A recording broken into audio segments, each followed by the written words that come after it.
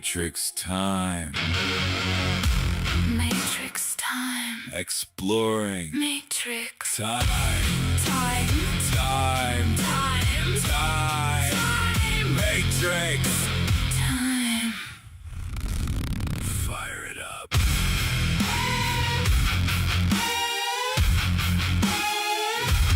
Matrix time. Matrix time. Exploring Matrix time.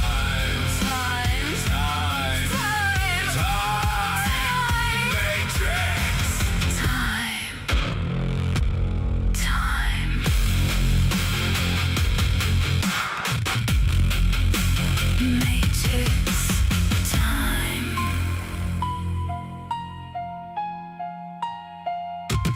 Time.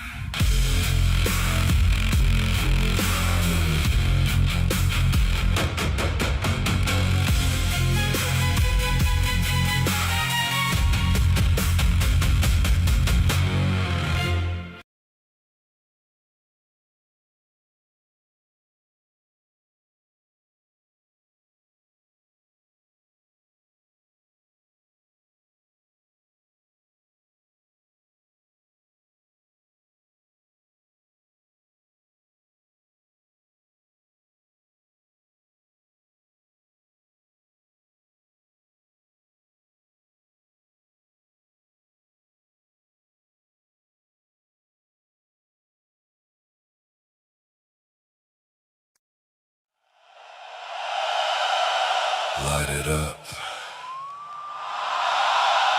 Light the fire. Light the fire.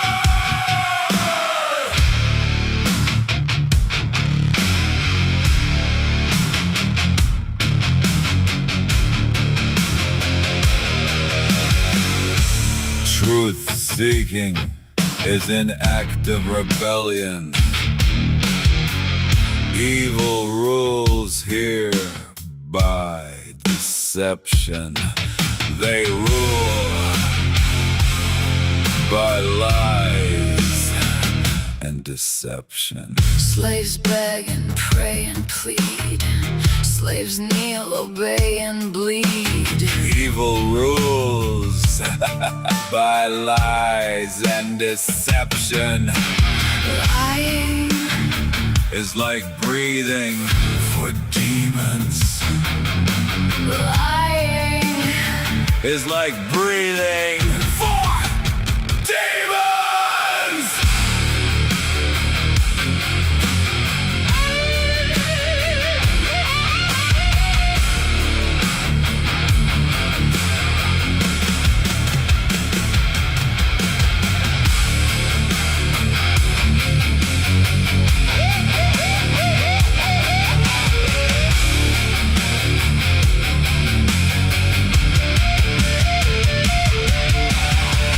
Truth seeking is an act of rebellion. Evil rules here by deception. Break the cycle. break the chain No lords or masters. under any name. Fire! In the veins Get up off your knees! stand Viking strong Pound the drums all night long. all night long. Pound the drums. Stand Viking strong. This is a rebel song. This is a true song. The demons will pay. Demons will be slain. Demons will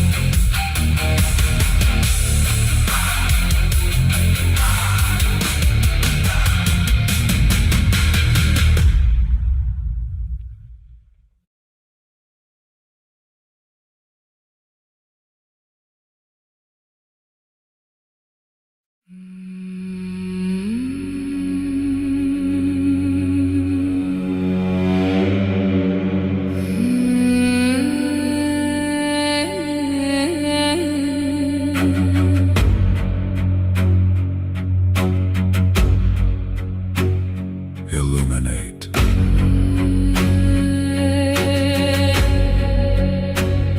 Illuminate.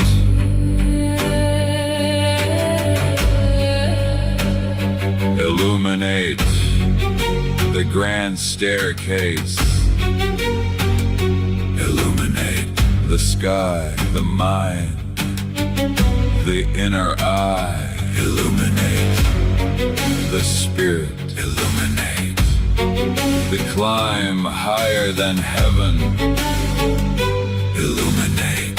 I am forever. Eternity swims within me. Forever.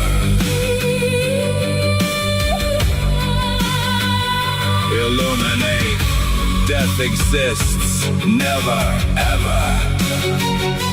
Illuminate my conscious spirit. Illuminate. Illuminate. I always was. I forever will be. Illuminate.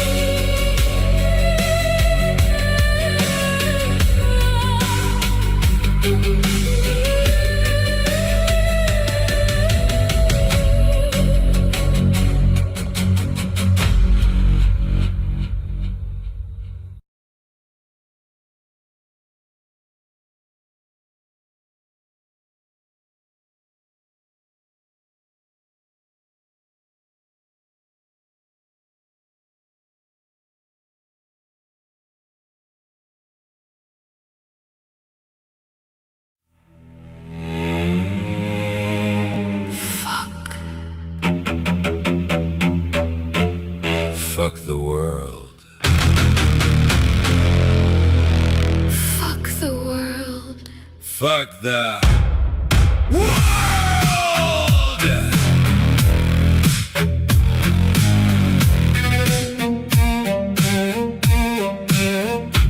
Fuck the narcs, fuck the psychos, fuck the zombies, fuck the demons, fuck your screaming, fuck your rants, and your camel toe pants. Fuck the hoes, fuck your honk, Mr. Big Nose.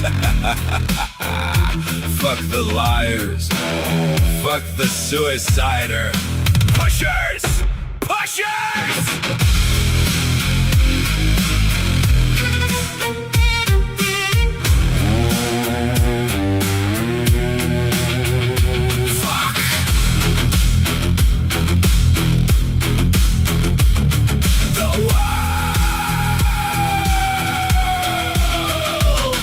This hell realm, fuck this sewer matrix shit. Fuck it. Fuck it. Fuck it. Fuck the scams. Fuck the grifters. Multi-culti. Shifty mixers. Fuck politics. Leeches and ticks. Fuck it all. Big or small. Fuck this realm. Fuck this realm. Fuck the creeps. Fuck the nav deeps. Fuck the weirdos. This all blows. Hell realm sucks. Fuckity fuck. Fuck. Fuck. Fuck.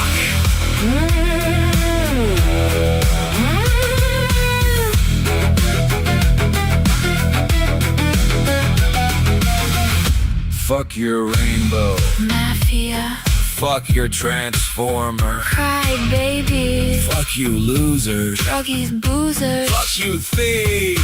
Sing this and wait. Fuck it. Fuck you all. Fuck your hell realm. Fuck you. Fuck you. Fuck you.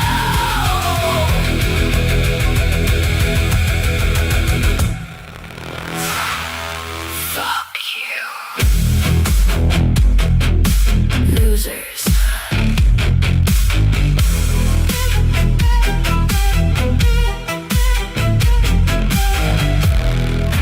Losers.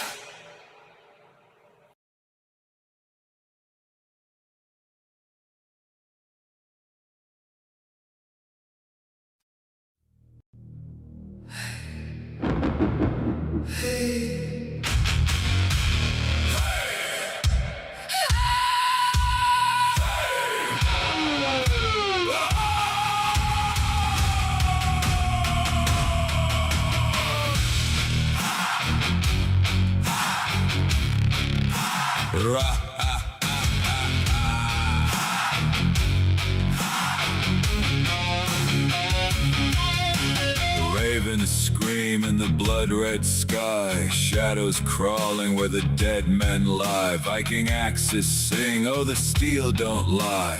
Thunder cracks, his name's the cry. The king is here. The king is here, Wild eyes blazing. nothing to fear. The king is here. The storm draws near, bow or bleed, the choice is clear.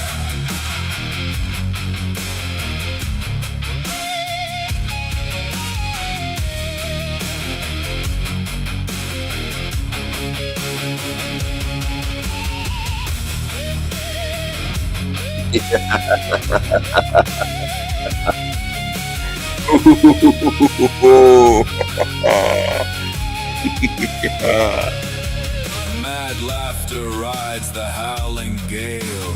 Waves of fury, shields like scales. Bones break under the hammer's tail. Flesh and fear, both frail. The king is here. The king is here, Ravens feast. the end is near. The king is here. The storm is clear. Kneel in ashes. Taste the spear. Crown of iron, dripping flame, Carved by war. etched with pain. Ravens rise. They call his name. The king is here. Forever reigns. The king is here. Forever reigns. Forever reigns.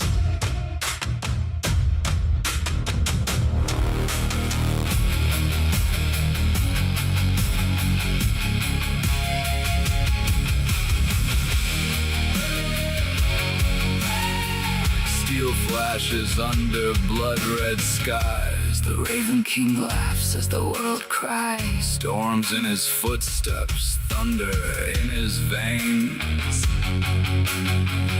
Enemies tremble at his name.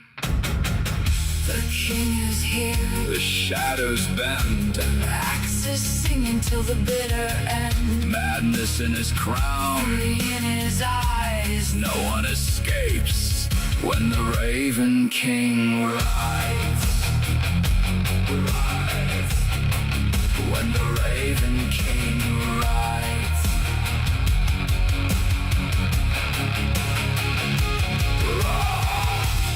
Raven circle, Battle's done. his legend rises with the sun. The king is here. Chaos reigns. A kingdom forged in fire and chains.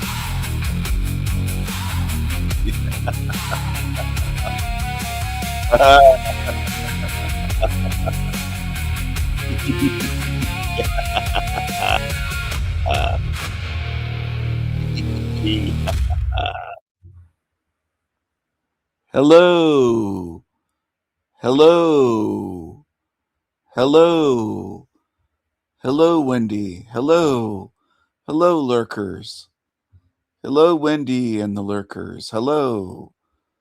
Hello, hello, hello, hello. Hello, hello. Hello, hello. Hello. Hello. Hello. Hello. Oh, oh, oh. Oh, oh, oh. Hello, Seth. Hello. Hello. Hello. Hello. I'm going to jump right over here and I'm going to cover some of the Tigga Show. Hello, hello, Tigga Show. Race debate. What are these guys debating? Frojax. 21,000 views in 12 hours. This is what people like. They want to watch this. Let's see how these guys do against this Tigga.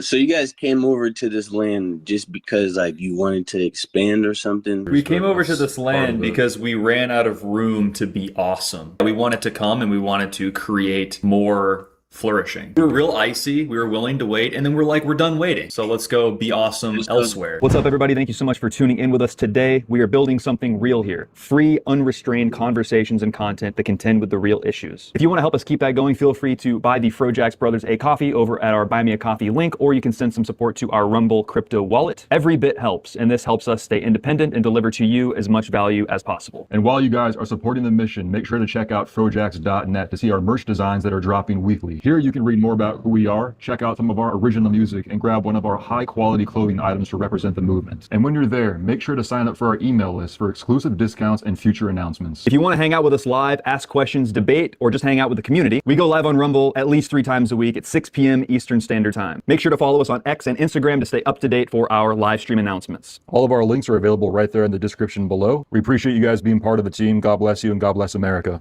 Here you can read about who we are, check out some of our original music. Forest. You can read more about who we are, check out some of our original music, and collect one of our new Collect one of our action figures. Get a little Jackson bobblehead. Hello, Drippy with a J. How are you, sir? What's the word? So I just got a question. Okay. So Go ahead. so do you guys think that white people are superior to By other what races? metric? In what category? When it comes to what do y'all be saying? I'm not sure. Just everything, like in every category. and We're stuff. better. We're better. Like, We're just better at life. We're better in the most categories. Yeah. Overall, yes. Okay, and because in your last video, or no, not your last video, in the video where it said race debate goes wrong or something, Mhm. at the end you said like basically your guys' viewers are gonna agree with you guys, and the Mhm. other guy's viewers are gonna agree with his, and then it's just gonna be like may the best man win or something, and it will be whites because So there's the tarantula hair again. Isn't that awesome? Do people like the tarantula hair? Yeah, I think the bloopers is stupid. They weaken themselves right before the show starts. It's dumb. And they're selling shit right at the beginning. They're selling shit. They're begging for shekels. They're shelling, shelling shirts. They're shelling shirts. But they're getting views. They're getting likes. It does make them look weak. I don't think these guys are all that strong. They tend to take a lot of shit. Maybe they're learning as they go.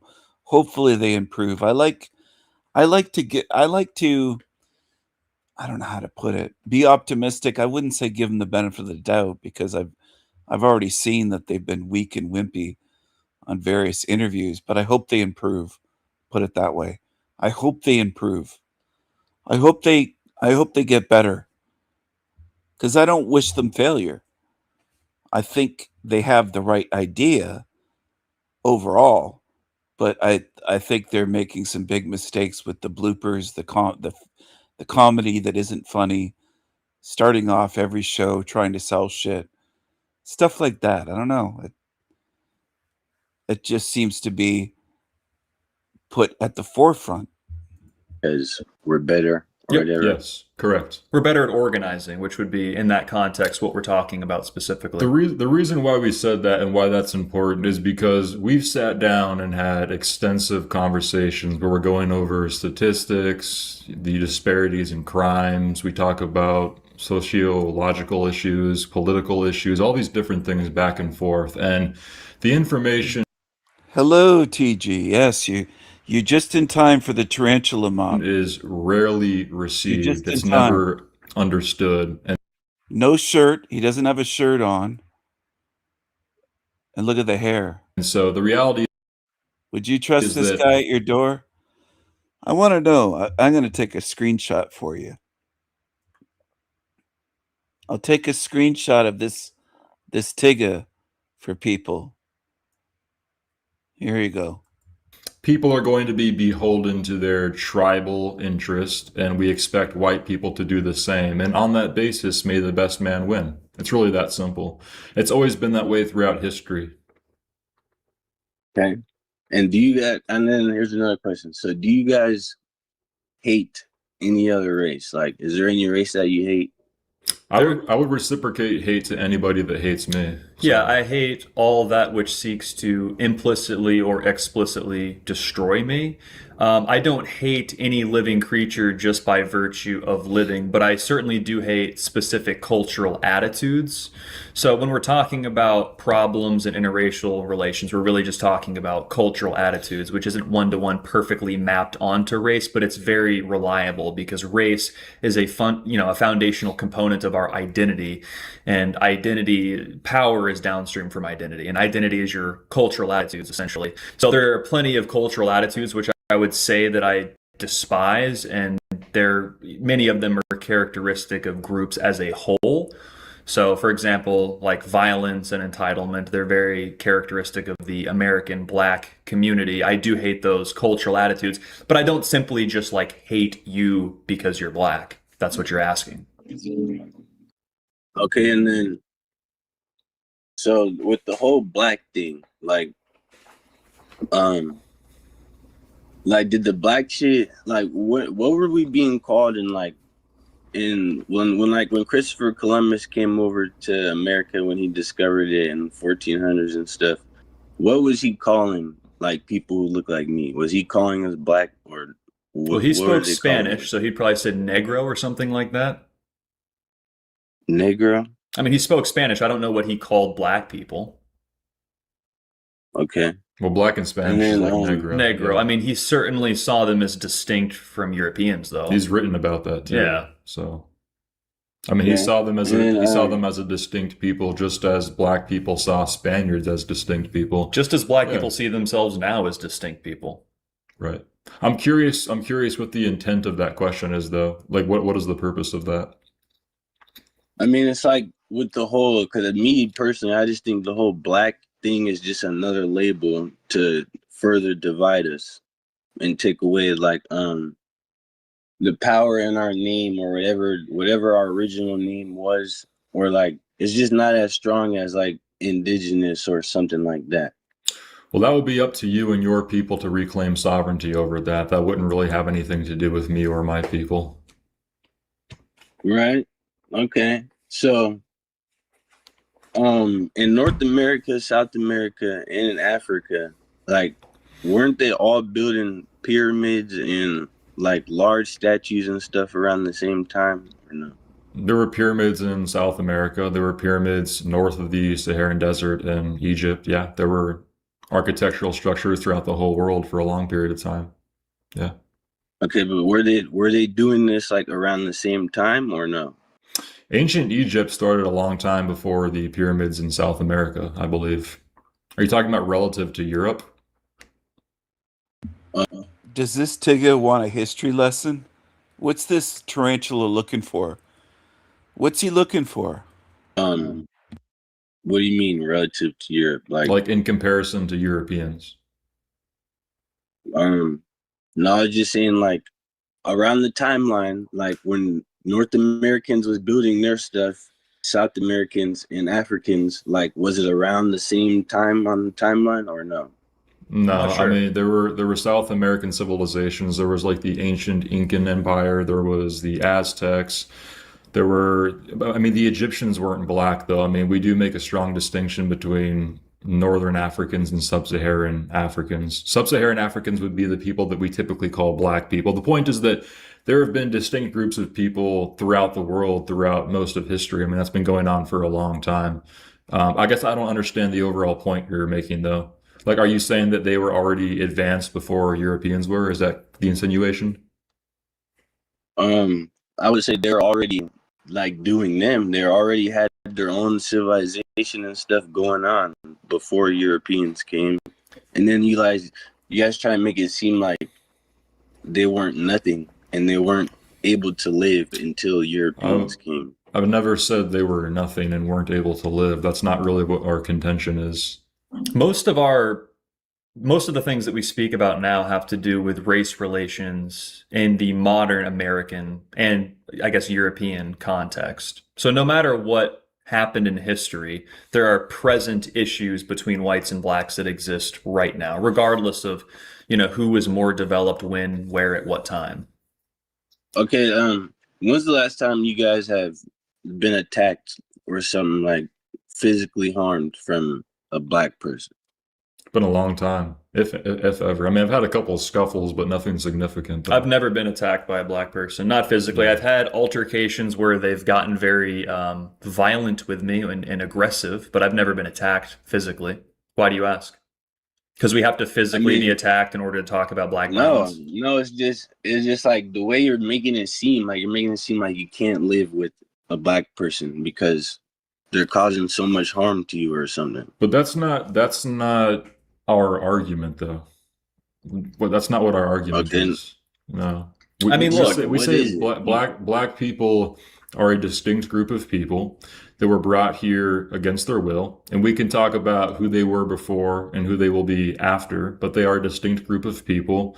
Sub-Saharan Africans, blacks specifically, are considered the most genetically divergent population, and trying to mix those people in with Northwestern Europeans, which are the foundational American population, simply doesn't work. And so we're living in the aftermath of that multiracial experiment, and we're honestly talking about the downstream consequences of that.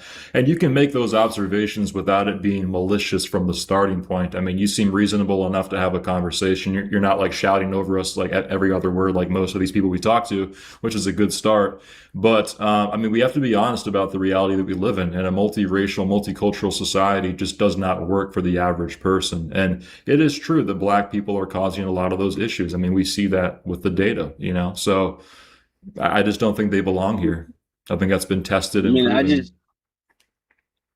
Okay, you don't think they belong here. I just feel like the people with your guys' mindset, it's like a small percentage of you. Like the rest of the majority of the world, we're living together.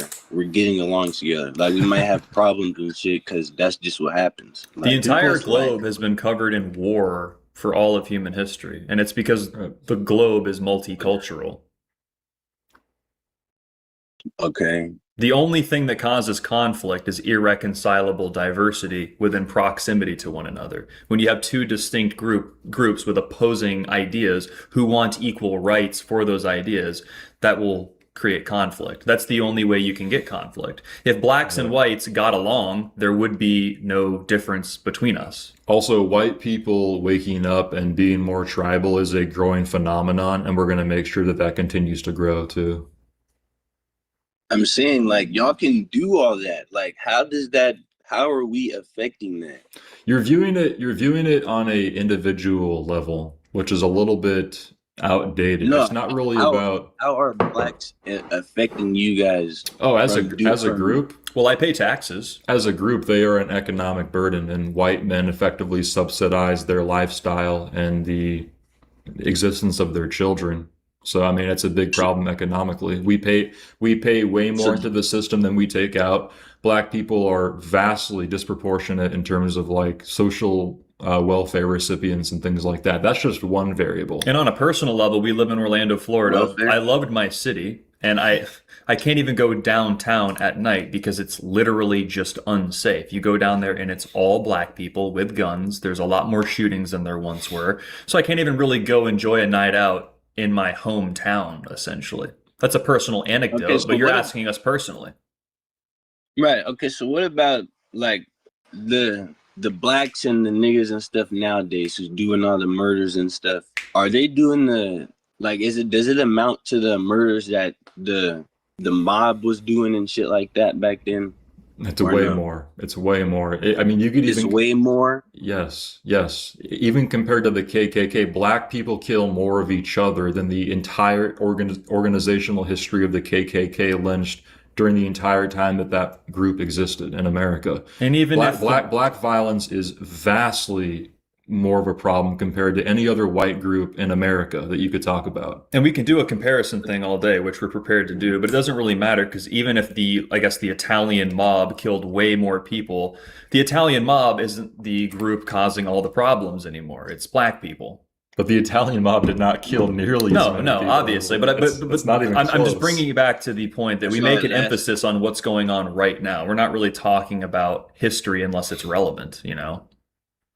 I mean, bruh, right now, all I'm seeing us doing is waking up to stuff. We're trying to become, what is it? Like professional or whatever the fuck. Like we're trying to become formal, like in our right person and stuff like that. Like we've been, like you already know how black people are, or just poverty, like life in poverty. You're gonna have violence. You're gonna have all this shit. Not that necessarily, you guys not if already you're have. white. So on the notion of Bro, black, hold on. Okay. What do you mean not if you're white? Because You never met reliably a white, no, of a course I white have. YN?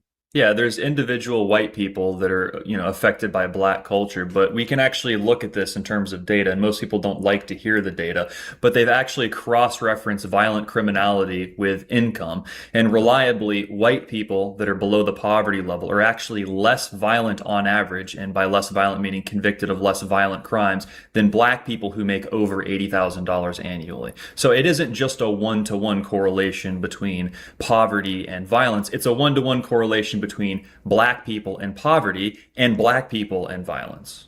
yeah, per 100,000, I Okay. think it's twice as likely whites to blacks for murder specifically. Under 20K versus 80 plus K, yeah. Yeah, yeah.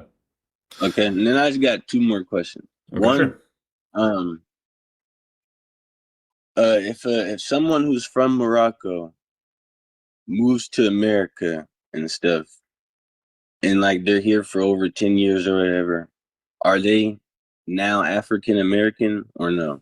Or Moroccan. I would consider that an edge case. So like a Moroccan, I would consider that an edge case. I don't think that's representative of what most immigrants are and what most immigrants do. I would deport that person. Yeah, but specifically, it would just be a Moroccan in America. Yeah, because they're not. But They're so not. how does he? They're not how does he African become a American in the Moroccan? sense that like a black person is. Well, you can't become an American unless you assimilate as a European, right? Because definitionally, I mean, you view America as like a set of ideas, I suspect. So you No, would like- think that like anybody you're- can you're become. born here or something. Yeah, we don't believe No. that. We believe American is an ethnicity.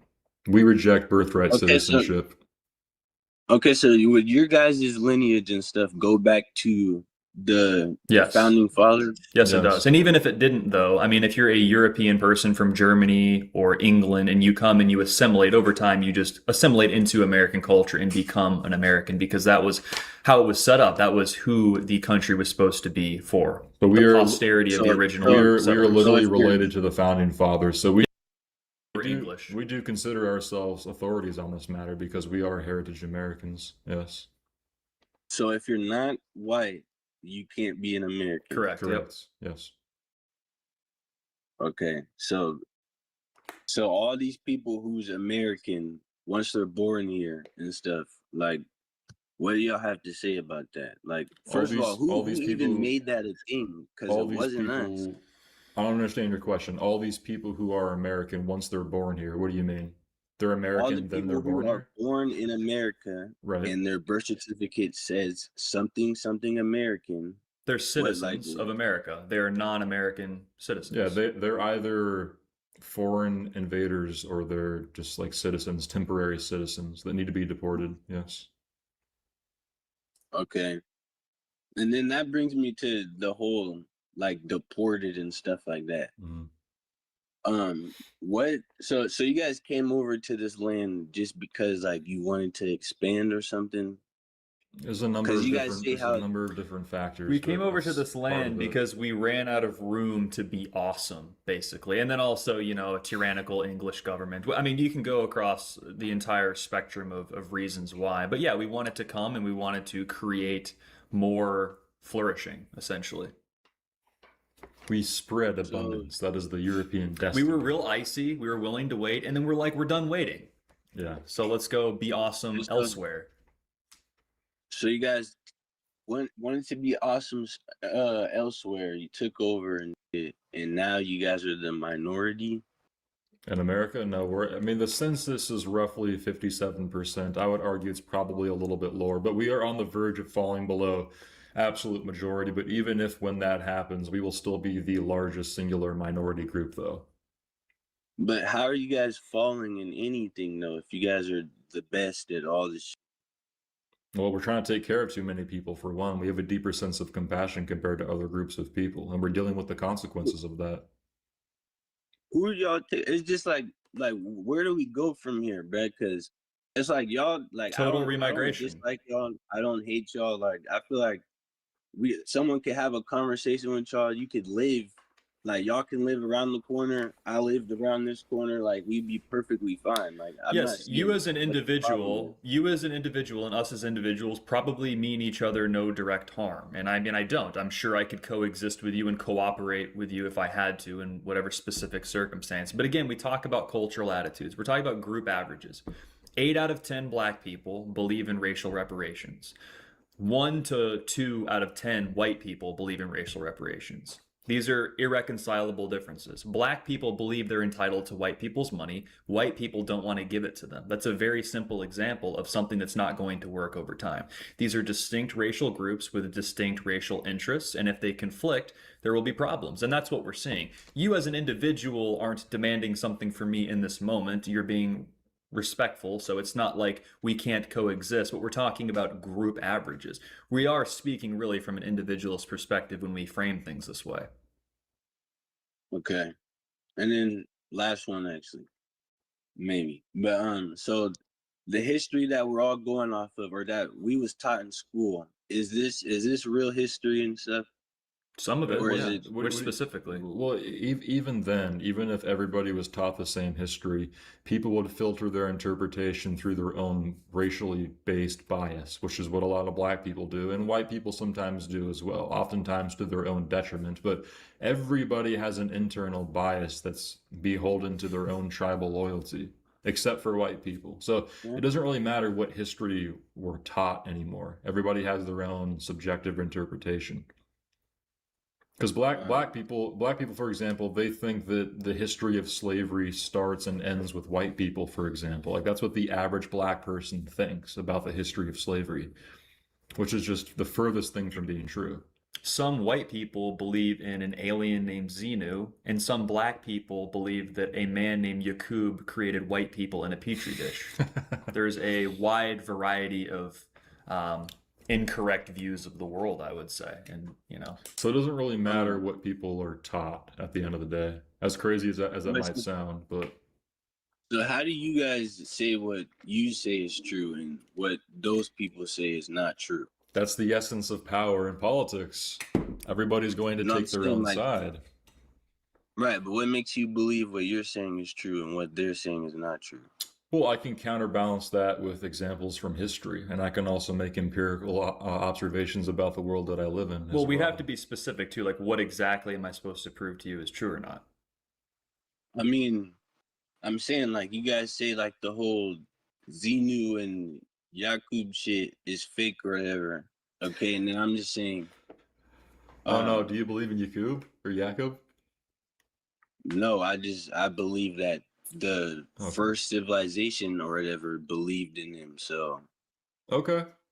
Well, that's fine. What That's is fine. most consistent with reality though? Like when I use my eyes and my ears to take in sense data and I filter it through my whatever cognitive capacity I was born with and things that I've learned. What is most consistent with reality? That black people created white people in a test tube or not? You know, that's kind of how I decipher what I believe. It's a lot of it's sort of empirical information, you know, and some of it you Right, learn and then some of it you filter through your own biases, sure. right. But I think it's deeper than just black people created white people. Like I think it has to do with gods and all that shit. Like when it comes to the whole Maybe. Yakub shit. Maybe. But okay, what is the overall like question But here though? but are you guys religious or no? You guys Christian? No, we're deists. No? You're what? We're Deists. deists.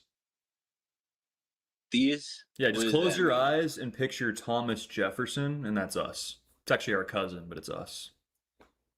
But like what is the definition of a theist?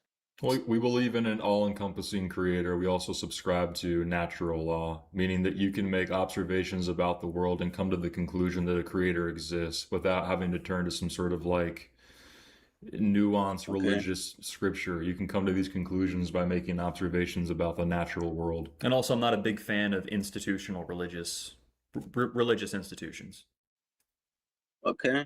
Well, all right then. Y'all not that bad. It's just I feel like when people watch your guys' videos or something, they might just take it wrong, like might just be a little emotional or something. Yes, So, agreed. but yeah. I Well, think you've someone at least been more like- patient and calm and asked questions and didn't yell. I mean, that's Yeah, pretty it's damn good. It's very unusual, actually.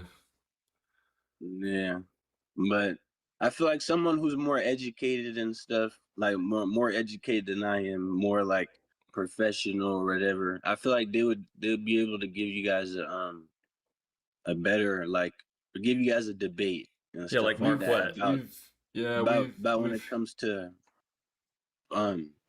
yeah. blacks or just colored people or there being a constitution and stuff in America, because all I can give you would be like conspiracies or whatever. Like, you know, I'll have to do a whole bunch of research, come back with some evidence. But Yeah. Well, we've talked to there's black people who do all people. that. We've talked to black people who claim to be educated, and it usually devolves into some sort of condescending semantic battle. It's never really like an actual conversation, unfortunately. Okay. Well, hopefully you guys stay up, you know, keep doing what you're doing. Hopefully you guys don't get harmed. And I hope you guys aren't on no Chud the Builder and Gypsy Crusader type shit. As long as you're not on that, y'all Hold on. fine. What do you mean by that exactly? What do you mean by that exactly? Because they're just racist. All they want to do is cause more violence. Like, it don't make sense. But you claim you you can want say peace. you can say racial slurs. That's not a call to violence. That's constitutionally legal. You're allowed to do that. Okay. Let's talk common sense. Okay. Like, you go antagonize somebody. What's the point of like? What should you expect from antagonizing someone? The Whether you're reinforcement of social order. You can call people racial slurs if you want to, especially if they're acting like it. I believe in that. I agree with that.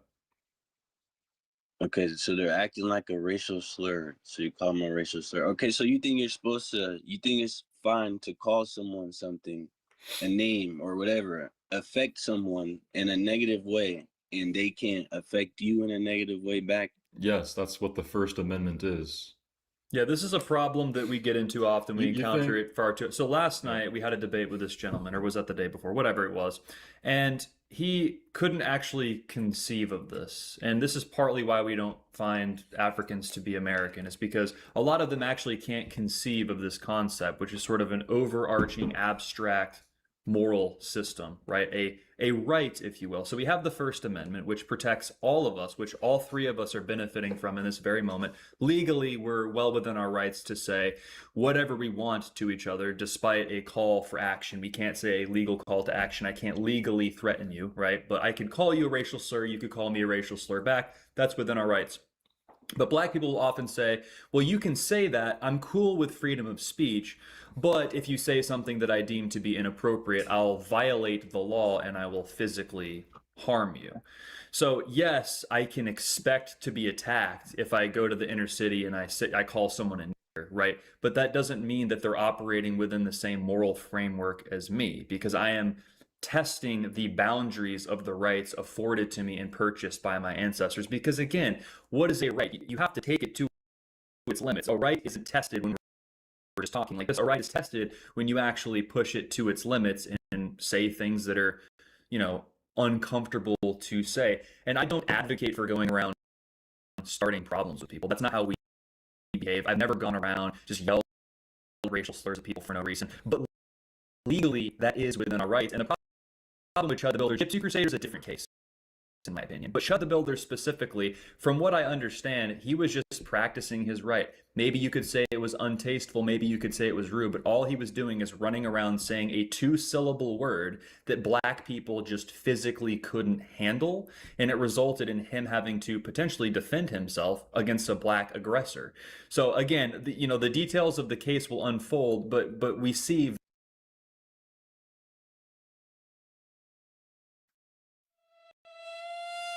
Tarantula hair. Tarantula hair. Spider legs. Hair. Big hair. Don't care, Spider legs hair. don't care, Shirtless Tigger. Spider legs hair. Tigger. don't care, Tigger don't care. Tigger don't care. Dreads and watermelon felons. Don't call the feds!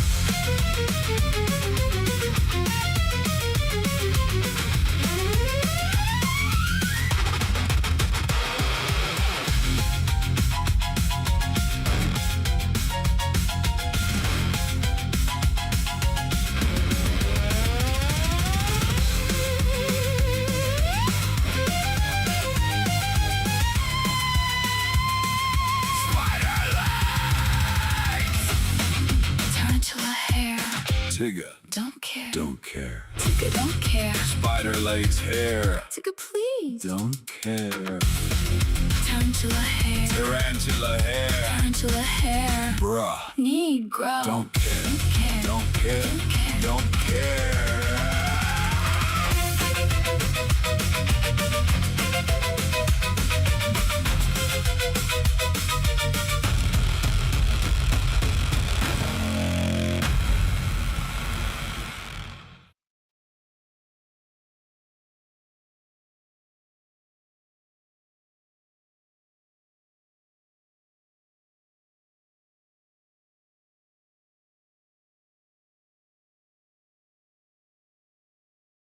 very clearly the different cultural attitudes between blacks when a black person goes to prison for an indisputably gruesome and heinous attack against a white person, which resulted in a death, by the way, versus, on the other hand, a white guy that's simply just saying nigger and someone attacks him, he defends himself, nobody dies, but the bond is set higher and everybody loses their mind about it. These are examples of cultural attitudes, right? It's a two-tier justice system biased toward and against white people. Yes, once again, that's not how we behave, but it is within our rights to do so, and Chud was not violating the law. If a black person attacked him for saying that word, he would be in violation of the law, and that's something that a lot of people have a hard time understanding. Right. I mean, that's just it's just because you said you follow, what do you say, human law or something like that? Natural What'd you say? law? Natural law. What does that mean exactly? The confines of the universe that allow everything to exist, like the parameters of the energy of the world, basically. Like you can look inside of your body, you can see veins, and you can see that your veins sprout out in the same way that a tree stump sprouts out into tree branches. Like it's all this infinite connected kind of thing. So I see I that would black say people living in proximity to white people, giving rise to issues, is a violation of natural law, just for sake of example. Like where in the animal kingdom do we see the same kind of thing transpire? It doesn't really exist. What we have right now just doesn't work. And On the notion of racial slurs, so do you think, in other words, if I'm in public and I walk up to a black person and I call them a nigger, or I walk up to a Chinese person and I call them a dink, or I walk up to a Mexican and I call them a stick, do you think that it's allowed for them to come up to me and attack me for saying that? Do you believe that? I would say it's against the law, but it's also I feel like it's against the universal law or whatever to be doing that, to be racist or to go call someone a racial slur, because it's like the same thing you're saying about you should be able to call someone a slur and they can't, they shouldn't be able to hurt you or harm you because of the laws. It's like, what if Native Americans just started killing whites because they stole their land or something? Like, okay, I'm gonna quote Jordan Peterson here, so forgive me, audience, but the whole point of the First Amendment is to be able to think freely.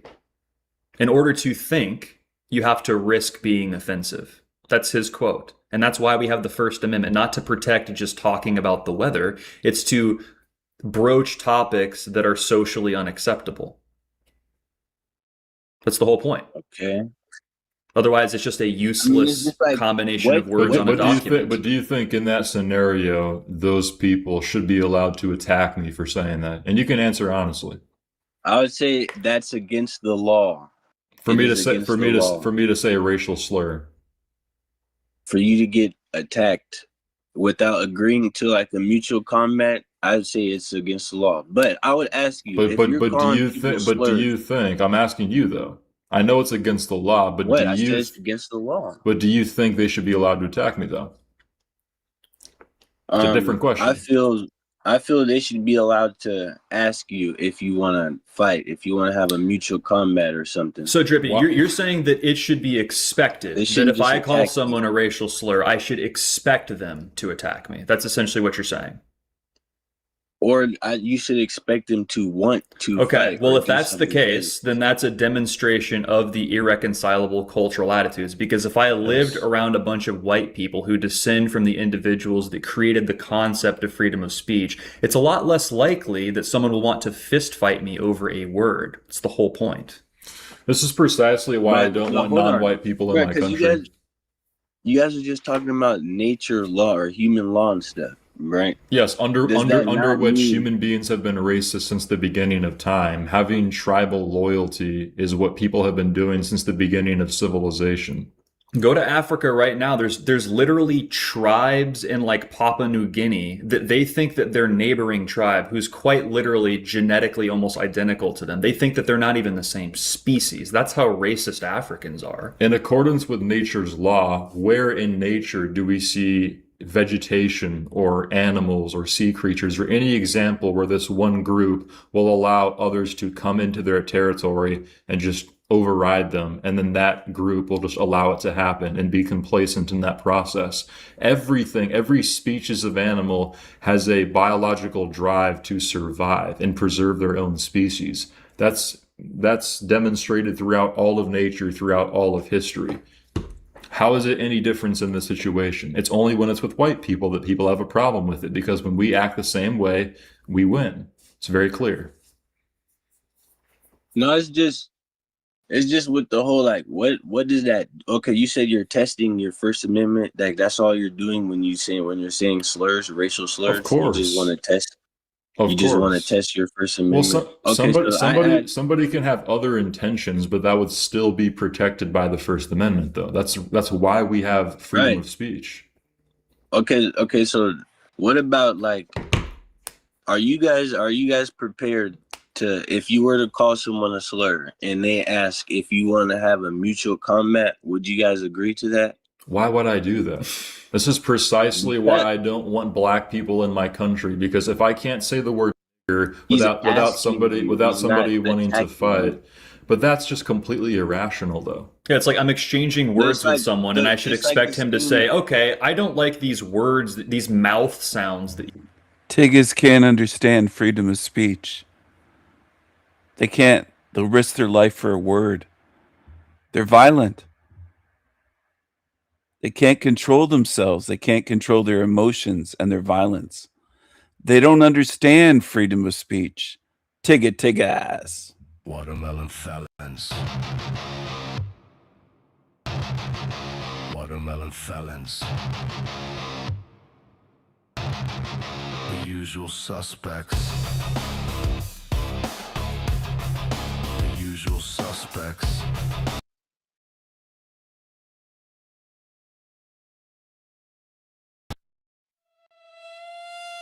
Tarantula hair. Tarantula hair. Spider legs. Hair. Big hair. Don't care, Spider legs hair. don't care, Shirtless Tigga. Spider legs hair. Tigga. don't care, Tigga don't care. Tigga don't care. Dreads and watermelon felons. Don't call the feds!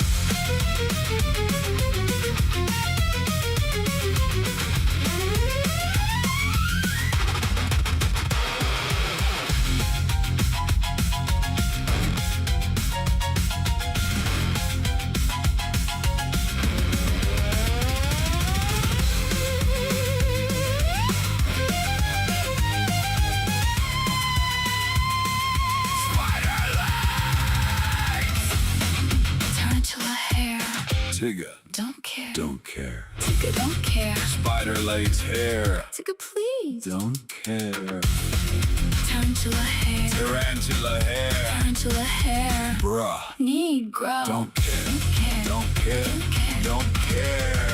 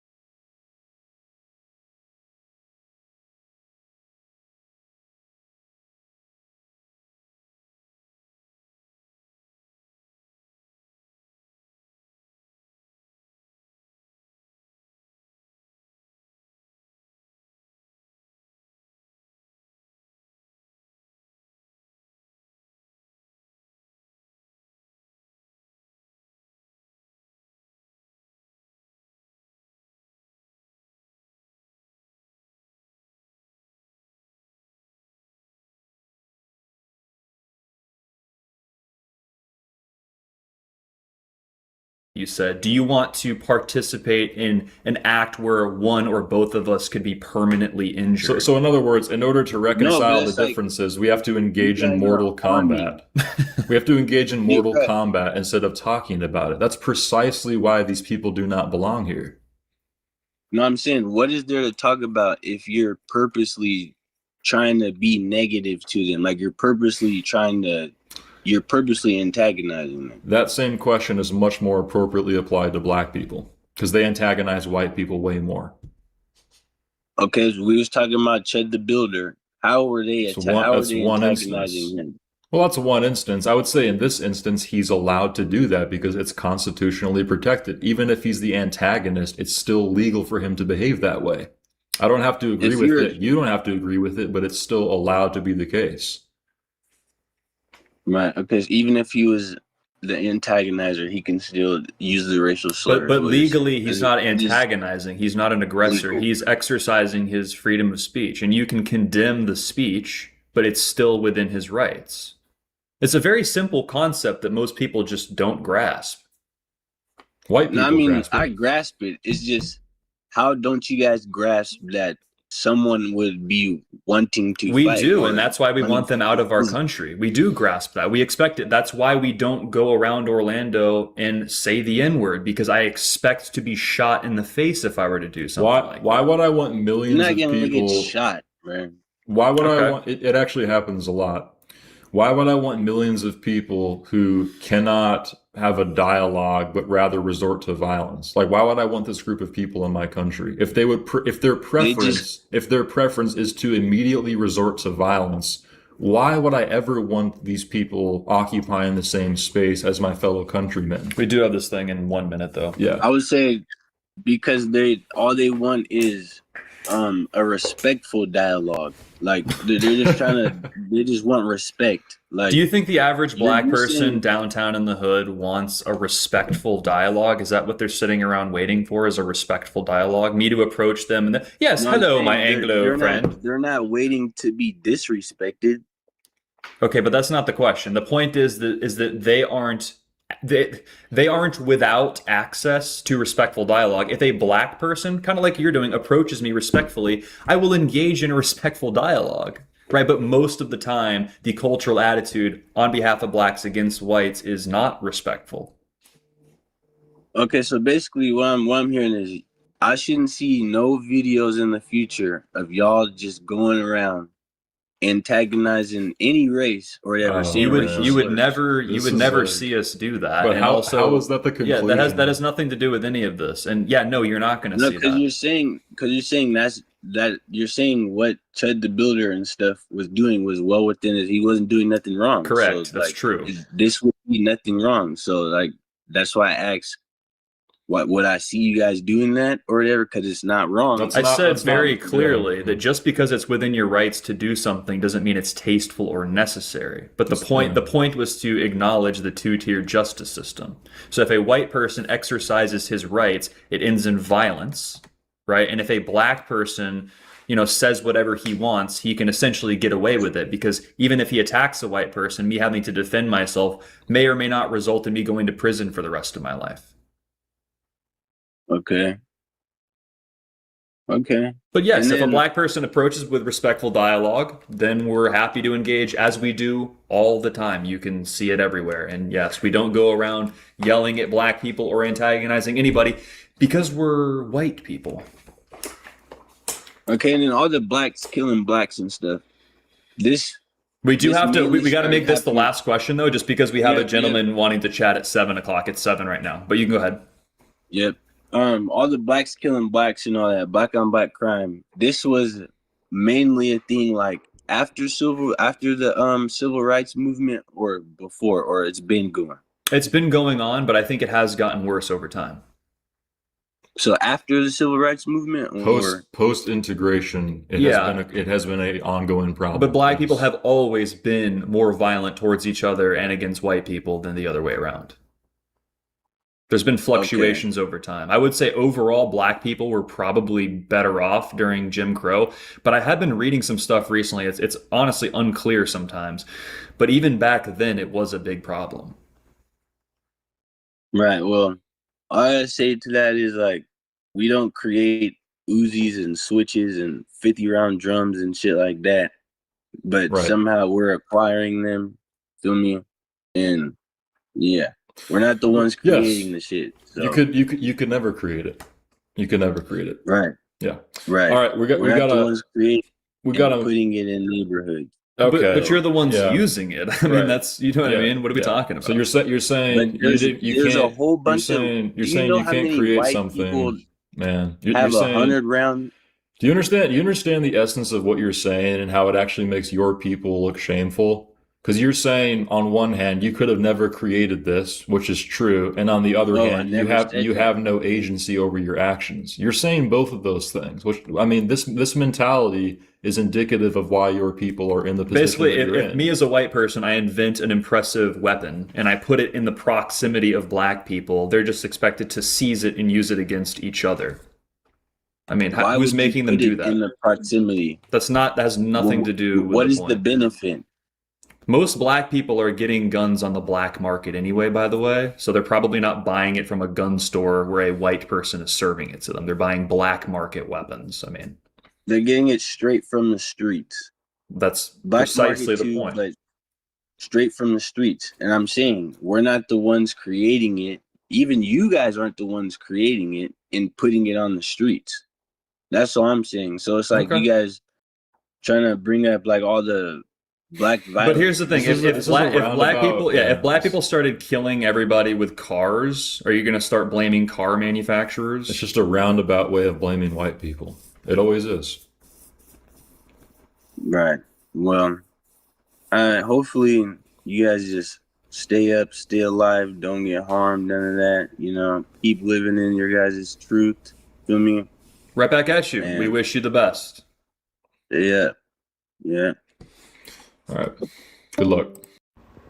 Total Aryan victory. Check out frojax.net.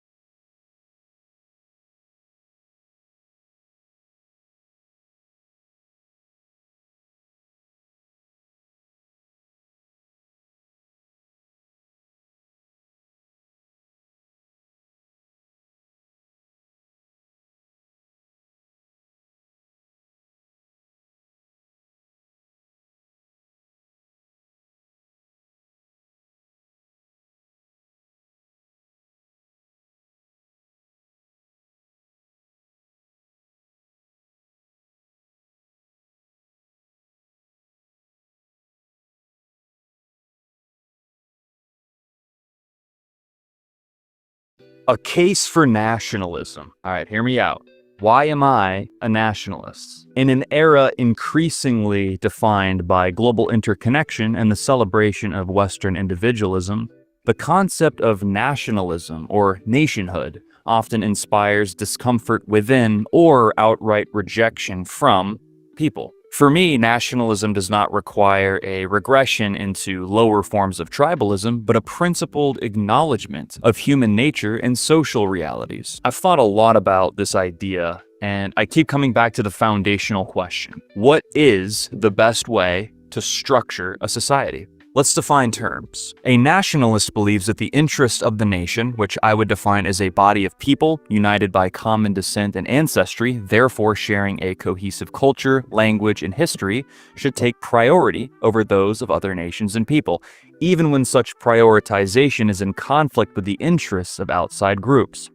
I am a nationalist because the incessant emphasis on radical individualism combined with materialism and forced diversity has begun to unravel the natural bonds of ancestry and kinship that high-trust societies seem to emerge from. This has begun to expose the texture of a country devoid of collective interest and cultural continuity. I've come to realize that uncomfortable truths about the world, which would, in my view, include the clear distinctions between people groups, as well as the conclusion that conflict is born out of irreconcilable diversity, must supersede our modern progression towards inclusivity. Harvard political scientist Robert Putnam's research on diversity and social capital shows that ethnic diversity tends to make people, quote, hunker down, reducing trust not only between groups, but even within the same group, along with lower civic engagement, volunteering, and community cooperation. Our evolutionary and moral obligations that we naturally feel toward our immediate family can and should extend logically to our broader national community in ways that correspond directly with both nature and higher principles. The core tension that I want to highlight in this piece is the strain between humanity's natural collectivism and the powerful social pressures that encourage us to reject that nature in the name of personal liberty, individualism, and cultural enrichment. An individualist, by definition, advocates for a social theory that prioritizes freedom of action for individuals over collective or state control. Now, I do not believe that individualism and nationalism are mutually exclusive. They are not inherently opposed. If you watch my content or live streams, you see that we make the case that national identity is there to protect the individuals within its borders. The issue today seems to be a matter of who should actually be included. If you want the privacy to participate in whatever you'd like within the confines of your own home, it will very much behoove you to have control over who enters your home and what the cultural values within it should be. There is a particular version of individualism, predominantly taught to white Americans, which functions as a form of conditioning that leads people to reject any meaningful collective identity altogether. This conditioning has been amplified in recent decades by progressive identity politics or wokeism, which frames white identity as uniquely problematic or synonymous with privilege or historical guilt, while encouraging other groups to embrace and organize around their own ethnic and cultural identities. The result is a socially enforced asymmetry. Collective advocacy is celebrated as empowerment for some and condemned as racism for others. I still believe that there's plenty of room for robust individual freedoms, but what I hope to bring to light are the specific social conditions that best nurture and sustain those freedoms. After all, a society with no boundaries, no walls, no shared order is not the environment in which true freedom can actually be achieved. My conviction in nationalism has only grown stronger through a sustained critique of the individualist ethos that has dominated the American experience in recent years. We have steadily prioritized individual rights, privileges, and liberties, often at the expense of collective identity. The libertarian spirit, democracy, Enlightenment philosophy, these are expressions of consciousness that are historically unique to Europeans. The downstream effects have completely remodeled the West, and therefore most of the planet. Meritocracy is the ideal. We just want what's fair. These are the people that founded the United States. I do think that with our strengths comes a proclivity for empathy, inclusivity, and tolerance that can and have been exploited. I think that this widened the gap and the separation between what it is that we've created and who we actually are. Look, the West has so much to offer. I'm just lucky to be here. I'm grateful. However, if we're being honest, as a white person, an unavoidable double standard should be glaringly obvious by now. Native white Americans, those of the founding stock, are uniquely pressured to treat society as this purely meritocratic arena of atomized individuals, yet we're expected to create and pay into social programs that are meant to solve for group disparities, to accommodate the emotional sensitivities of other groups, and to refrain from any explicit in-group preference of our own.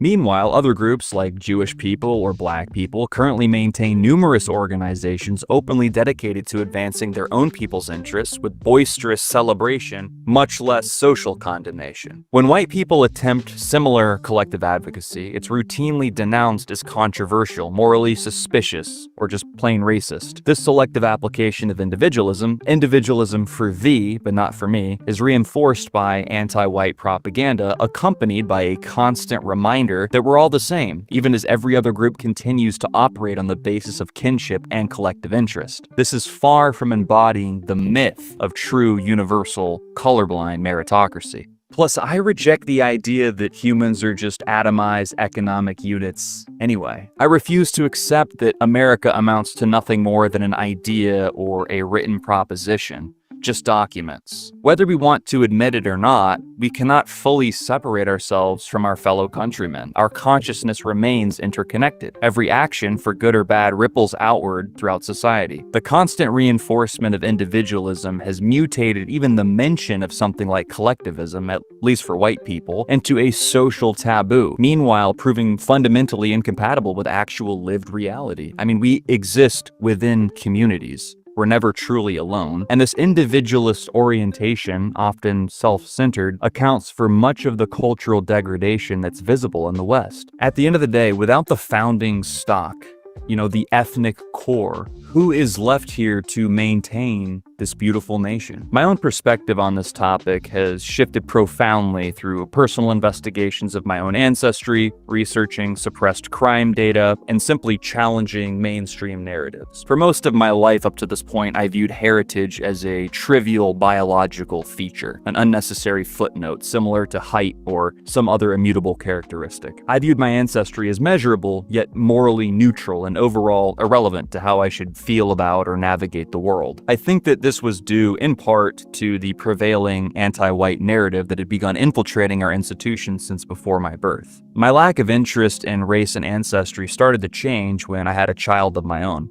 Regardless of whether one attributes parental love to a divine gift from God or to millions of years of Darwinian evolutionary wiring, any fully functioning biological system who declares his sentience will admit that one's child immediately becomes the most important thing in his life. This attachment is not random or based on the child's objective superiority. It arises because the child is yours, your direct descendant, your posterity, your closest biological link. Extending this tendency beyond the nuclear family does not strike me as irrational. Anything short would seem to be an ignorant forfeiture of your connection to the outer world rather than the expected default position. Look at it this way. One cannot simply place a person around unrelated strangers and expect the same level of connection that comes naturally with immediate family. While relationships with non-relatives can grow deep through continuous effort, a biological foundation exists with blood relatives that cannot be replicated anywhere else. A fun anecdote that I'd like to share comes from family. His father took a DNA test and discovered a long-lost son, a 34-year-old man who had lived over 3 decades without knowing who his biological father was. If we set aside for a moment their genetic tie, what would motivate either party to initiate contact in this circumstance? If such bonds were truly arbitrary, the inspiration to meet up would be ridiculous, something like contacting a random person across the country simply because they both own the same t-shirt or something. This example reveals that our biological and ancestral connections carry real weight. We can pretend that we're all just individuals floating in the ether, but we care about our blood. Even an individualist, when met with a situation like this, will likely see his attitude shift towards emotional interest. I do not claim that genetic clustering alone will entitle someone to the same level of loyalty that I'll extend to an immediate family member or even a close friend for that matter. Our values should be something that we hold more important overall as Westerners, and I'd argue that we do that better than anybody else. However, I do not think that tribal loyalty and morality have to be at odds because one doesn't contradict the other. I would argue that we have a moral duty to prioritize those who are closest to us. This hierarchy of responsibility is perfectly compatible with the natural mechanisms underlying familial love as well as evolutionary principles. I believe that this idea scales outwards and informs how we ought to structure a nation. Fundamentally, nationalism addresses the core questions of societal organization. Organization matters. What should the social arrangements be between men and women, among the races, among different age groups that best set the stage for optimal human well-being? I am currently convinced that the most high-trust societies emerge most reliably through racial homogeneity. If anybody has evidence to the contrary, I'm all ears. Please feel free to reach out. While the exact parameters of that homogeneity are certainly open for discussion, history and empirical evidence loudly proclaim that greater diversity will manifest greater conflict. Now, social constructs, such as the demarcation of national borders or the category adult, provide a useful framework for addressing one of the most persistent objections on the topic of race. The assertion that race is a social construct, a claim of this sort is often advanced by those who simultaneously deny the biological differences between men and women. The desire for a more precise response, however, is understandable. Social constructs undoubtedly serve practical purposes in organizing human affairs. Race itself is not a social construct. Rather, the categorical boundaries we assign to it are. Consider the example of age, which is objectively calculable. Just subtract the person's birth year from the current year. Simple stuff. Nevertheless, the designation of adult represents a social agreement, inherently imperfect because rates of mental and physical maturation vary significantly between individuals. Similarly, race includes observable and measurable biological markers, phenotype, ethnicity and DNA, behavior, behavior, intelligence that all exists along a vast continuum. But to label race a social construct does not negate those underlying genetic and biological differences, any more than recognizing the socially constructed nature of legal adulthood invalidates the objective reality of human developmental maturation. Although these boundaries are necessarily imperfect, they do correspond to meaningful and observable distinctions between groups of people. If we're going to have lines, which I'm sure you agree that we should, we have to draw them somewhere. Let's talk more about morality. A firm case for objective ethics can be made while also admitting that human well-being is dependent on subjective states. That's a topic for another piece, but the objective ethical principle in this domain is simple to me. Because moral intuitions and social values vary significantly between groups, the only reliable way to maximize long-term human flourishing is to recognize those differences, maintain separation between incompatible groups, and allow for each group to live according to their own core values and evolved psychology. In practice, this means prioritizing the cohesion of one's own group. Real-world behavior consistently reveals the tension between in-group bias and abstract universalism. When a community rallies to raise funds for individuals who have committed heinous acts of violence, such as the fatal stabbing of an innocent person, they frequently filter events through the narrow lens of group solidarity, unable to prioritize universal moral abstractions. Loyalty to the group often trumps other considerations. When push comes to shove, even the most intelligent and articulate academic thinkers will set aside their lucid rationality for tribe. You are an atheist and Jewish. Can you tell us how that balance changed or shifted for you after October 7th? I'm still an atheist, I'm still a secularist, but given October 7th and given the response to it in the West, both on the left and on the right politically, I'm really, just kind of an unapologetic Zionist at this point. Who can be counted upon to defend the Jews but the Jews? Multiculturalism and globalism tend to facilitate this sort of group conflict rather than cohesion by rapidly integrating these incompatible groups. My nationalist convictions, therefore, stem less from raw tribalism than from alignment with what I perceive to be empirical truth, an alignment that has made the intellectual journey toward this position both alienating and uncomfortable, as my idealistic and inclusive aspirations have repeatedly clashed against observable outcomes. Nationalism's purpose is not to flatten the differences between groups. It is to prevent those differences from generating chaotic, low-trust disease within a nation's borders. By keeping nations relatively homogeneous in core values, culture, and the heritable traits that shape them, societies achieve higher cohesion and less crime. Conflict inside any group is inevitable. Critics who operate from a universalist framework may challenge a nationalist loyalty by highlighting flaws within the group. I personally find this quite boring. They often point to, white pedophiles or white serial killers in an attempt to undermine in-group preference. This sort of challenge is meant to test whether commitment to one's group outweighs commitment to purported universal moral standards. Condemning wrongdoings within one's own group strengthens the collective rather than undermining it.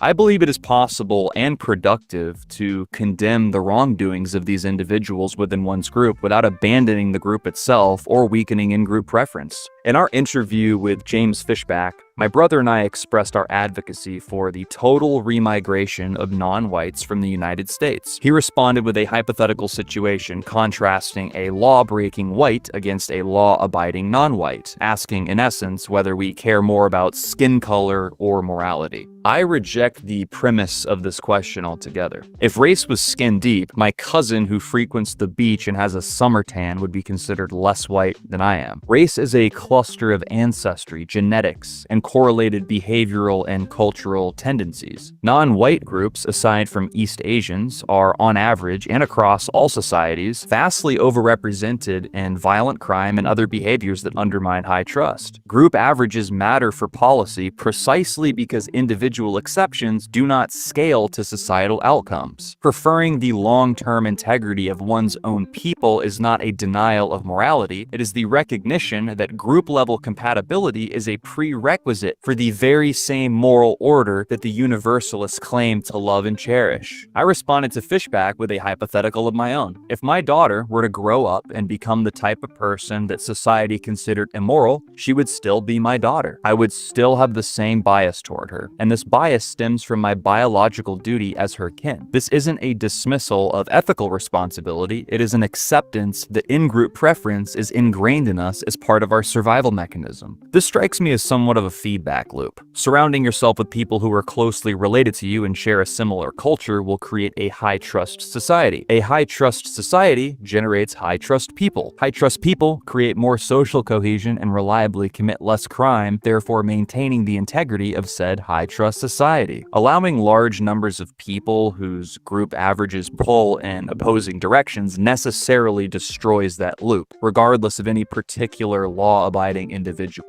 And just a side note, I don't want to dismiss Fishback's universalist or anti-racialist perspective so flippantly. Singapore is frequently cited as evidence that racial mixing can coexist with high social trust and low crime in certain conditions. Singapore has a Chinese citizen population of around 76%, compared to the United States' roughly 57% non-Hispanic white population. They maintain significantly lower crime rates than many of the more diverse Western nations. Yet, this success does not come without serious caveats. The city-state relies heavily on authoritarian state control like harsh gun laws, corporal punishment, the death penalty for certain drug offenses, pervasive surveillance, and stringent speech restrictions under laws such as the Sedition Act or the Maintenance of Racial Harmony Act. These laws criminalize public discussion of racial differences between groups. Singapore achieves their cohesion not through pure colorblind individualism or universal inclusivity, but through three-quarters ethnic supermajority,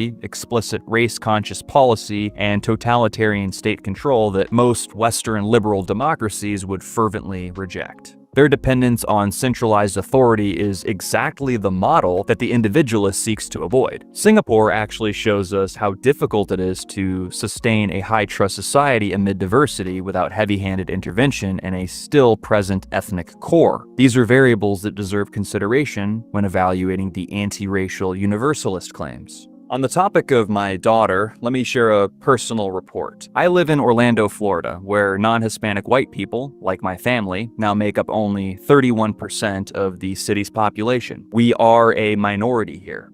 Every day that I'm alone with her, which is often, my daughter and I go to the local public park and get some exercise, sometimes multiple times a day. Very often, we are the only white people there. The other families sometimes don't look anything like us, many speak different languages, follow different customs, and sometimes seem indifferent or even distant towards us because of those differences. As a tax-paying heritage American whose ancestors built this country, I have to ask, should I accept a situation in which if something serious ever happened and our community needed to pull together, I couldn't even reliably communicate with the people around me?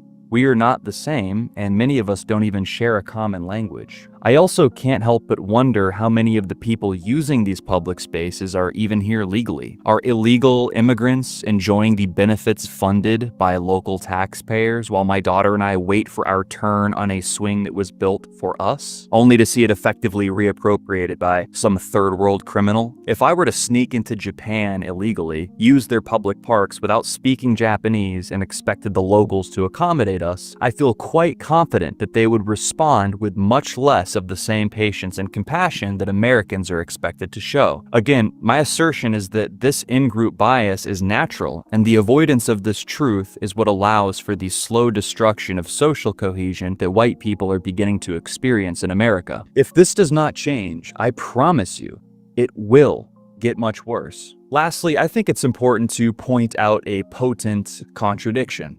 If individualism remains our highest value, then globalism ironically undermines it by exchanging national sovereignty for supranational influences. The alternative to nationalism appears to be headed towards a brown-colored hegemonic soup that is ordered and managed by elite bankers and technocratic oligarchs for the pursuit of cheaper labor and totalitarian control. Instead, I will choose a vision for a society in which individual liberty is allowed to flourish within these separate nations. This should be grounded in shared ancestry, and from that will grow mutual trust, It is clear to me that if we set aside our suicidal inclusivity and live in reality for just a moment, the case for nationalism triumphs any other alternative is both compelling and increasingly relevant. I believe that the state of our nation is unacceptable. If things continue like this, the final product will be hard to look at. But my brother and I do not co-sign resentment or complaint. We simply offer our personal take on the attempted resurrection of our national identity. We are trying to represent white Americans in the way that we'd hope for them to represent us. We want America back. In reclaiming national sovereignty rooted in the ideas that I've shared, I believe that we can revive and preserve the conditions required for individuals to thrive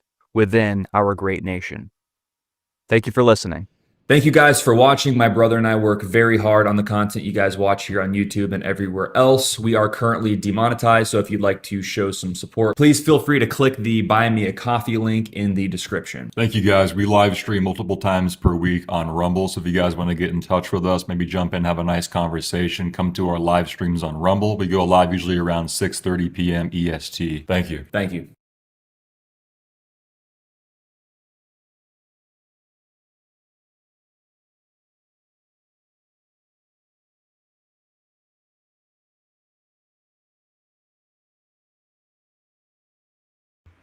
Hello. Sorry I was on the phone.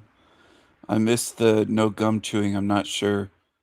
Did they mention something about no gum chewing, or?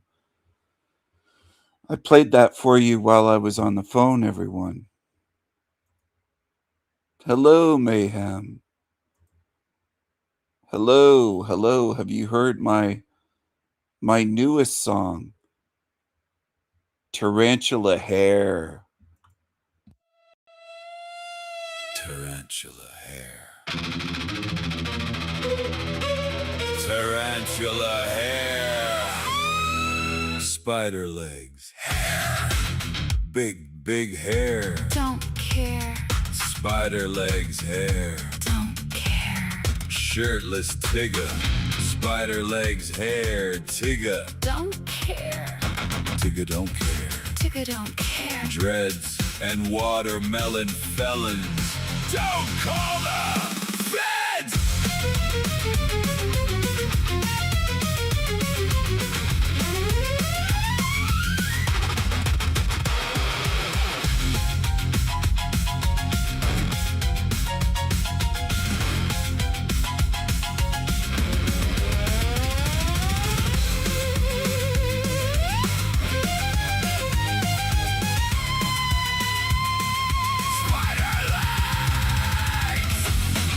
Tarantula hair.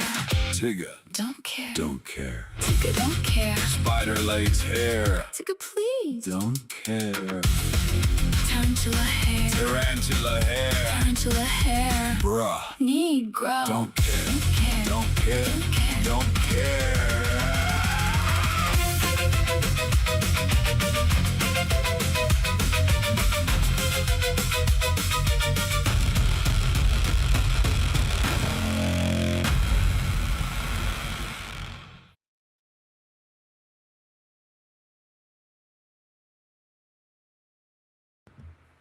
That's my newest song, everyone. Tarantula Hair. Tarantula hair, Tigger don't care. Tarantula hair, Tigger don't care. Tigger please. Tigger please.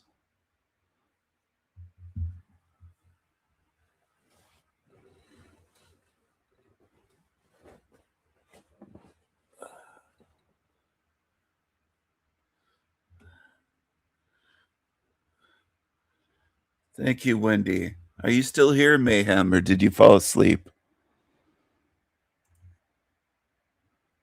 You don't like the tarantula hair? Huh. I wonder how many white people like this tarantula hair look. I wonder how many white people like that. Tigger don't care. Tigger don't care. Tigger don't care. Tigger don't care. Tigger don't care.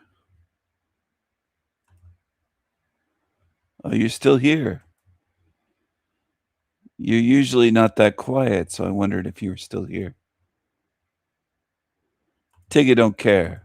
I understand that as white people, we want to judge people on the basis of their character. I believe that we have already tried that, and that time has come and gone. We have judged them by their character, and their character demonstrates that they cannot properly integrate into our country. What's up, everybody? Thank you so much for tuning in with us today. We are building something real here. Free, unrestrained conversations and content that contend with the real issues. If you want to help us keep that going, feel free to buy the Frojax Brothers a coffee over at our Buy Me a Coffee link, or you can send some support to our Rumble crypto wallet. Every bit helps, and this helps us stay independent and deliver to you as much value as possible. And while you guys are supporting the mission, make sure to check out Frojax.net to see our merch designs that are dropping weekly. Here you can read more about who we are, check out some of our original music, and grab one of our high-quality clothing items to represent the movement. And when you're there, make sure to sign up for our email list for exclusive discounts and future announcements. If you want to hang out with us live, ask questions, debate, or just hang out with the community, we go live on Rumble at least 3 times a week at 6 p.m. Eastern Standard Time. Make sure to follow us on X and Instagram to stay up to date for our live stream announcements. All of our links are available right there in the description below. We appreciate you guys being part of the team. God bless you and God bless America. All right, guys, today we're going to be talking about this really tragic incident between these two young men, Carmelo Anthony and Austin Metcalf. For those of you that don't know about the situation, this has been a very sensationalized murder case that happened in our country. Last year in Frisco, Texas, there was an altercation between 2 high school boys during a track and field meet. Carmelo Anthony, in an altercation with Austin Metcalf, pulled out a knife and stabbed him in the heart in a unprovoked, spontaneous act of brutality. This is once again another data point and an ongoing pattern that many of us are becoming very tired of. And the situation was just absolutely tragic. Austin Metcalf was with his twin brother Hunter, who held him while he bled to death. An absolute tragedy that I can't even imagine what their family has been going through. And so today we're going to be covering a few of the subsequent incidents that have happened since that went down. The murder happened in April of last year, and it was actually a few days ago on June 9th of this year that Carmelo Anthony was sentenced to 35 years in prison. 35 years in prison. In my opinion, this is the absolute bare minimum. And the best way you can simplify this is by understanding that one person is not alive anymore. All of his potential, all of his dreams, everything that he wants to become, all of that has been robbed from him and his family. It's gone permanently. And you have somebody else who effectively, even though he will be in prison for a substantial amount of time, the taxpayer, i.e. white people, are going to be subsidizing that. The ultimate question here is, at what point will the tolerance run out? And I think a lot of us are getting sick of seeing these acts of brutality, which are just spontaneous and come out of nowhere. So after the sentencing happened, there were a bunch of black people that were protesting in favor and in support of Carmelo Anthony, the one that killed Austin Metcalf. And so we're going to be taking a look at some of these protesters and some of these reactions here. I'm saying that. Because y'all want to play these games. Y'all want to play these crackhead games, so I'm going to play them. White lies. How about that? How about that? I hate white people because I like pussy. The first thing that I want to point out to people, and I'm going to talk to you as if you were me like 2 years ago, when I was still looking at the world from this sort of universalist, meritocratic framework, which simply just doesn't actually work or exist. I would view this sort of situation a couple years back as fellow Americans who don't exactly belong to my racial group, but are part of the nation in a sense. They are part of the greater, broader American community. The way that I look at it now is very simple, and hopefully we get everyone here as soon as possible. And it is that this is precisely what it looks like when you civilize a land, you set up the most beautiful infrastructure that has ever been created, and then you take a bunch of uncontacted tribesmen and women from sub-Saharan Africa, you bring them over, and then you just give them all rights. This is exactly what that looks like. These people are not the same as us, and they would equally admit that. Now, under this context, they want to be seen as equals. They want to be seen as the same as us. Whereas in any other context, they blame white people for the circumstances that they always find themselves in, admitting that they are not equal to us. So really it comes down to they're opportunistic people that have, in a general sense, negative cultural attitudes against white people. I understand that it's a small percentage of them doing all the violence, but a vast majority of them simply just don't like white people, and they filter everything through this lens of historical grievance that was just oppression put on them by white people.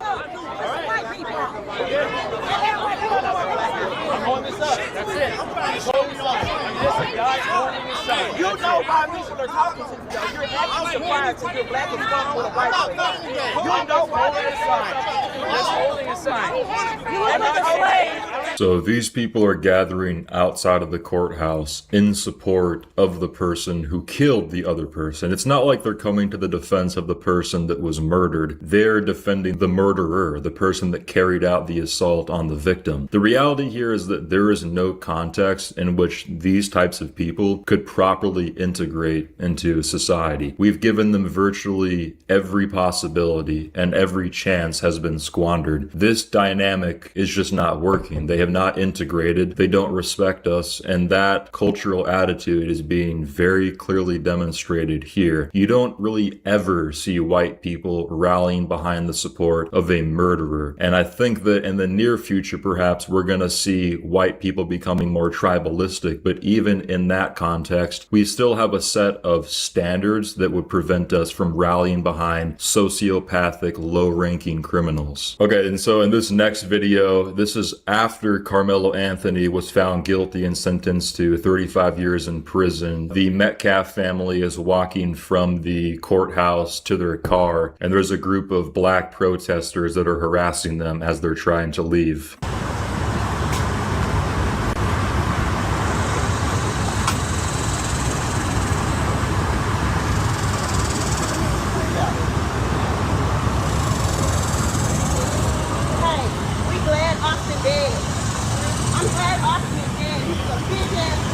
So if you couldn't hear, some obviously black, some overweight black woman is yelling, "Hey, we glad Austin dead. He was a bitch ass boy." The crazy thing about this is you can actually get a glimpse into the essence of black culture. When we say the essence, it's like the most black of black people, the embodiment of black culture. They basically express a sentiment of positive delight in the suffering of other people. It's truly antisocial. It's psychopathic or sociopathic. So this actually shows that these people, not only are they not capable of assimilating to our culture, they actually don't have access to the same universal moral abstractions that Western people do. You guys knew he was a bully! You guys knew he was a bully! You guys knew that I mean, just imagine being the mom or the dad or the brother in this scenario. You're the one that had a family member that was murdered, and you're the one that's also getting harassed. I mean, it couldn't possibly be worse. No wonder these racial tensions are continuing to rise in our country. I mean, as we've said before, inevitably there's going to have to be some form of a cultural catharsis. Some tension is going to have to be relieved here, because this dynamic has been going on for a very long time. A lot longer than most people like to talk about. White people have been carrying the larger proportion of the burden in terms of like the interracial dynamic for a very long time. It's a blatantly obvious racial problem, and a lot of people like to talk about culture, but the reality is that culture comes from people, and so the people necessarily have to be the issue here. A lot of white people are really being pushed to their limits in terms of what they're willing to tolerate, understandably. So what we have here is a video from an interview with, I think Sarah Fields it was, a 3-hour podcast where Austin Metcalf's father, Jeffrey Metcalf, is able to speak a little bit more freely on these issues that we've been discussing. Apparently he had a gag order applied to him during the trial. So now it's lifted, and now the dad is allowed to sort of speak his mind a little bit more freely. So let's get into that real quick. Fatigue, it's real. I'm sorry. You have embarrassed your own culture and race. Don't get me wrong, we got white people that embarrass the shit out of me too. But you guys, you got a patent on that shit. And the only people that's going to change it are you. Don't blame the white person, because we can't change it. But you're going to blame the white person for every fucking thing else, I'm gonna tell you right now. Charleston White, you think you're funny? We'll see who's laughing. Drew Anthony, you're a pussy and a coward, and you raised one. Kayla, you drunk bitch. What'd you do to that boy to make him stab somebody? My God, what kind of mother are you? Hey, Kevin Hayes, you fucking liar. Day after it happened, how many lies did you sit and type up on your keyboard, you big keyboard warrior? You a big tough man. You still live in Baton Rouge? Remember you said you'd come to Frisco, buddy? You're supposed to find me. I told you we could sit down and talk. That's all you do. Talk, Mr. Squeaky Clean. You're the only one in your family without a damn record. I guess that's something to brag about in your culture. You people hang your hat on the dumbest shit I've ever seen.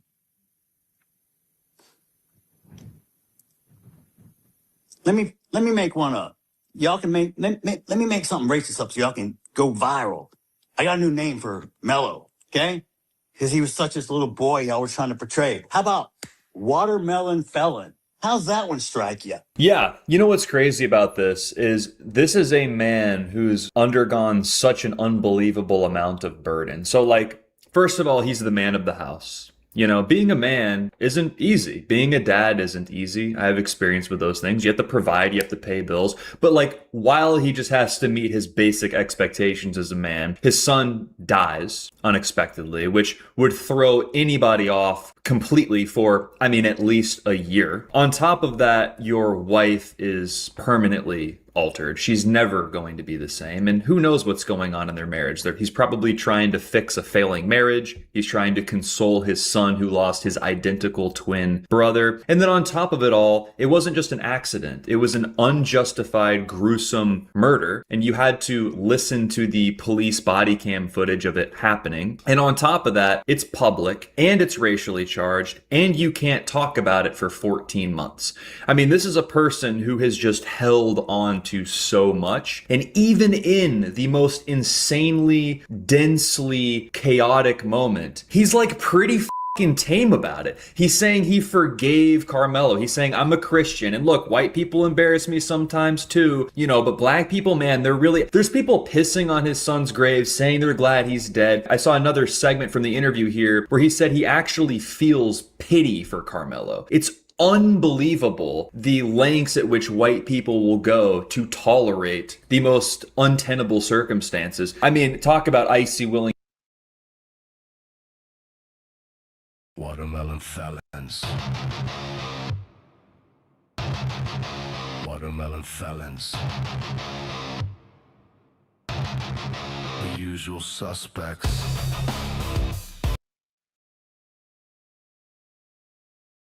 To wait. This guy's blowing a fucking gasket. I cannot even imagine what he feels. And everything he's saying is, I mean, it's abundantly justified. Yeah, I mean, imagine holding all of that in for, what has it been, 14 months now? You know, they say the worst form of grief is when you have to bury your own child. Perhaps the only exception to that rule would be the twin scenario, because if you have a twin brother and he dies, it's almost like losing an exact replica of yourself, of your own body, of your own mind. So I can't even imagine what's been going through the mind of the younger brother as well. So we're done. We're getting really tired of tolerating this dynamic in our society. You know, Jackson and I have been talking. He said he doesn't know which one's worse, the Henry Novak case or the Carmelo Anthony Austin Metcalf case. Now, obviously, I think that the Austin Metcalf case hits closer to home because it was a white American killed by a black person, which is just indicative of the same problems we've been dealing with forever. But it was so publicized for so long, so racially charged. And Carmelo Anthony, if you guys didn't know, raised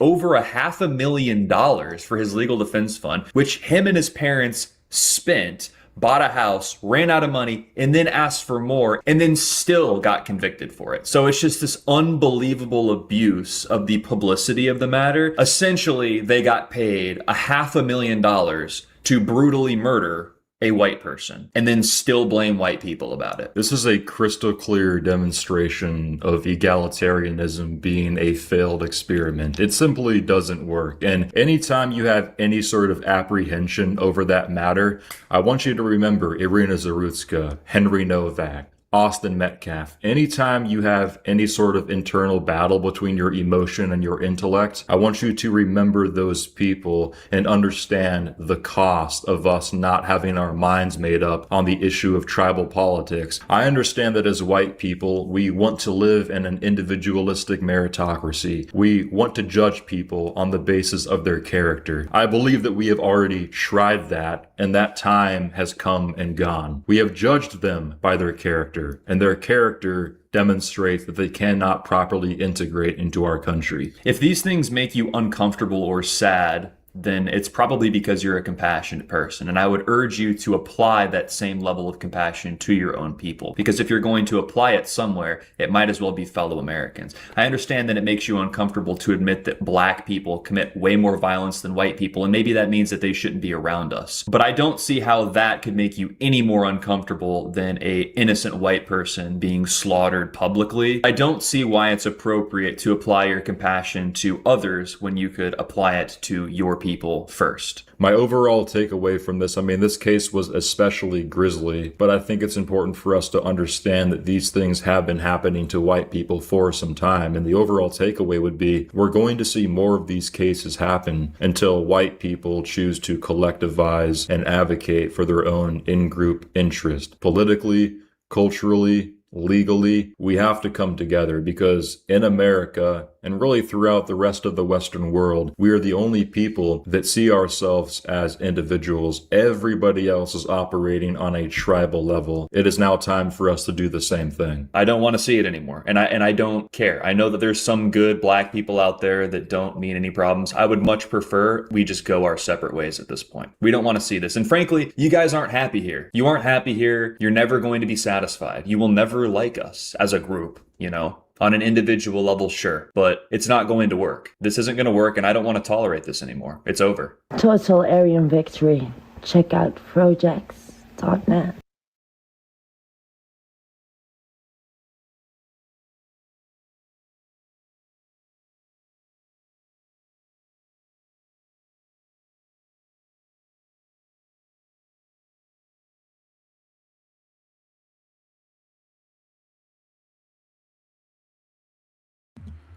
Hello.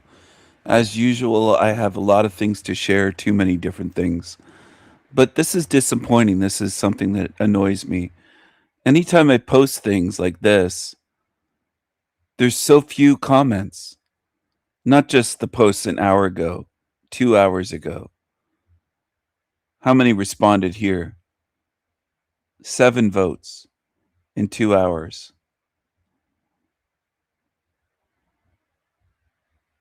Now, I realize my channels are shadow banned. I get that. But there's so little response. If you look at these posts, and I'm going to drop the link in the chat for you so you can see for yourself. It's almost always Wendy responding. If there's a comment, it's usually by Wendy. This is 4 hours ago. 5 people hit the like button, 1 comment, and it's by Wendy 2 hours ago.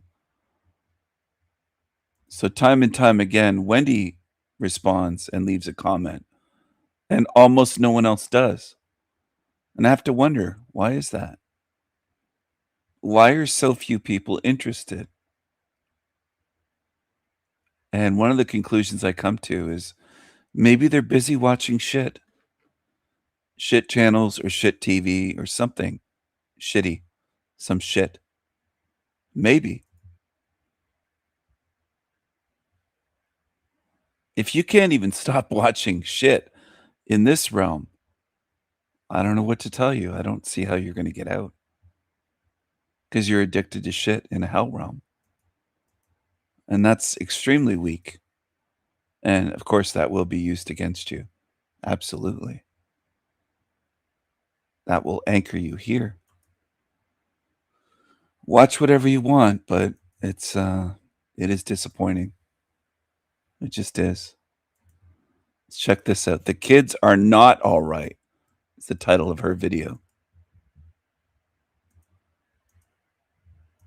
Of the hearing officer, the recommendation of the hearing officer that Ms. Jennifer Honka be dismissed on the grounds of incompetence and neglect of duty. What's up, folks? Welcome back to the show. So what you saw there is a LGBTQ teacher being dismissed from a Denver school. She was reportedly making female girl students kiss each other, and that would be reflected in their grades. Okay? So let's do a little rundown on how the war on children, girl students kiss each other, girl students kissing female girl students kiss each other, and that would be school. She was reportedly making female girl students kiss each other, and that would be reflected in their grades. Okay? So let's do a little rundown on how the war on children is going, and particularly in the schools and the media that's shown to them.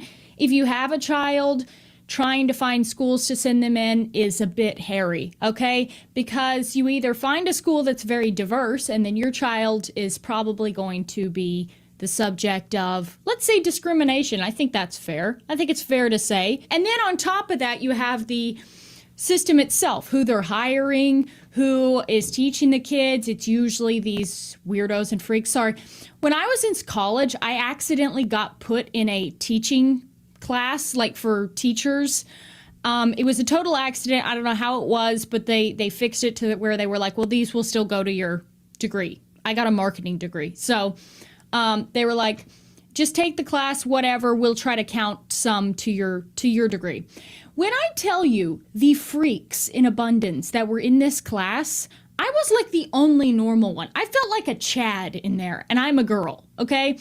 There were boys who were like weird, okay? And I find it a little bit weird. If I think of a school, I want little old ladies teaching my kids, okay? I don't want these hotties, these smoke show girls that continue to get involved in these weird stories where they're like having affairs with children at school.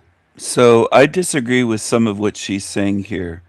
I don't want the LGBT teaching children, but she just wants little old ladies, okay? And then she's saying that these quote unquote hot teachers are having quote affairs with children. Do you mean raping and molesting children? Because it's not an affair. An affair is between adults. Okay? So it's if a woman with whether it's a female or a male child, it's not an affair. Affairs are not criminal. Affairs are not sex crimes, Lily. You got to get that word out of your head. You're programmed from the media calling it affairs whenever female teachers harm children. It's not an affair. Girls that continue to get involved in these weird stories where they're like having affairs with children. You can't have an affair with a child as an adult. It's a sex crime. It's not an affair. What are you talking about? At school, all right? I don't want you dressing provocatively. I don't want the children at school, all right? Weird stories where they're like having affairs with children at school, all right? I don't want you dressing provocatively. I don't want the in there teaching the kids. I don't want them either. She said the Q word for namaste, the Q word. I'm in agreement there, but some of what you're saying is way off. You sound like a feminist. I know you'll say you don't want that or that you're not a feminist, but you're saying some of the similar things. Feminists call it an affair when a grown woman teacher molests a child. They call it an affair. Why would you say that? I have to question that. What are you doing? And I don't feel comfortable necessarily even with guys. I think the guys should be in the... Oh, you don't want male teachers. And she's a single mom with a boy.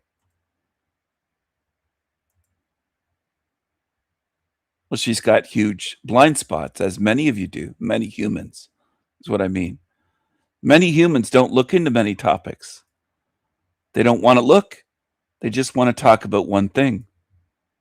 The course in there teaching the kids. And I don't at school, all right? I don't want you dressing provocatively. I don't want the course in there teaching the kids. And I don't want the course in there teaching the kids. And I don't feel comfortable necessarily even with guys. I think the guys should be in the leadership positions of school. So no male teachers. So then the best teachers I had, 2 of them were male in elementary school. I would not have those teachers if you were running the show. It'd be all women. It'd be more feminized than it already is in American and Canadian schools. It would be no men as teachers, no male teachers. Where is your son going to learn how to be masculine? You're a single mom, as I understand it, Lily, aren't you? And you have a son. You've shown him on some of your videos. Where's your son going to learn how to be a man? From female teachers and a female mother? Huh? You want an all-female school system? Really? Well, that sounds like feminist. What's the difference between you and a feminist? You'll just say, well, feminists say they hate men, but you're for many of the things that they want. What's the difference? And I don't feel comfortable necessarily even with guys. I think the guys should be in the leadership positions of schools. So you want to control where men can work. You don't want male teachers. We don't have enough male teachers for boys. They're just around feminine vaginas all day long, whether they're old or 20-year-old, whatever, all day long. And you want more of that. You don't want any male teachers. Wow. The course in there teaching the kids. And I don't feel comfortable necessarily even with guys. I think the guys should be in the leadership positions of schools. So you want no men as role models for boys in schools. They're just enclosed, maybe in the school board or something, or principal's office. That's it, which the kids almost never see unless they're in trouble.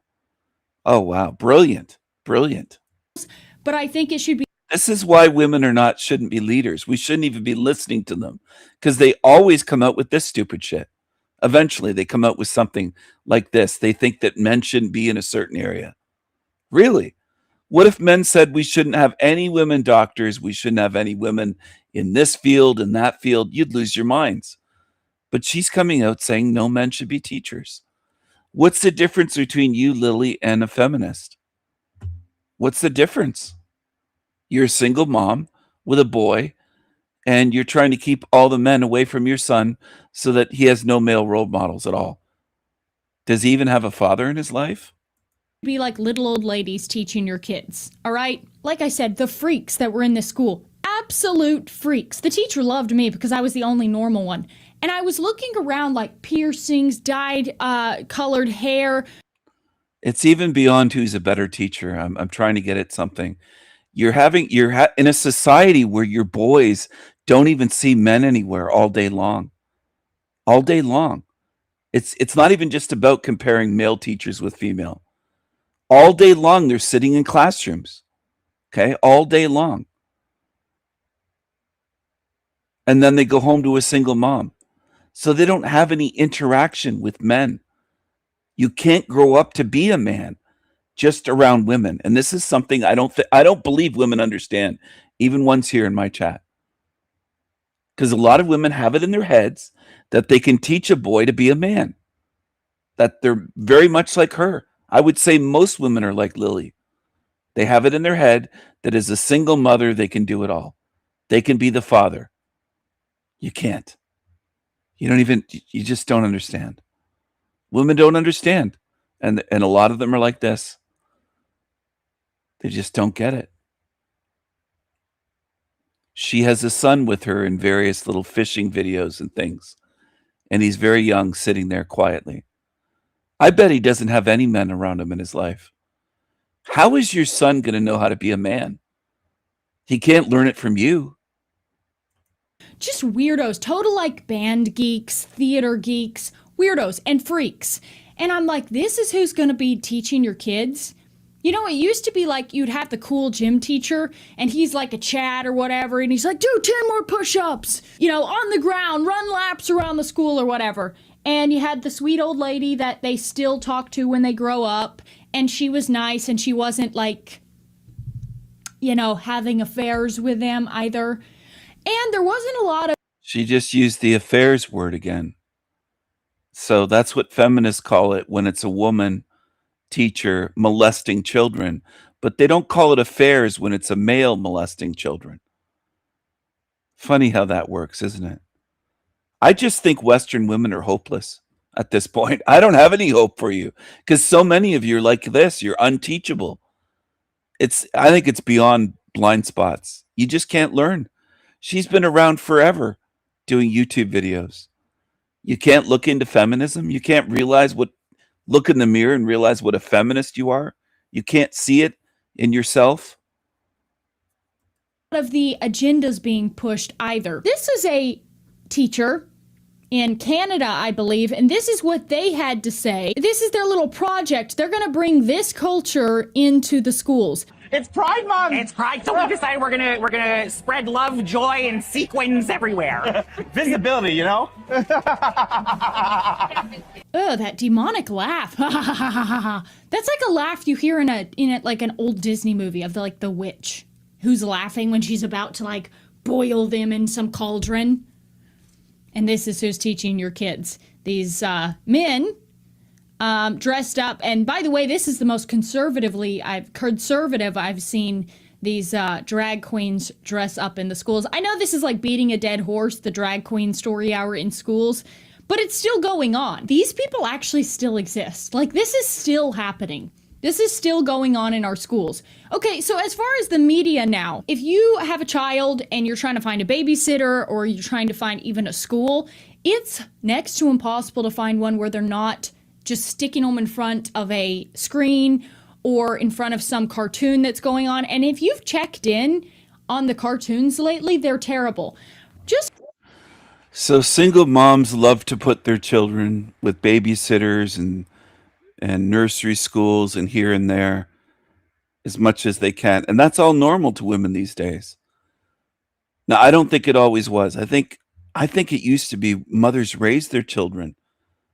But Lily's a modern woman. She's a single mother. She's got to put her child somewhere, right? Just for reference of what we've fallen from, here's a cartoon from like a long time ago where it was wholesome. It wasn't so much going on. And it had a mom, a dad. It was a family structure, and it was nice, and it was for kids. She'll be very surprised. What shall we make for Mother this morning? Muffins? No. Waffles? No. Flapjacks? What? Do you see how calm that is and relaxing as opposed to these, what is the new cartoons now? It's like that Paw Patrol. I see that everywhere. It's on all the clothes. It's everywhere. And it's like annoying voices and it's flashes and it's really visually like stimulating. This is just kind of calming. Okay, and relaxing. And like I said, it's got the mom and the dad. The only critique I would have is like that's a little bit weird that the dad's up making breakfast. Kind of a little bit inversion of the roles. Like, what? Dads are up making breakfast? Okay, but I'm not hating. Whatever. It's still pretty wholesome. And then you look at what they are showing in the UK. Take a look at what is the children's shows in the UK. On the bus, say Allahu Akbar, Allahu Akbar, Allahu Akbar. The wheels on the bus say Allahu Akbar all through the town. I mean, it's accurate. Allahu Akbar through the whole town. Pretty accurate. Pretty accurate, as I'd say. Seems like that is what's going on. And of course, we have. How is that funny? I don't know how that's funny. I must have missed the joke on that one. I don't see how it's funny. Children's broadcast now entirely in Spanish as well in the United States. So they have to deal with the Allahu Akbar and the knife problem over there. And we have to deal with the mestizo problem over here. So TV shows are all in Spanish. You have playgrounds. There's literally a playground in my town that the words are Spanish on it. And I'm like, okay, I live in a very small, rural, southern town. What's going on with the foreign languages there? Like, are we going to accommodate, You accept it. That's what's going on. People accept it. See, I think she asks a lot of rhetorical questions. I don't think she's ever faced anyone that would push back against her in a real way. And some would say, well, she went on Piers Morgan. Yes, she went on a shitty mainstream media show. But I don't see her doing interviews or panels with people live where real questions are asked. Like, why are you a single mother? the founders here? We're going to accommodate anyone else except the invader? Is that what's going on? But anyway, that's a little rundown. Some might find this a little boring, but if you have kids... I appreciate some of what she's done, but if she were a man and were not that attractive, I'm not saying she's super attractive, but she might be above average in looks, and she wouldn't have 200,000 subs. There's no way. A lot of the reason she gets subs is due to her being a woman, a white woman that's semi-attractive, or I'll say not unattractive. That's the reason. And that's a problem. It is a problem because men should be the leaders, not women like this that just have one issue. She has one issue. Oh, I do tell women. I do, Wendy, because women can't seem to see on their own. Women believe they see a lot. A lot of times they act like they know it all, but they don't know it all. This one on the screen is a lot to learn. A lot to learn. And her voice is annoying, I agree. I've never liked her voice. I've shared her because of some topics that she's willing to talk about on YouTube that many others are not. But other than that, she has some major, major blind spots.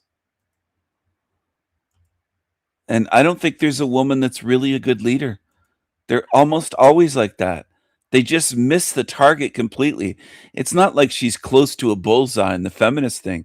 She doesn't realize how feminist she is. She wants no male teachers for her own son. None for any boys in schools in America. If she were running the show, male teachers wouldn't even be a profession. You wouldn't be allowed to be a male teacher. It would be even worse than it is currently. It would be all women. Oh my goodness. It's incredible. And how women can't see themselves. They just can't see it.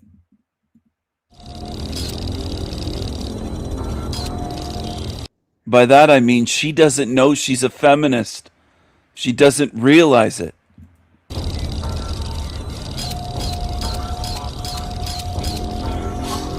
Give me your boots, your clothes, your motorcycle, and a box of Xanax.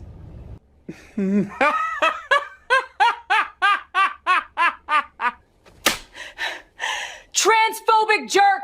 Elliot Page, or should I say Ellen Page, is here to teach us men how to be more masculine. Get the fuck out. No, I'm not joking. Okay, she's taking this way too far. So that intro, last month it was revealed that Elliot Page is going to be starring in Odyssey, which is like the Troy sequel, is it? Sequel? Yes, she's going to be playing Achilles. Well, no, that was the rumor. That was the rumor going around on the internet. Apparently it's not true. But when it was speculation, my God, the memes that came out were so funny.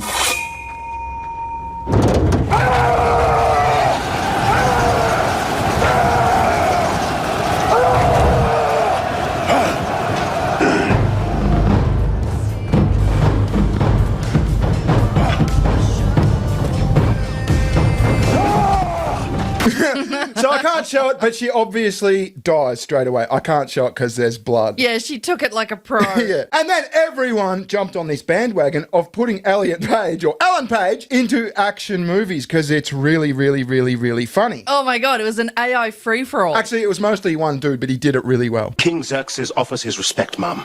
All he asks is that Sparta kneels a simple bow and your people will be spared. Don't talk to this bird called Ilana glazer, which is apt. It is fitting because all she does is glaze Ellen Page. This interview was so boring. It goes for about half an hour and it's almost unwatchable, but there were some tiny, tiny little nuggets. So I've done my thing. I've clipped it all out and I think I've made an interesting video. Do you want to have a look? Is Alana a trans? We'll get to that. Let's have a look. Let's go! I've been asking people about masculinity and femininity. We are seeing so much, and I mean our entire lives, we've seen so much unhealthy masculinity, so much sickness in this world, specifically through the lens of men. What does it mean to you to hear me say healthy masculinity? Now, what do you think Ellen Page is going to say? What do you think her answer is going to be to this? I don't know, but I feel condescended already. And I'm not even a bloke. It is very fucking condescending, let me tell you. But before we start, let me just say my version of masculinity, right? This is sort of on the fly. I would say it's being like a leader, especially like within your own family group sort of thing. It's being emotionally strong, you know, sort of being a rock that other people can sort of lean on a little bit. It's being a provider, those sorts of things, you know? My version of masculinity for you is yesterday when we went to fucking Korean barbecue and all you had to do was put a buffet of meat in front of him and all of a sudden he forgets that the little 6-year-old child is around a fucking live barbecue machine. Yeah. I'm like, is it okay? Is it safe for me to get up and go and get my food? Are you going to watch the kid or are you going to watch the meat? I'm grilling!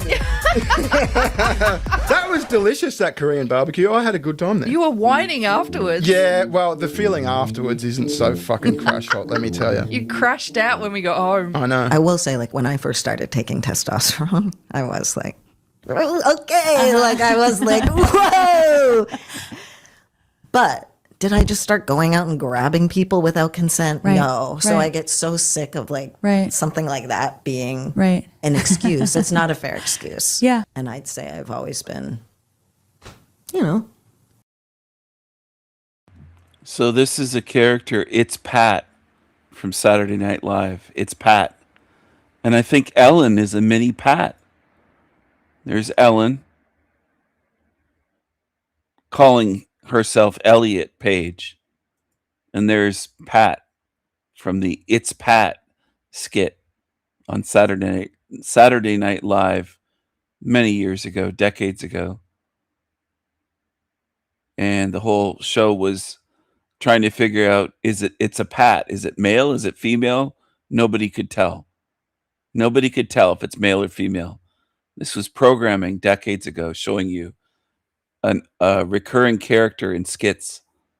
Saturday Night Live. For Americans and Canadians would know it. It's very popular back then. What's the difference? This one's just smaller, that's all. Down. Horny. Yeah. We down.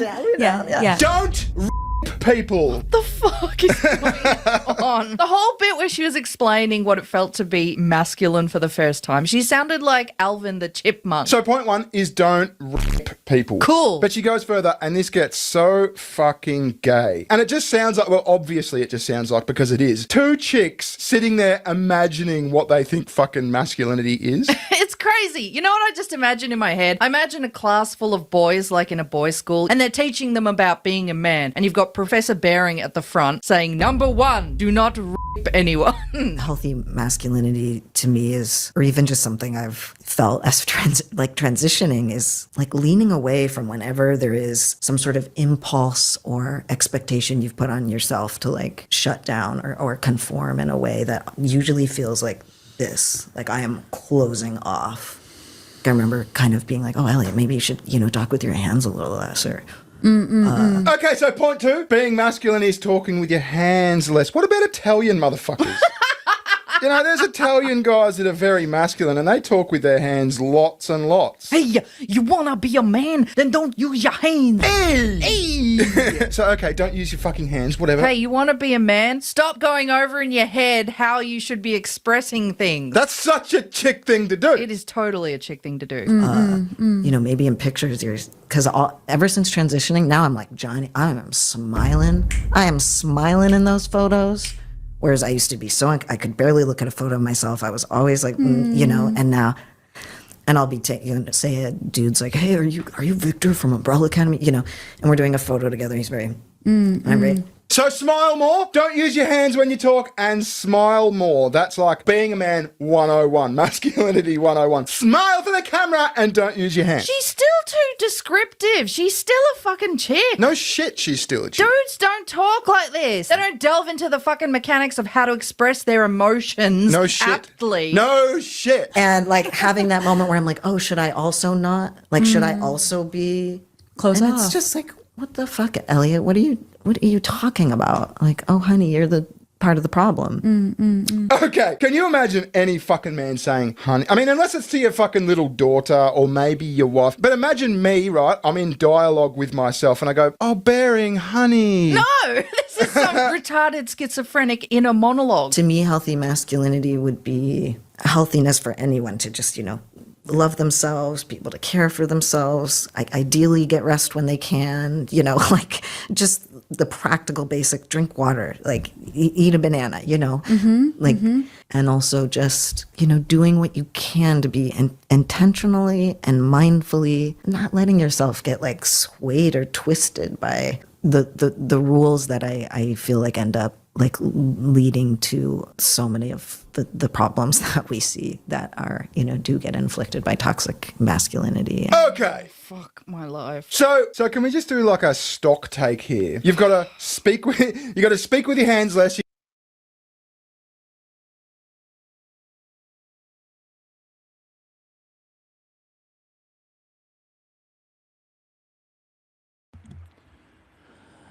Well,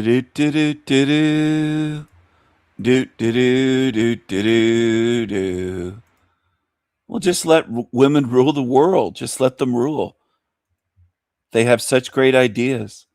Change everything until it's so fucked up beyond recognition, until it's FUBAR. And I can't help but think this is one of the most... Elliot Page, formerly Ellen Page, is going viral for her take on healthy masculinity as a transgender man. And I can't help but think this is one of the most feminine takes on the subject I've heard in quite some time. So let's talk about it. Yeah, you better. Yeah, you better.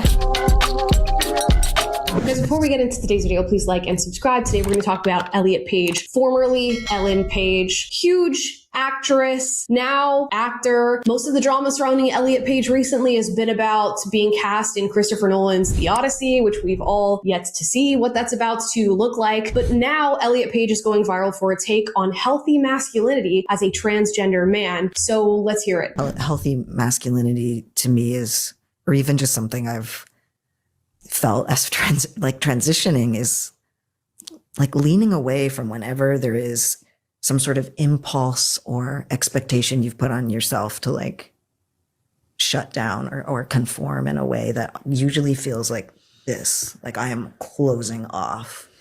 I remember kind of being like, oh, Elliot, maybe you should, talk with your hands a little less, or maybe in pictures because ever since transitioning, now I'm like, Johnny, I am smiling in those photos, whereas I used to be so I could barely look at a photo of myself. I was always like, and now, and I'll be say a dude's like, hey, are you Victor from Umbrella Academy, and we're doing a photo together. He's very irate.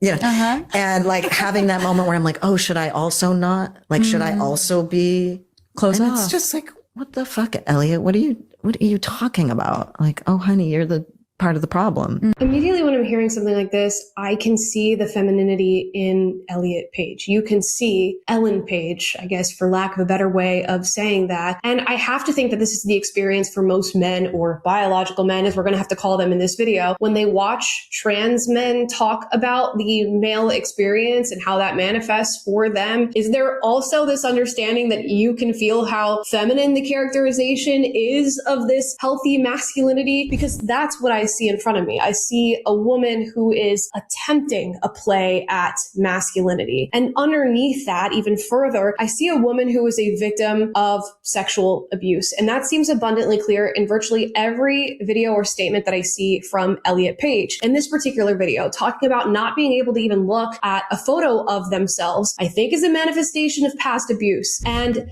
Ellen Page / Elliot has spoken at length about sexual assault and abuse that she experienced in Hollywood, some at the hands of pretty A-list actors, at least as we know them today. I can't help but think this was all a massive influence on Ellen wanting to become Elliot. I think she felt so uncomfortable in her female body, the one that she was born with, the one that you can't technically run away from. She says the one you can't technically run away from. Yeah, you can't change what you are. You can't change your DNA, your chromosomes. You can't change.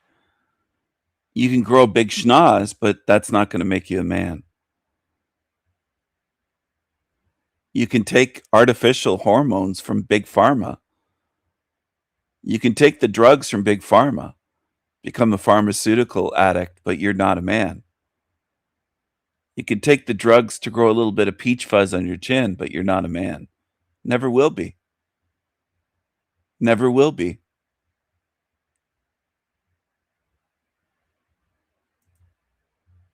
Never will be.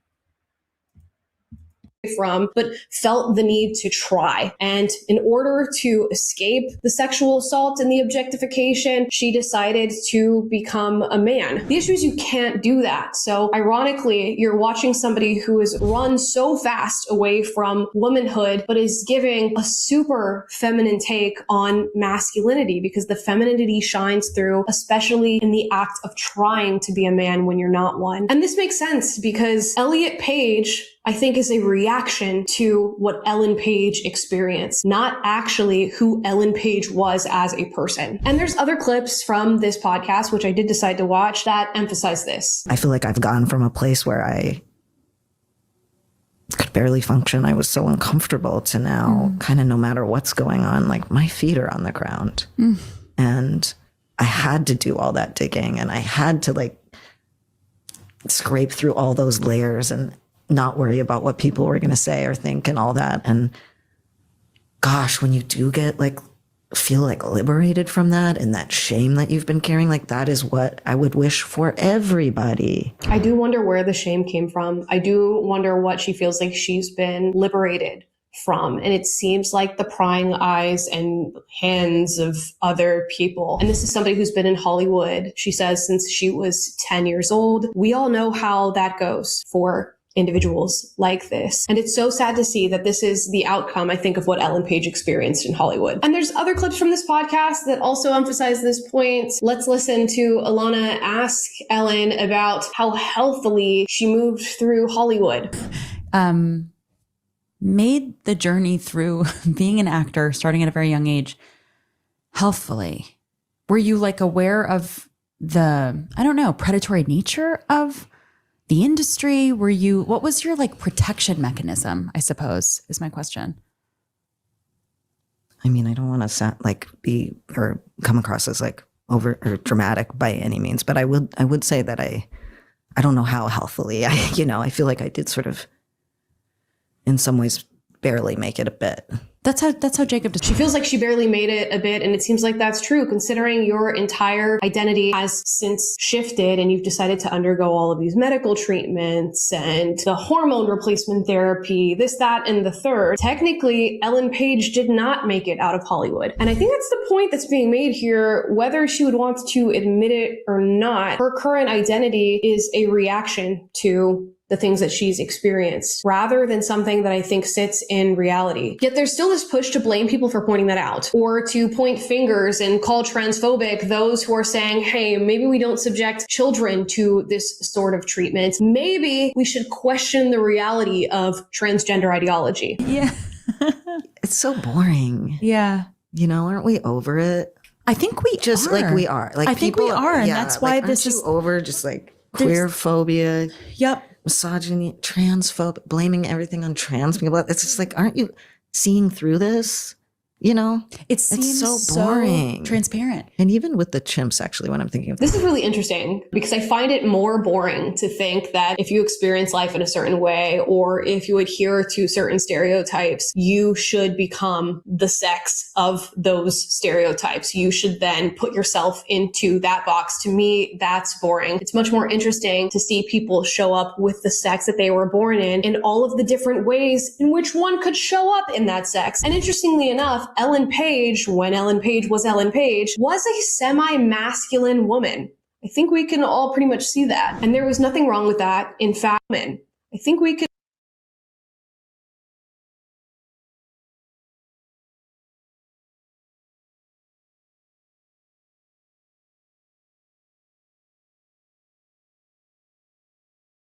can all pretty much see that. And there was nothing wrong with that. In fact, it was celebrated. Ellen Page was interesting. This mixture of beauty and femininity with a masculine edge that people wanted to watch, people wanted to see. An Oscar-nominated actress at that. Now in Elliot Page, I think you see this mixture of a performance of masculinity, which he/she admits to in so many different interviews on the subject matter, and this wounded female nature that is under all of what we're experiencing with the transgender journey. And for somebody who claims this is liberating, they seem uniquely uncomfortable in their body. And I don't think this is a measure to blame trans people or to say they're everything wrong with the world. But yes, you should be subject to criticism. When you've gone through this journey, you clearly seem uncomfortable. There clearly seems to be other explanations as to what you experienced that led you down this path. And now you're standing on the other side and promoting this to not only adults, but young children. Elliot Page has continuously argued that trans youth need to be protected, that they need to be able to go on their transition journeys, and is now working on a documentary where she's like looking at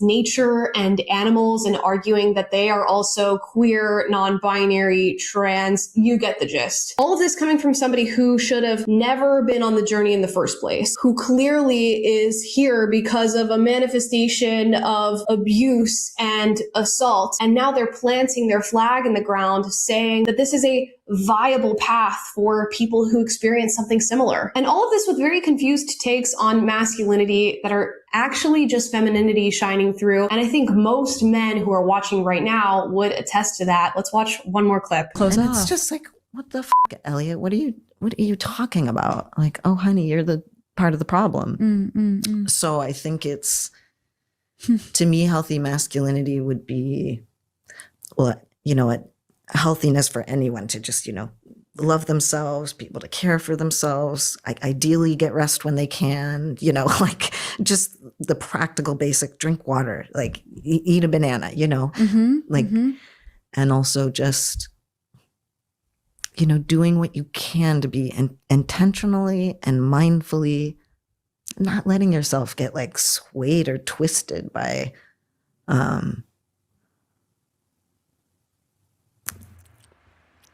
Tigga's blinking a lot. Tigga Amala has huge Tigga titties. She's pregnant. She's got huge huge Tigga titties. Tigga titties. And this Ellen just looks Ellen Elliot, whatever you want to call it, just looks like a mini Pat. That's what it reminds me of. They could normalize anything in this fucking world and people will go along with it. They'll go along with anything. It's just remarkable to me. Women will applaud that. Not all women, but lots will. Lots do. And they'll say, yeah, women can show men how to be masculine. It's just incredible. Everything's getting beyond ruined, beyond warped. It's getting beyond ruined, beyond warped. Oh, they were all they, them. Oh, wow. Sickening. It's sickening. That's what's going on. Absolutely sickening.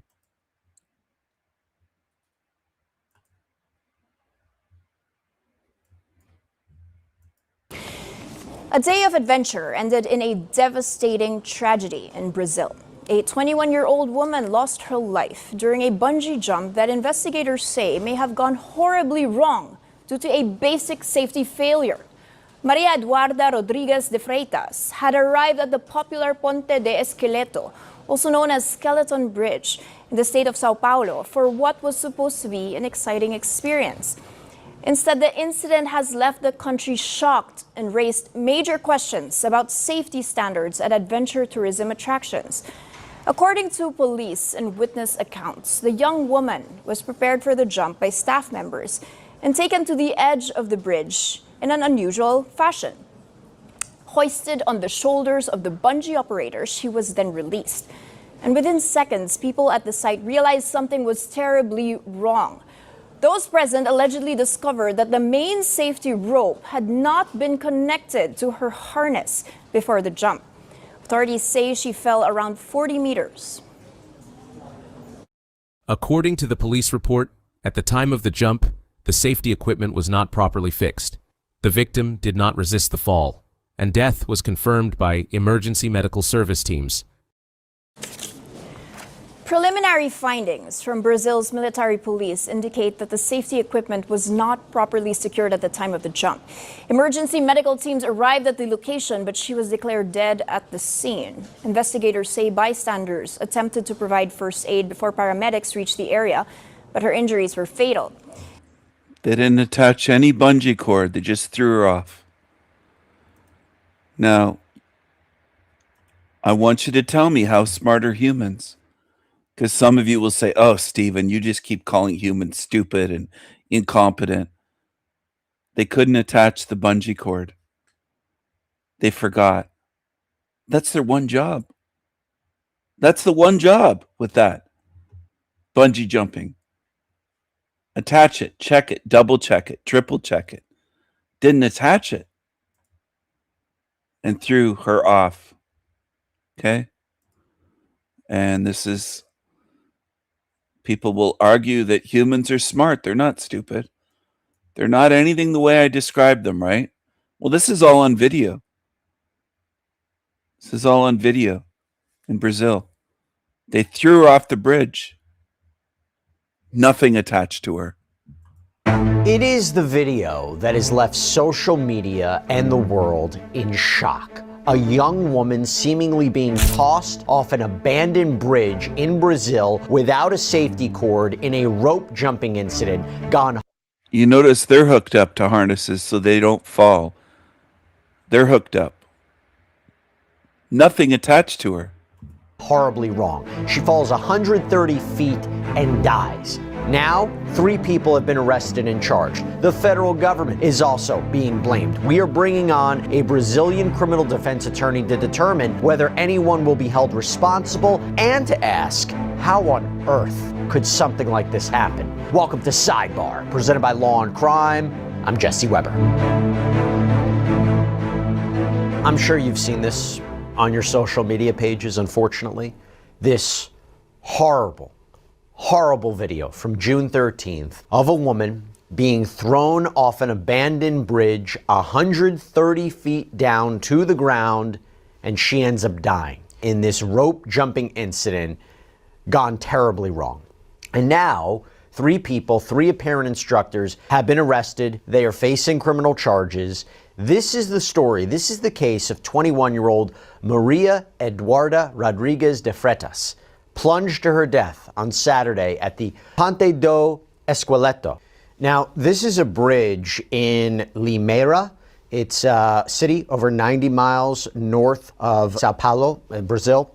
Now, this is known as the Skeleton Bridge. It hasn't been in operation for about 30 years. It was apparently part of a rail line. When you see the video, okay, she appears to be wearing a helmet, a harness, but she wasn't attached to any safety equipment or rope, while the instructors, based on reporting, and maybe arguably you can see in the video, do seem to be attached to a safety rope. And if that is true, that's going to be a key component in this legal case. Maria Eduarda had apparently asked to be tossed from the bridge in this airplane Superman pose, so 2 instructors allegedly carried her onto the diving platform and then allegedly threw her over the edge. The video... Are people stupid? Are people careless? Are people incompetent? I want people in the chat to answer. Do you trust the intelligence of beings around you in this realm? Because it isn't just simple mistakes. There are fucking idiots in this realm that are careless, thoughtless, incompetent? Have you run into any in your life? I sure as hell have. Various times, including in the medical industry, including with vets. Some idiots, absolute idiots, that didn't know what the fuck they were doing. But people deny it and make excuses and defend humanity. They defend stupidity. They defend incompetence. They defend society. That's what people do. It's shocking to people when they see footage of it, though, and it results in a death. But there's idiots that don't know what the fuck they're doing, and people will say, "Aren't you trained in this?"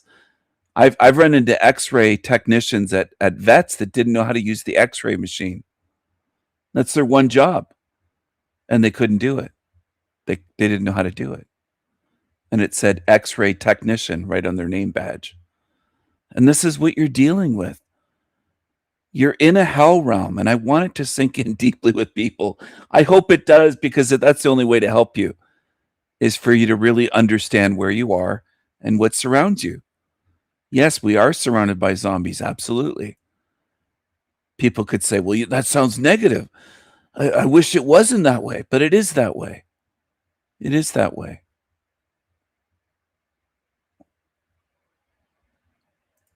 Hello, Maryse. Hello, hello. Let's go over here to this little woman, this little Asian woman with the British accent. Diddy, The Great Deception.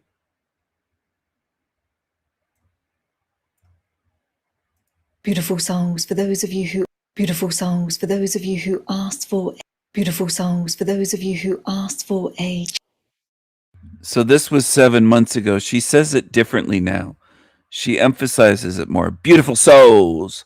Beautiful souls. I can't really do it the way she does, but she does it differently now. She's changed the way that she says beautiful souls. She's given it a different emphasis. Charlie Kirk video next. I received a clear no. It's too risky. But I will answer your question about whether he's alive or not. I'm going to pop the 5 letters that I saw when I peeked through in the comment section below. And after last week's video, I tiptoed into today's reading. And what came through the vibrational field was immediate.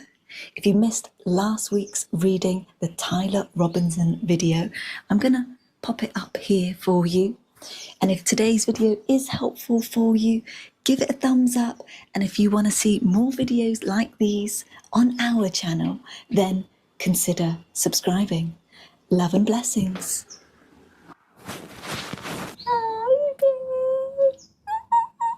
Yeah. Oh, my sweet boy. Okay, this is an extremely dangerous individual. That is the first message that comes through. Yes, yes, yes. Not only is it dark, but it's violent. And it is the kind of violence that will just cause harm. There's no boundaries. And it will cause harm on ones that they say that they love. Words will never match. Their words will never match their actions. And that's what makes this kind of individual so dangerous. So harming those that they claim to love, harming children, harming family members, friends, all forms of relationships. Once again, there's no line. So there's something here now with the stage. With the stage and the presence, with his stage, with his presence. And that is to Get the eyes all on me, all eyes on me, all eyes on me. And why is that necessary? Why is a stage necessary for this individual? That's where they derive their power. That's where power is derived. Okay, so he takes to the stage, and it's important that he takes to the stage so that he remains in the public eye. That is energy, that is attention. Got it? Okay. So the more time that he spends in the public, the more time this individual's energy is in the public eye, the greater his power becomes. Yes.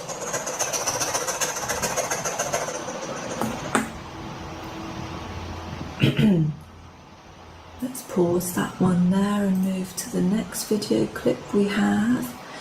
Yes. Good boy, Open. Good boy. Good boy. Good boy. Good boy.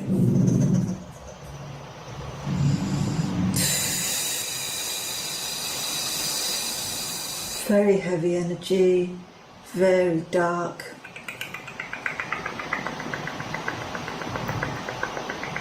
Yes, very similar to our previous videos where the information doesn't want to be shared and the truth about the situations, what has happened, doesn't want to be known. Yes, an enormous hiding of the truth here.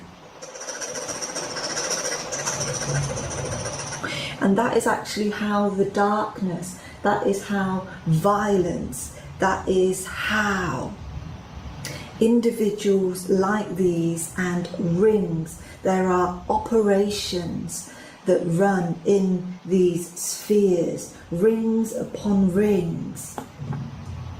And they are very intelligently crafted so that in these spaces they can stay alive. And all the harm that is inflicted to those near to these individuals and to these rings, they can remain unexposed. And that's how it works.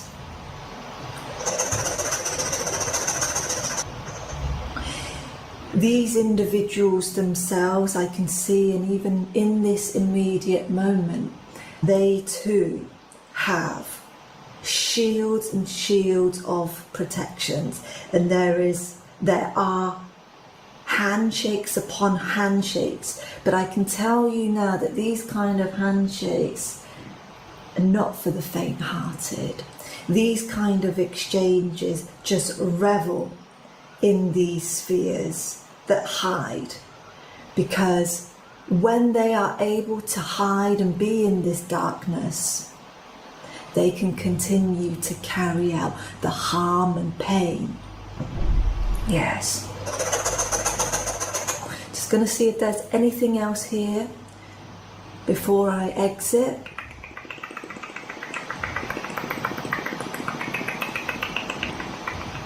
Yes, there are talismans that they are wearing. There we go. So always around the neck, around the body, that is connected to their center of power, and that is connected to their voice, their ability to speak and go about in a way that creates deception. It allows them to constantly deceive not only the public eye, but those around them, which means that heart is missing. The heart in these individuals is completely absent, no matter what they try to say and convince you.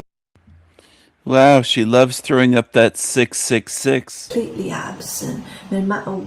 I don't comment on these all the time, the hand signs, because they're just, I'd be stopping the videos constantly. So many do this. So they talk about the heart is missing. Where's your heart going to be when you leave your body, when your spirit leaves? You're not taking your heart with you. You're not taking your liver. You're not taking your brain. You're not taking your skin. That's an organ. Your skin's an organ. So's your heart. So's your liver. So's your gallbladder. So's your pancreas. So's your spleen. That's not going with you. Okay? But nobody says that. They just talk about the heart. One organ out of the whole body. It's not going with you. I've heard idiots on this realm like that Leslie creature say that we're heart-based souls. Well, we're not souls and we're not heart-based. Because heart-based is of the body. It's flesh. It's an organ. They can cut you open and hold your heart in their hands. You got to get rid of the superstitious shit. The reason it probably got seen that way is because I suspect during wars, if you're pierced in the heart, you're dead. So they thought the heart is everything. Because if you get a sword through your heart, you die. So they probably in ancient times thought, well, the heart means everything then. If you get a sword through the heart, you're dead. So the heart's very special. It's very important. And maybe over time, over centuries, it became what it is today, worshipped by New Agers. I think a lot of people in this realm are fucking idiots. I'm not going to apologize for thinking that and seeing that. I just think you are. I think most beings are. You'll follow the dumbest shit. You'll pay for the dumbest shit. And in terms of alchemical gold, you'll be like, I don't know if I want to watch that. It's free. That's the way a lot of people are. That's the way a lot are. Beautiful souls, today's video is a little different. We're going to be going into the vibrational frequency of a public message. The clips that I'll bring up are muted. That's intentional, as this kind of reading cuts through the noise and any interference by going directly to what's truly present, which means that I don't need to hear what's being said. The aim here is illumination, not judgment or criticism, so that you can sense for yourself what rings true. Remember to give the video a thumbs up if it was helpful and if you would like. Do you know what's valued the least and focused on least in this realm and talked about least? Spirit. The essence of a being. Not your fingers, not your brain, not your heart, not your kidneys. I don't hear people talking about kidneys. They talk about the heart all the time. You put the heart on a pedestal, like the Sacred Heart of Jesus. And it's religious. And a lot of you are stuck there. You can stay stuck. I've tried to help you get unstuck. But a lot of people don't want to do that. I know how humans are. I know how stubborn humans are. Your heart isn't going with you. You better get used to that. Your eyeballs aren't going with you. One day, you're going to leave that body. Your heart is not going with you. So you can worship it the whole time you're here and get duped by New Agers or duped by Christianity or duped by whatever, but it's not going with you. And that's what they have no answer to. When I say your heart's not going with you, you're worshiping it while you're here. It's not fucking going with you. Neither's your liver, neither's your pancreas or your spleen. So get used to it. And a lot of you don't want to hear that because you've been programmed to worship the heart. It's another program that a lot of you have running. To see more videos from our channel, consider subscribing so that you don't miss the next one. Let's go. Okay, let's see what we've got here. We're going to play the first clip and see what comes through.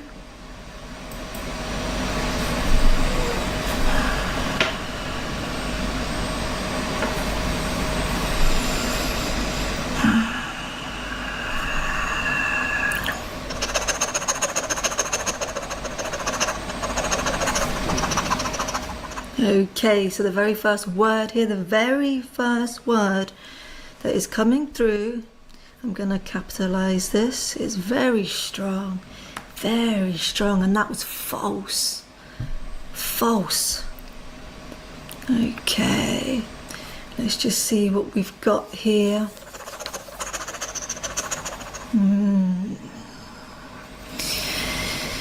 There's a lot of energy here. There's a lot of energy. It's very unsettled.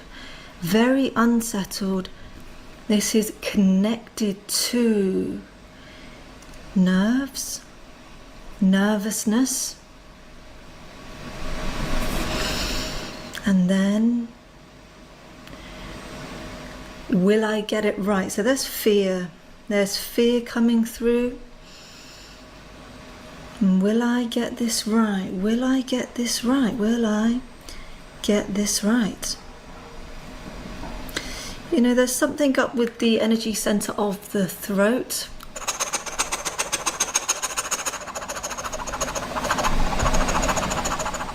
And it's an uncertainty, you see? It's an uncertainty. It's almost as if, there we go, there's a masking taking place. There's a masking taking place. And even as I connect to this frequency here, it's very trembly, very trembly. Doesn't offer ease. It doesn't offer comfort. It's unclear. And I actually don't feel very safe here. I don't feel safe in this energy. So, we're not going to need to stay here for too long. What the vibrational frequency is communicating. Thank you, thank you, thank you. Okay, let's go with this one.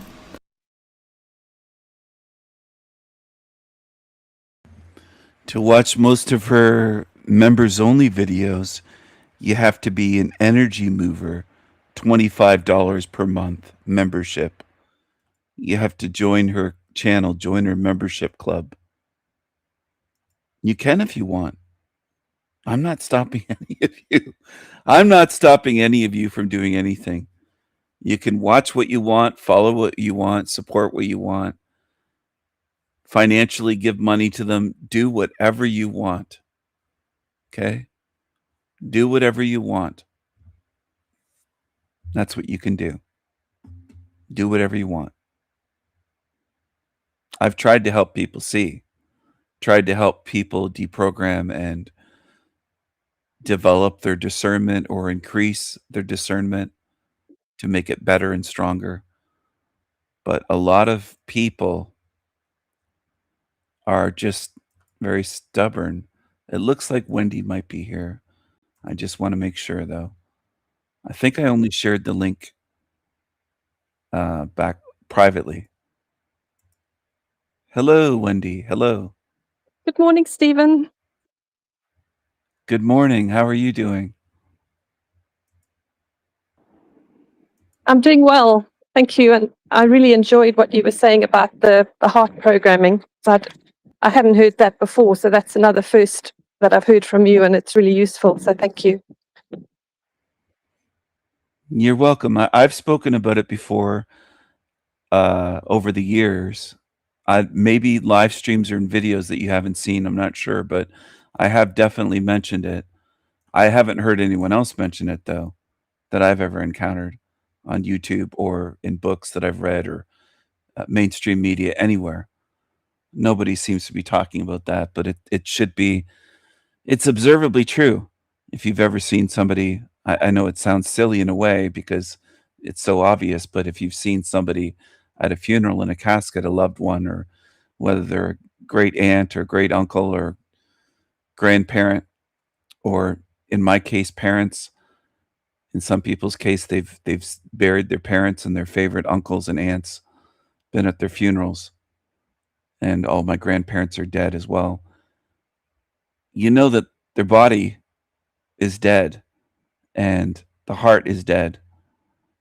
The heart is an organ. It's dead along with the brain, and rigor mortis sets in. People have, I'm sure most people out there, well, I can't say that actually, but some people out there have an understanding of what happens when a body dies. It goes into rigor mortis, and you can't even harvest the organs for organ transplants. They have to be living tissue. So that's why they take them while the body's alive. They don't actually harvest, they call it harvesting organs for transplants. They don't do it after you're dead. It has to be done while you're alive. So what I'm getting at is, if you go to a funeral, that person's heart is not with their spirit. It's in the dead corpse. Just like the liver, just like the kidneys, the spleen, the intestines, the brain, everything, kidneys. And I wish people would realize, instead of putting the heart on a pedestal, and I just think that's more programming of this realm, of hell realm, whether it's religions, the big religions, or whether it's New Age, or whatever you fall into. Most people believe, well, the heart's special. See with your heart, feel with your heart, live with your heart. It's not just about, they'll say, not just about the brain. Well, the brain's another organ. My mind is not my brain. My consciousness is not my brain. It's beyond the brain. It's out of, I have it out of body. I don't need this brain to see, to think, to experience, to understand. So I think it is a point worth mentioning, and I don't think it's egotistical of me to say that I'm the only one that I've found that's talking about this, because most other channels worship the heart and tell people to live with their heart and see through their heart and use their heart more, and it's all heart stuff. And I think it's just nonsense.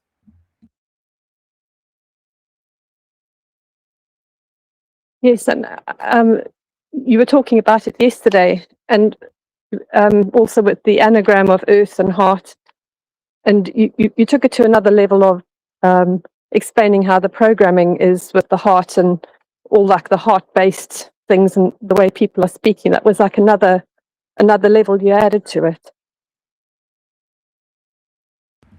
Yes, there are lots of channels, whether they're New Agers or even so-called soul trap channels, like that Leslie, that thing that grumbles and chain smokes all the time, and she's huge.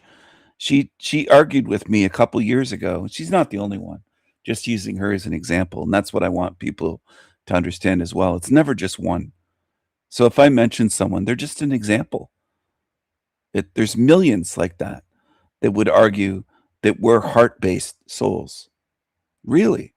Well, if we're heart-based, how come our heart doesn't go with us when the body dies? And they just have excuses for that, saying, well, we don't just mean the organ, Stephen, we mean the heart energy. Well, how is the heart energy going with you when the heart itself is staying with your corpse and either getting cremated into ashes or buried in the ground? Unless you drown somewhere or you rot away above ground, but then again, you still go into the ground. You go into the earth no matter what. And the heart goes with it into the earth. The earth eats your heart in the end. So they want to call the earth a heart, the anagram for earth. One of them is heart, and another one is hater. But the earth eats your heart, your human heart, in the end. And it's ironic that they call the earth a heart. And it's all this earth worship. And the guy that was on the bearded crazy guru, the guy that looks like Gandalf with the white beard, when we started asking about Earth, he immediately just changed the name to Gaia. Well, he worships not Mother Earth. He'll call it Gaia, though. What's the difference? By any other name, it's still a monster. The Earth's going to eat you. It's going to eat my body. It's going to eat everyone here. And I said to him, it eats dirty diapers. It eats garbage. He kind of laughed it off, but it's true. The Earth eats everything, and they'll just blame humans, saying, well, humans create all that. Well, all of that came out of the Earth. It's not coming from other realms. How do you think we make plastic diapers, disposable diapers, or plastics, or all the garbage that we throw it into garbage bags, into bins? It comes from the earth, and it goes back into it. Earth devours everything. They want to see it as a heart, but I see it as a monster that eats everything, whatever you put into it. And as they would say, that's literally true. Literally, literally, literally true. Whether they want to face it not. It is literally true. Everything that we create gets buried eventually, or earth eats it. Things rust. You leave a car out in a farmer's field, or eventually it's abandoned somewhere, it gets crushed up. Everything gets recycled here and goes into the earth again. And we're not getting steels, minerals, diamonds, plastics from other realms. It all comes from the earth. Everything we produce here is out of the earth. It's either from trees growing out of the earth or from mining. Everything's coming out of the earth that we build, that we produce, and it all goes back in. And they don't like hearing that because they want to see the earth as a mother, as a Gaia, mother goddess, mother earth. It's more goddess worship. It's more superstitious bullshit. And that guy revealed that. I'm not faulting him. He was honest at least. At least the guy was answering my questions and not dodging everything the way so many do. But he was honest, but he didn't like Mother Earth. He preferred it to be called Gaia. But what is the difference? Still the same thing, just a different name. Yes, it doesn't matter what it's named. And it was interesting you wanted to make it sound like this beautiful, caring, benevolent being. And it fits into the whole thing that mothers are caring and the women is divine, and the whole that men are bad. It's the whole evil programming and agenda to make men out to be the bad guys, when it's inverted and men are of the sexes, men are the best sex. There's no competition in that. Men can do whatever women think they can do. Men can do it better. The only thing is just not having a womb, but otherwise feeding them, educating them, teaching them about what's right and wrong, and being calm and sensible. There's no competition in who's actually the best suited. So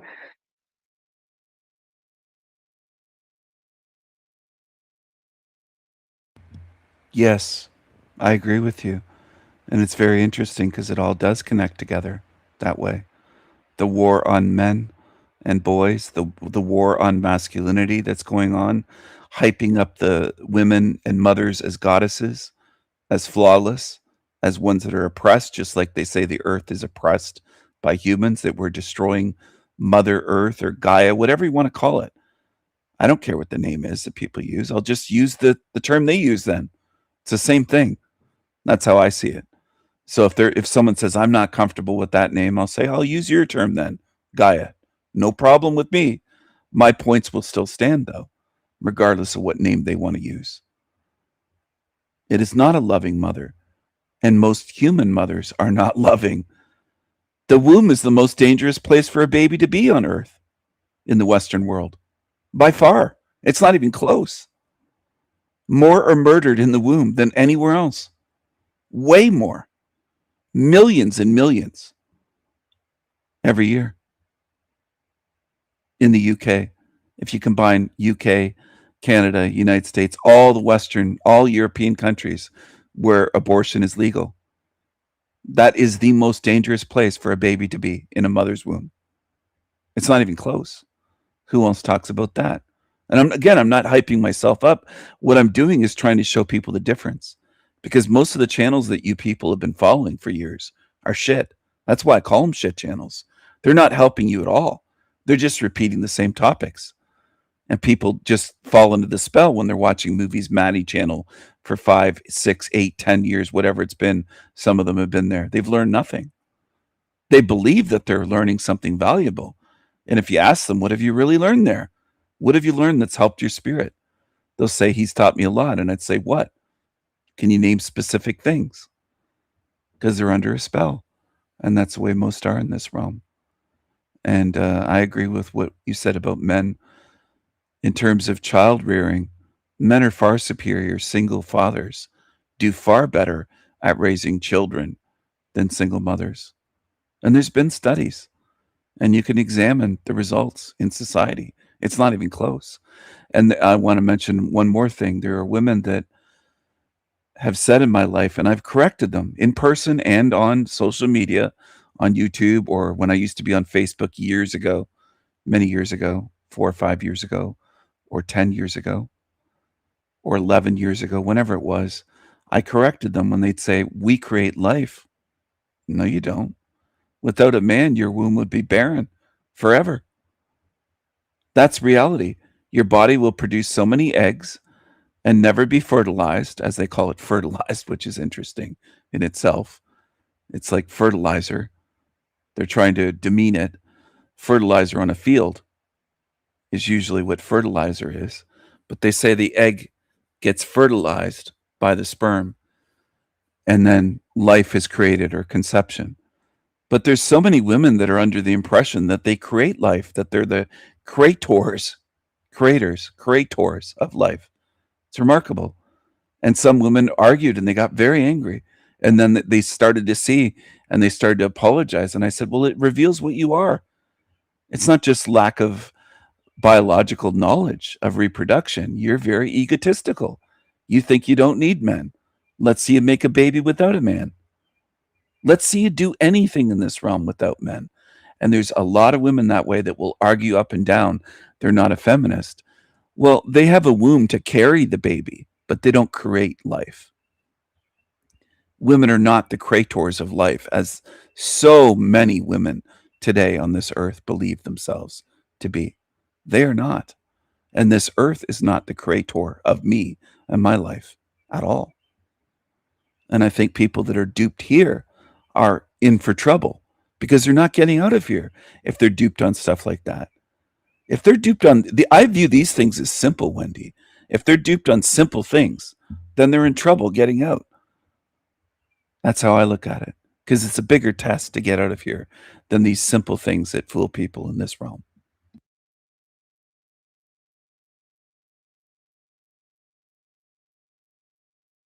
That's interesting what you said about the egg, the fertilization, like fertilizer, making it demeaning, like the life is just there and it just needed a little extra.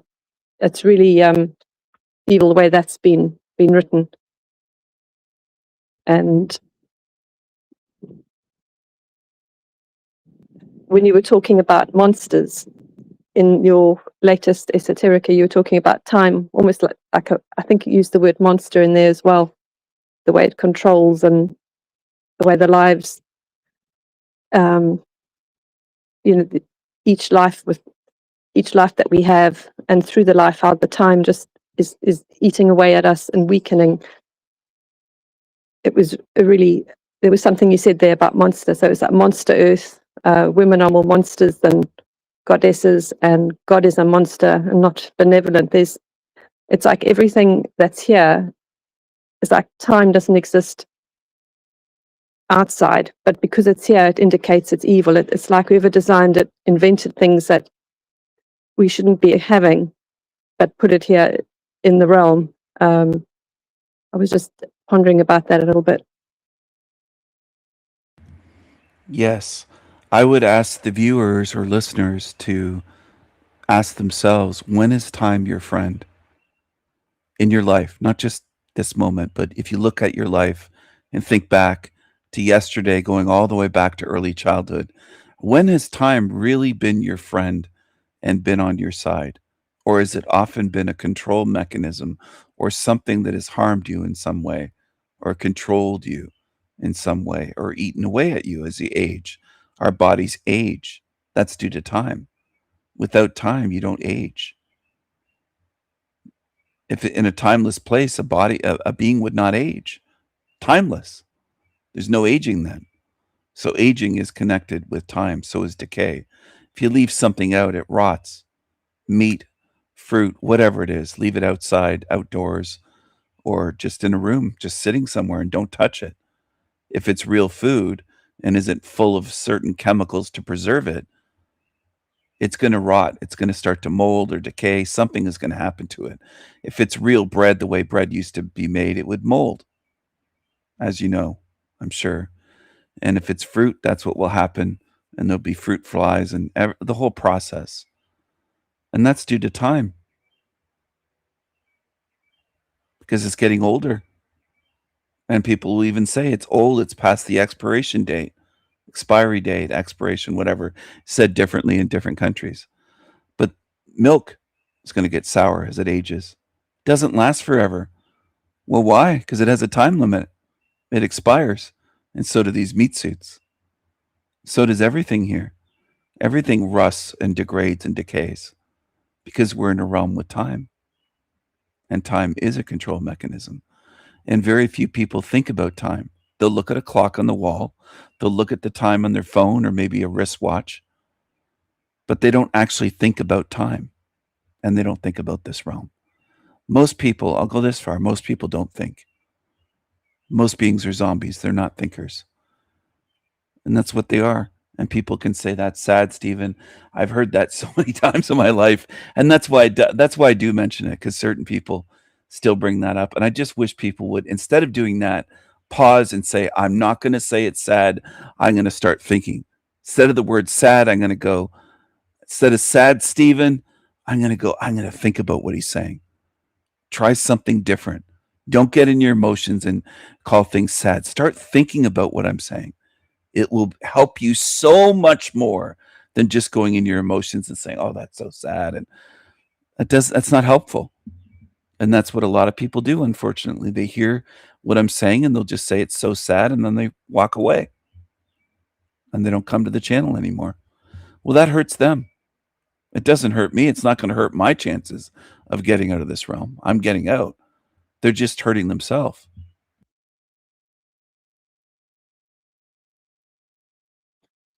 That's true, because everything you show has deeper levels to it. So by not saying sad, you can think, well, what is the message and what's been shown? Is there a moral to the story?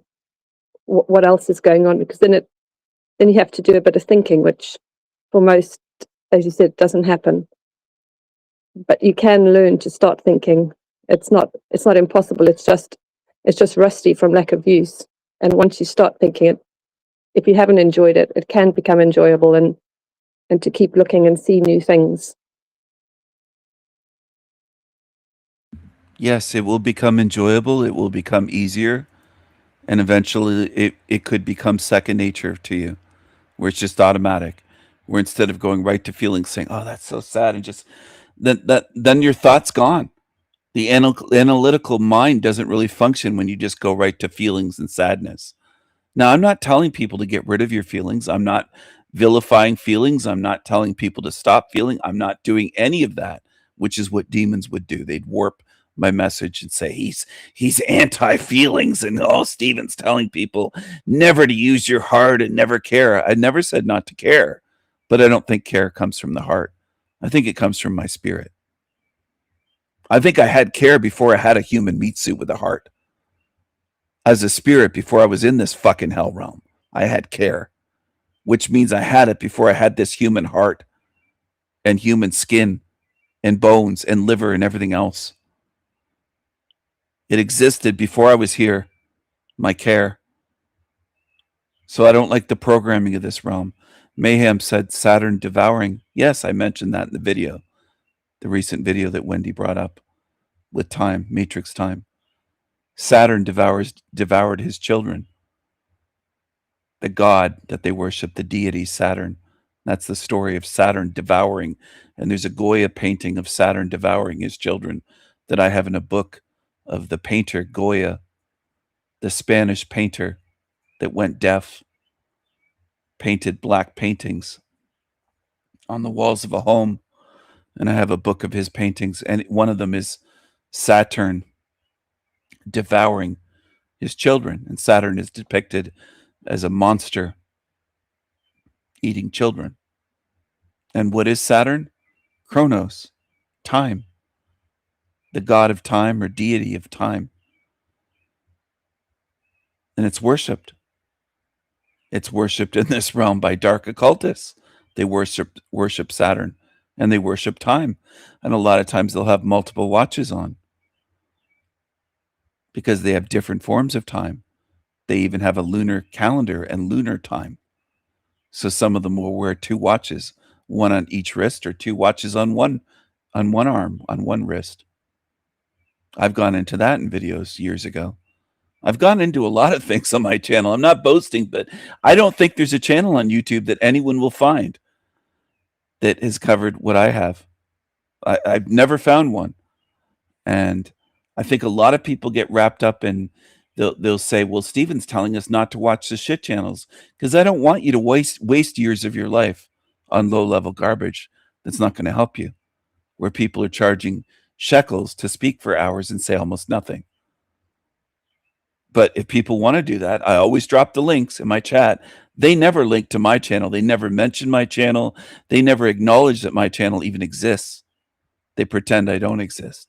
That's the difference. If people notice that I drop links to Tony Sayers and all kinds of channels, all kinds of shit channels, and I tell people, have at it.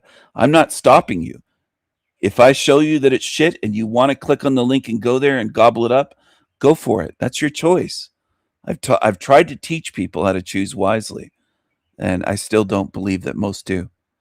I think that there's going to be a few handfuls at most that my message has really reached that will choose wisely and not choose to follow demons, lying, greedy demons that sell them lies for profit.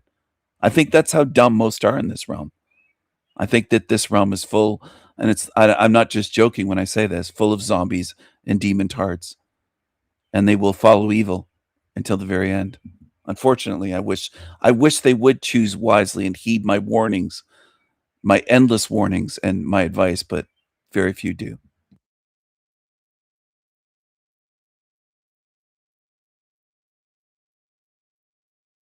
Would save time and also their spirit if they heeded your warnings. But most have the ego, and by labeling you, they stop thinking and just continue doing whatever they're doing. Yes, that's part of it. Stubbornness, ego, envy, all of these things prevent them from seeing what I'm doing, seeing the difference between my channel and other channels, and seeing that it is important work, that I am doing it for free. I'm not asking for a penny. Seeing all the things I shouldn't even have to mention. It's just right there. It's obvious. But they don't want to see it. And they get in their ego and say, he thinks he's the only one that knows the truth. And what do you know? And you don't know everything. And they just go into this and they don't even look at the work I've done. They just lash out and attack and label. That's the laziest, easiest thing to do. That's what lazy zombies do. And that's what most are in this realm. There wouldn't be thousands doing that on YouTube if most weren't that way. And they are that way. They show exactly what they are. They don't investigate first. How many people that have bashed me have actually watched 100 of my videos? Well, they probably haven't even watched one or two fully. 100 would be pushing it. That's true. Very true.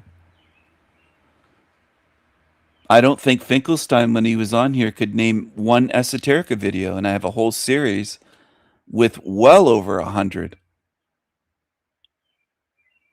I'm not sure what the total was. Was it maybe 150? Maybe it was 170.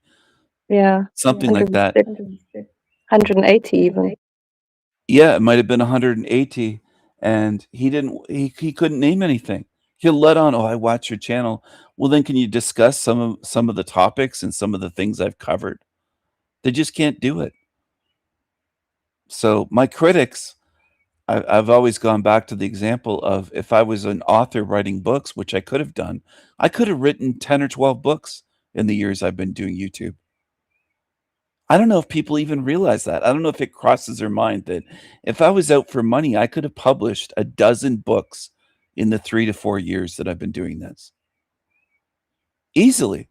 The amount of hours and work that I put into these channels over the years, not just this channel, all the channels I've had, all the videos I've made, all the live streams. If I didn't do any of this and said, I'm just going to write books about these topics or about whatever and publish them, Howdy McCoskey style, I could have written way more books than he's written or any of the others. I can create very quickly. I can type quickly. I can think quickly. I can write quickly. I can express myself quickly. I can write song after song, day after day. I'm not boasting. I'm proving it to people. I'm showing people. And I didn't have to do this for free for years. The ones that are so dumb, they can't realize, I could have made tons of money over the last 4 years if that's what I wanted to do, rather than sharing all of this for free. And they just don't get it. I don't think humans are even capable, for the most part, of valuing gifts given to them. And that's what I've done.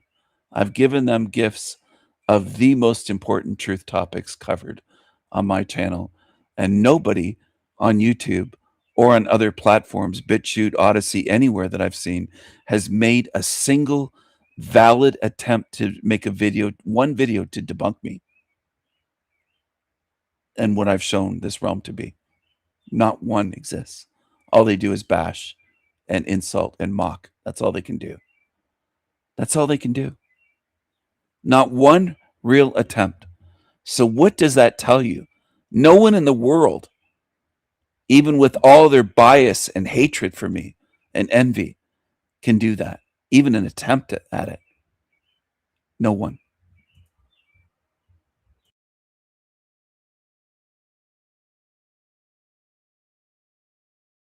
It just speaks of their envy, because even if they don't agree with what you're saying, they can't find flaws, because if they could, they would have come and tried to have a conversation or a debate.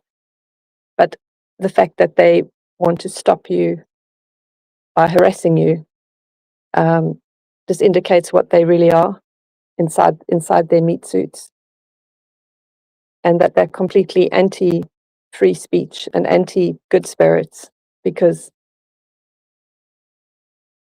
if you don't like someone, you can just ignore them and not bother with them anymore. But the fact that they keep hounding you it's showing a malevolent inclination that is not fixable.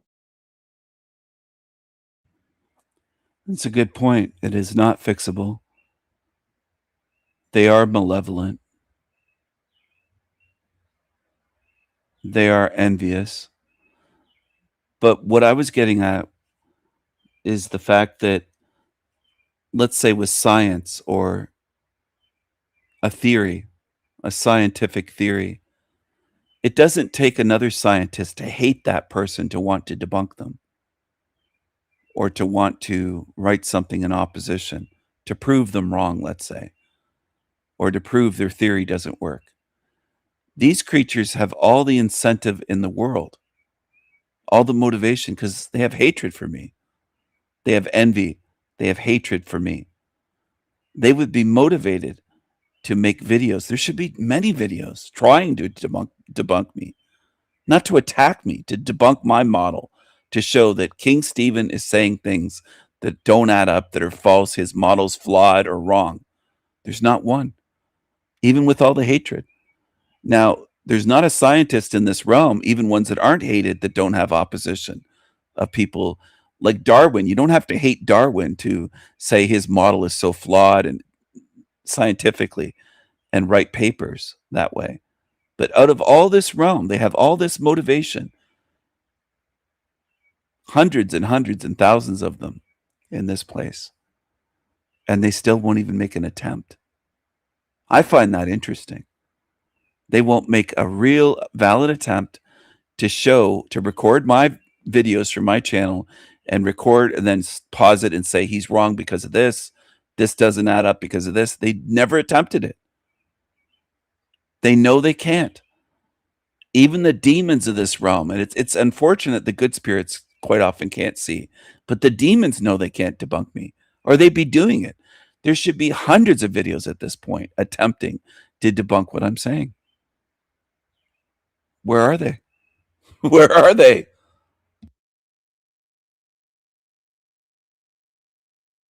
That's true.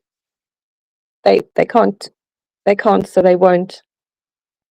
And if they were able to, their hatred would give them so much energy to be scouring the internet, finding examples. And with technology, it's easy to compile videos and find things. Yes, they have more incentive to try to debunk me, to make me look stupid or wrong, than any scientist on earth has to, let's say, poke holes and show the flaws in someone else's theory or model.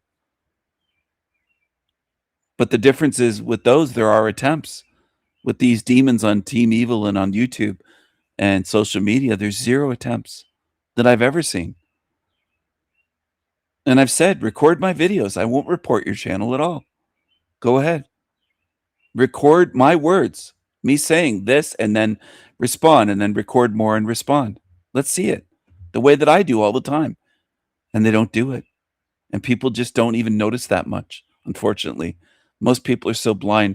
They'll see me doing all these analysis videos and analyzing different ones, and they don't realize, well, nobody does that with King Stephen's videos. Why is that?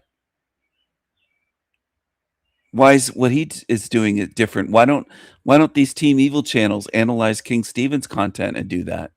They never do. There's a lot that people don't notice, Wendy, unfortunately. I wish they would. I wish people would pay attention more. It isn't entertainment. If they want entertainment, they could go to Jeremiah's channel. Jeremiah Finkelstein. He calls truth entertainment. He says it's just entertainment. They can go there. They can go there with someone that's calling it that and views it that way. I don't call it that.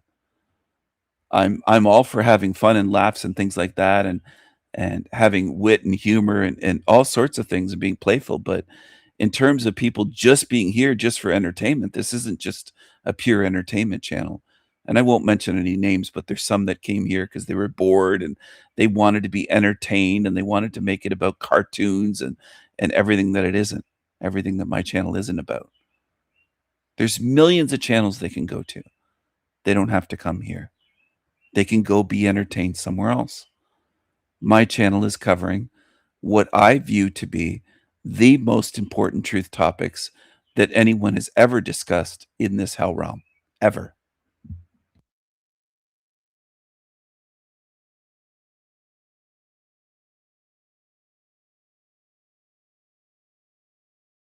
It is the most important topic because the most valuable thing that we have or that we are is our spirit, and nobody else is looking out for the spirit and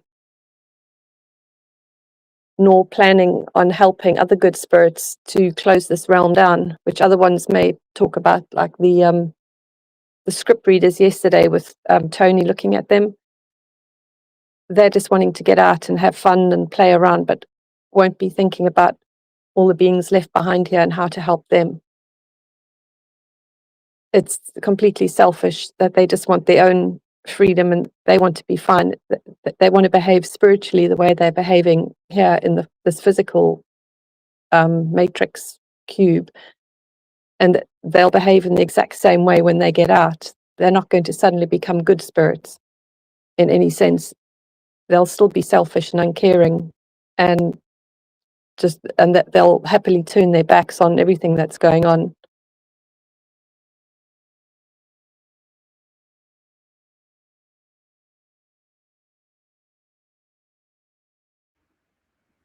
Yes, if they could get out. That's what they would do. They would be selfish. They don't demonstrate having care for others, conscience. Care is important. We don't need a heart to care. Our spirit can care out of body, which proves to me we don't need a heart to care. My spirit out of this body still cares. It will still care my spirit out of this whole matrix, this black cube matrix, this hellhole, this sewer matrix. My spirit will still care long after this body is gone and I'm far, far away from this body, including the heart, the brain, the kidneys, the liver, all of it. They don't demonstrate care. Wayne Bush, Julie, and Tony. They don't talk about how this has to be ended, how the only moral thing to do is to end this. Where's their moral compass? Where's their care? Where's their conscience? They just talk about sovereignty. We're sovereign, sovereign, sovereign, as long as we're sovereign. Where's your care for others?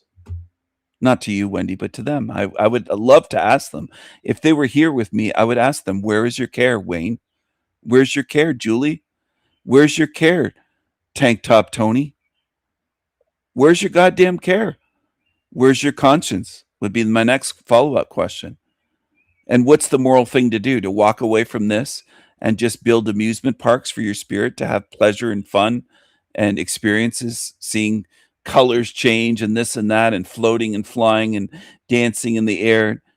Really, as you just left a realm full of torture of children, you don't seem to care.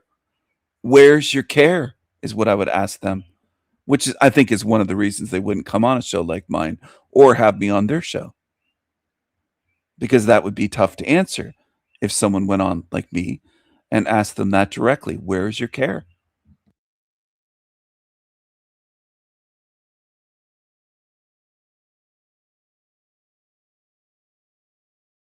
They have no care.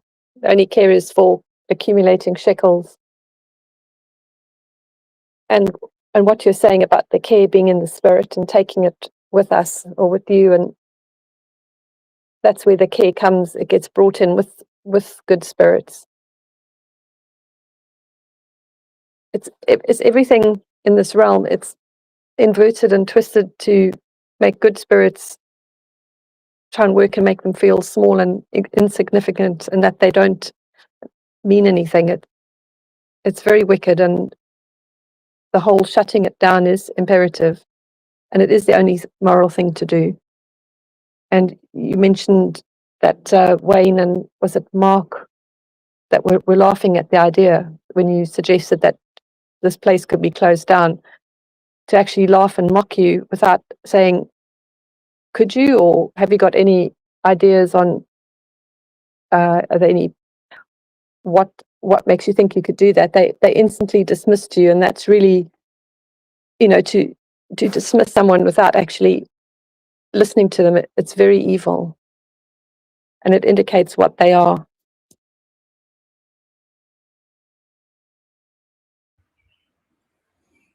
I agree, and it happens in this realm all the time, not just to me. Good spirits are dismissed, belittled, put down, including children. Young children are treated that way when they have something to say that is true or that makes sense or that they feel strongly about. It just gets laughed at, mocked, dismissed by teachers or perhaps even by a schoolmate that's evil. There's psychos that go to school as children and they'll mock other children. But teachers will laugh at children openly in a classroom and mock them and make fun. And that not only happened to me, it happened to many other children in this realm while I was going to school, and I'm sure it's going on today. Canada, Great Britain, United States, the list of countries. Maybe even in the Tigga countries where they have these shacks as classrooms. It's brutal. And that's the way this place is. I would love to say to Tony, Julie, and Wayne Bush, and the others, Mark, Forever Con Man, and the rest, where's your conscience? If you saw children, which there are in this realm, being tortured, you would just walk away and pretend that isn't happening to go have fun, because that's what you're suggesting to do as a spirit.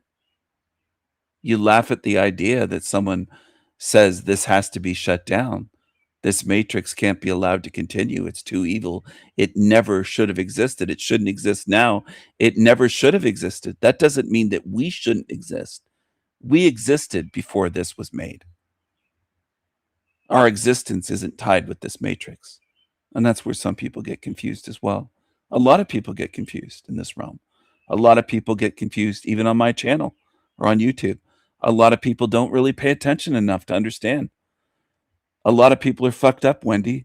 They think that I'm going to seal in people here, not demons. They'll say he's sealing in people. And then they think that if the matrix is shut down, there's nowhere to live. They don't pay attention to understand what I've said for years.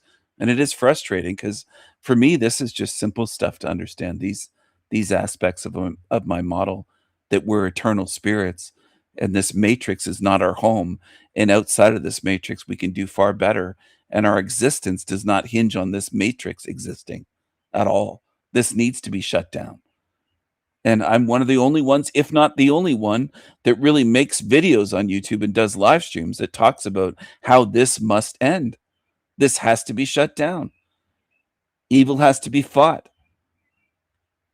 And people just follow these grifters and scammers and liars, and it's sickening. It's also disheartening for me because I poured so much into this, and all of the other channels just keep growing and growing and growing. and growing and growing and growing. And getting more views. People prefer shit. That doesn't make me feel good to say that, or to see it, especially to see it daily. I see that every day that I'm on YouTube, because I'm not just on my channel. I'm looking around at what's going on. What are they talking about? How are they trying to dupe people? How are they trying to muddy the waters? How are they stealing from me again? It is disheartening. It does affect me beyond frustration.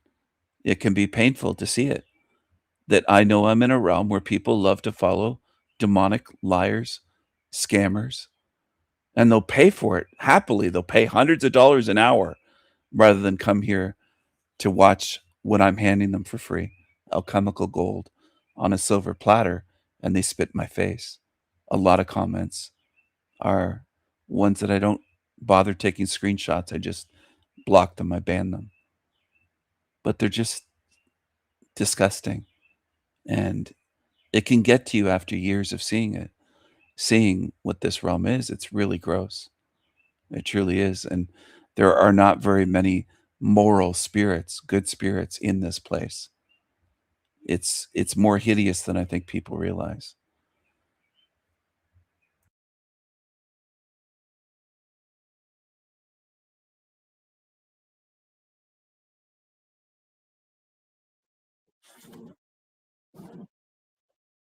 When you talk about the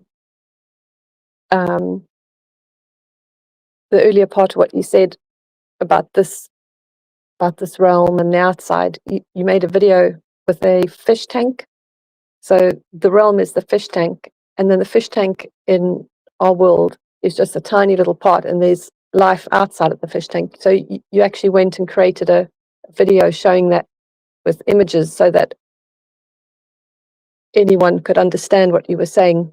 You broke it down very clearly and directly, that if you got rid of the fish tank or closed the fish tank up, there's still, there's the waterfalls, there's deserts, forests, oceans, continents. So that you've gone above and beyond with trying to explain things down in a way that's visual and that you can sense it and grasp it. And just all the comments that you keep getting, I think most would have given up a long, long time ago. And it's good you switch the comments off just to reduce the flow of all that vitriol and that coming towards you. And I don't know what else I was going to say. I was just listening, and they don't have a conscience. And does that indicate that they are psychopathic then?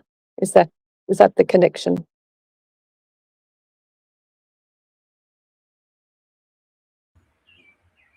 I think so. I think they're psychopathic, pretending to be truthers. And I think they are a different species of spirits entirely from what I am. Like, just the difference between them, their spirit and mine would be the difference between maybe a leech and a raven. Or if it were even in the same ocean, an electric eel or something like that, or maybe an ugly looking fish and a beautiful whale. We're not the same spiritually. Our spirit, the spirit of these creatures that we're talking about with no conscience, they have no care for what happens to all of humanity, including every child in this realm. They just want to go out of here and have pleasure and fun and bliss. They're extremely selfish and uncaring. When you were talking about the aquarium, it made me think of this, Wendy. I know what video you're speaking about, where I showed the aquariums and the fish. There's 250,000 lakes just in Ontario. Wow. In the province where I grew up. Not just the Great Lakes. The Great Lakes are massive, biggest freshwater lakes on earth. But then there's 250,000 lakes. So what I'm getting at is somebody's little fish in a fish tank would never know if they were in Ontario or nearby. Let's say they were in Michigan. They wouldn't know that right outside their window, just miles away, there's 250,000 lakes that they could be in if they were a freshwater fish rather than in that little tiny glass aquarium that might be sitting on someone's shelf in their bedroom or living room. There's way more out there, not just for fish, but for us. And it's been hidden and kept from us, which is a spiritual crime, to have children taught that this is all there is, that this is it. You better worship Mother Earth and take care of Mother Earth because this is all there is. And this place is worse than a prison. That's reality. I hate when YouTubers call it a prison because it's way worse and it's not a prison. I've explained many times guards in prisons aren't paid to convince the prisoners that it isn't a prison. They're just paid to guard them and keep them there. But inmates in prisons know they're in prison. This place is different from a prison. People don't know where they are. They don't know what this place is. A lot walking around in this place don't even know about a spirit or afterlife or out-of-body experiences or near-death experiences. They look into nothing. They look into nothing. They question nothing. They're blindfolded and brainwashed, and their heads are full of lies. That's what they're walking around as. 9 Lives said, "What do you think happened to us? How did we end up here?" Well, those are good questions. And I could speculate, but I don't have concrete proof of what happened to us, as you put it, how we ended up here. Could have been kidnapped, could have been tricked. There's many possibilities. There's dozens. I could speak for hours on that topic. But what matters more is figuring out where you are and how to leave. See, what you should do, 9 Lives, I'm not being harsh with you, but it would be better if you reversed it and said, how do I get out? What do I have to do to leave, regardless of how I got here? You might not know how you got in here until you get out. Then you might find out and remember and get your memory back of what happened, how you ended up here. You should put your focus into something that will bear fruit. I know this is, and no offense, but this is difficult for humans. They usually focus on what won't help them rather than what will help them. If I were you, and I'm not you, but if I were you, I'd focus on what's going to help my spirit get out and get freedom. Because you might live to be 100 years old and never figure out how you ended up here. And you might focus on that, spend a lot of your thought, time, energy on that, and never get an answer. And your body dies. Then what are you going to do? You wasted time on that then, didn't you? And energy on something you couldn't answer rather than working on something you could do. Make yourself stronger.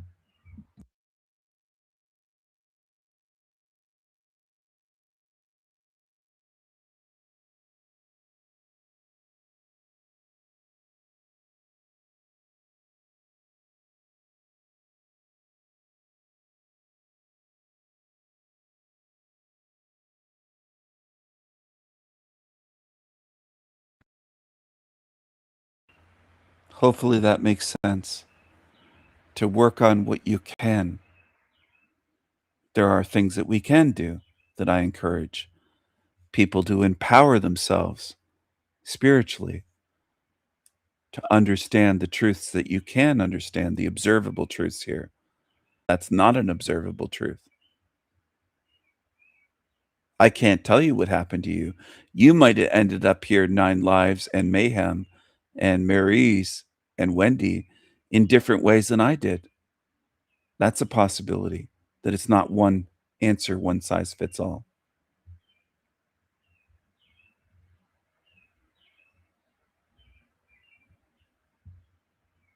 I don't know if Mayhem is far behind, but they seem to be, because I'm not understanding. I got to say, I'm not understanding what you're saying, Mayhem. Saturn worshiping Mother. We stopped talking about Saturn quite a while ago. It's one step from the jungle to the zoo. I don't know what you mean. Do you know what she means, Wendy? No, it's a bit cryptic for me. It looks like a crossword clue, you know. I'm a bit stumped. Sorry. Yeah, me too. She might be 15 or 20 minutes behind. You should refresh your browser, Mayhem. I'm not sure what's going on with either your internet connection. Maybe you are up to speed and you're just talking about stuff that we've passed over long ago, but not talking about Saturn at the moment. There are people like Tony Sayers that repeat after David Icke the Saturn moon matrix. They love to bring that up. Where's the proof that it is a Saturn moon matrix? They're just accepting what David Icke says and repeating it like Tony Sayers, like a mindless parrot. And then Matt McKinley says Saturn moon matrix. You notice the only time you hear me talking about it is when I'm talking about them. I don't call it that because I don't have evidence for that.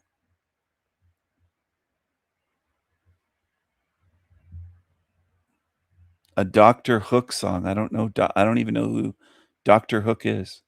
No idea. Trapped in a zoo here. Are they famous? Are they a Hollywood rapper or something?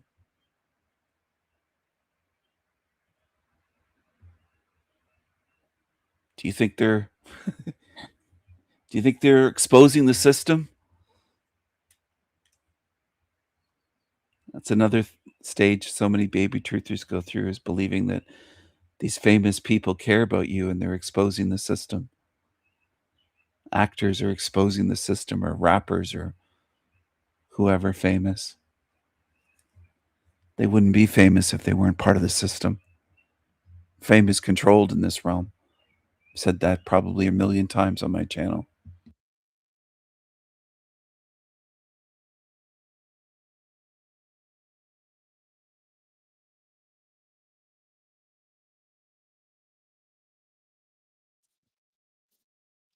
Stephen, what is the significance of the Druids in Ireland?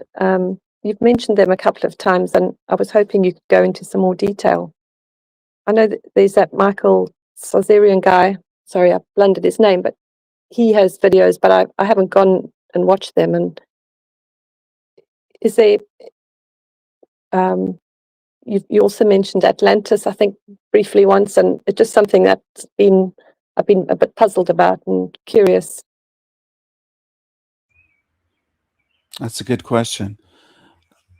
It's funny when I say that's a good question, it makes me think of the demons on YouTube that always say I never answer questions or people can't ask me a question. And it's so false what they say about me. But Atlantis, I don't know if it ever existed. Obviously, it's a legend of Atlantis. It might have just been a myth. It might have been an actual place. But there is a theory, Michael Tessarian goes into it, where the origins of the Western world are from Atlantis. Atlanteans landed on Ireland. And there are various names for Ireland. But that Ireland was the first place they encountered when they were fleeing, sinking Atlantis.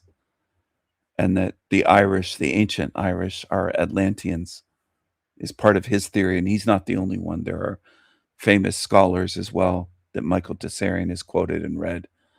So it's kind of an interesting theory. As for the Druids, they are said to be the keepers of knowledge, and they were more natural based. They were seen as witches by Christians because they would practice natural medicine with herbs and with chanting and healing in those ways, but also preserve knowledge throughout the Dark Ages. They were said to have been responsible for preserving a lot of European knowledge and saving it from oblivion, in a sense, like archiving it, preserving. And they were wiped out essentially by Christianity, by Christians, and I think by Romans as well, Romans and then Christians. And eventually just all of the original Druids were just massacred. And in this realm, when people get wiped out, it's usually because they're good beings, or they have knowledge that the demonic system doesn't want us having or knowing. Similar to the Cathars, I think they were in France. They were a Gnostic group of people that were exterminated by Christianity. And they said, how will we know the good ones? And the saying goes that they were wiped out because they were a threat to Christianity. And they said, how will we know the good ones from the Gnostics? Or they said, like the saying goes, I don't know if this is accurate or not, but the Pope supposedly said, or allegedly said, kill them all. Just let God sort them out. He'll know which ones are of us. Get rid of all of them. And they did wipe them all out. Many thousands of them at one time were all just exterminated in brutal ways. And they were Gnostics. They had a Gnostic view of Jesus and Christianity. And I think the Gnostic view is, if Jesus was a real being, was probably closer to the truth. But I'm not a Gnostic, and I've outlined those reasons for people that might be new here. I don't believe in a good creator that abandoned us, because if it abandoned us to neglect us and leave us in a realm filled with evil as God's, quote, children, then it's not a good God. So the Gnostic stuff falls apart right there for me. There can't be a good God or creator that, quote, abandoned us, as the Gnostics were said to have believed. Because abandonment and neglect are abuse and not good. Children die when they're neglected, human children. So it couldn't be a good God by definition if it abandoned us and left us as his or her children. So I have great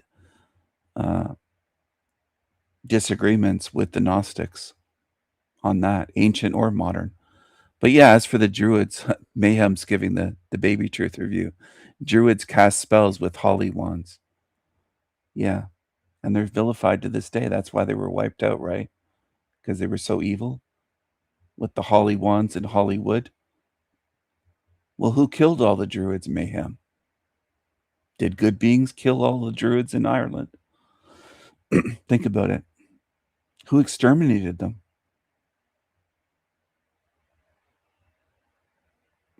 Something to ponder. Who does Hellrealm tend to wipe out entirely when they can? Does it wipe out evil, or does it wipe out good? It wipes out the good. Thank you for answering my question. And then it makes sense why there's so much vitriol said about them, that they were evil and they were eating babies and all sorts of things. Because the other sort of stories told were that the Vikings were just raping and pillaging and just basically thugs on boats. That's the story told about them, when it would be the opposite. They were the adventurers and explorers and builders rather than dangerous thugs and things. Yes, well, that's why I say I'm a colonizer. I'm an evil white man. I'm an evil white man, Wendy. I'm from a long line of explorers, right? The Tiggas were not building ships and exploring the world and building civilization anywhere. I laugh at some white people in my family that would say, well, they didn't have wood, or they didn't have trees, or they didn't have access. They have beaches. Look at Liberia. It's right on the ocean. There's a beach there with tin shacks, just shantytown slums. Where are their ships? Where are their great ships? They didn't build any. And people don't want to admit that because it's hard for people to accept that we're different. White men explored the world, mapped the world, explored the world, mapped the world, built the world. We did everything. I remember years ago, there was a white man attacked on a video. I think he was going to school somewhere in the States. I think it might have been in New York City, New York University, somewhere like that, which is a liberal hotbed. And he was walking home, and he'd been out maybe to the bar on campus or somewhere. And he was walking back to his dorm room or whatever. And he was kind of drunk. He wasn't totally fall down drunk, but he'd had some drinks. And some of these darkies were harassing him. And he said, we built everything. White men, we built the world. We built the modern world. And it was kind of a video that went viral years ago. And it comes to mind. Well, it's true. He was attacked and called a racist and everything. But what he said was true, completely true. Who explored the world? Who mapped the world? Who built modern civilization? Every great invention that you could name that we use that helps benefit us, makes our lives easier, safer, better, makes hell realm more tolerable to live in, is by white men. Whether it's British inventors or Germans, it's the genius of white men that have done almost everything here to make this place even livable at all. Or it would be even not just even worse, way worse. The brutality of nature when it was wild and we didn't have what we have today, it would have been horrific. You would have seen, as women, your babies carried away by animals and eaten in the middle of the night. That's what happened. That's where a lot of nightmares come from. Not all nightmares, but nightmares that some children have of monsters and wolves and great big beasts.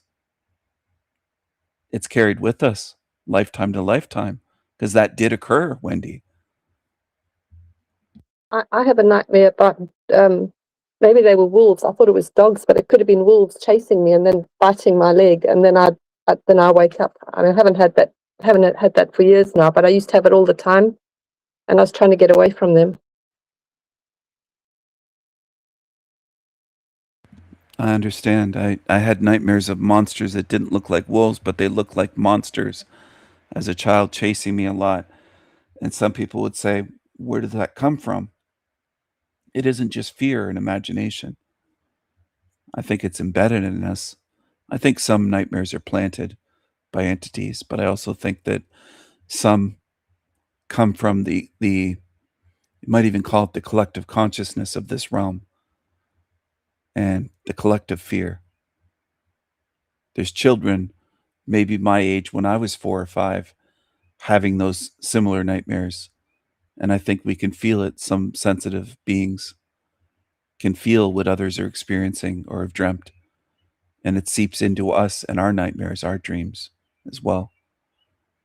And I also believe the opposite, that if you immerse yourself in genius, in studying, listening to great music, classical music, studying great writers, great thinkers, great geniuses, some of their genius can seep in as well.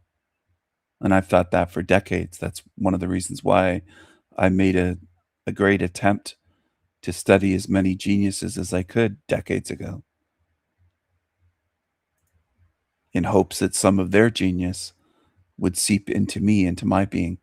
Mayhem said, do you think the Romans wrote the Bible? You know what my answer would be? What does it matter?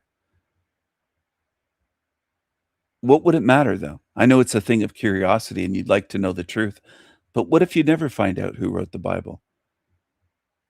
The Bible is one of the great control mechanisms of this realm, similar to time. And I notice a lot of baby truthers run back to it. And you can. I'm not saying you will, Mayhem. Maybe you will. I don't know.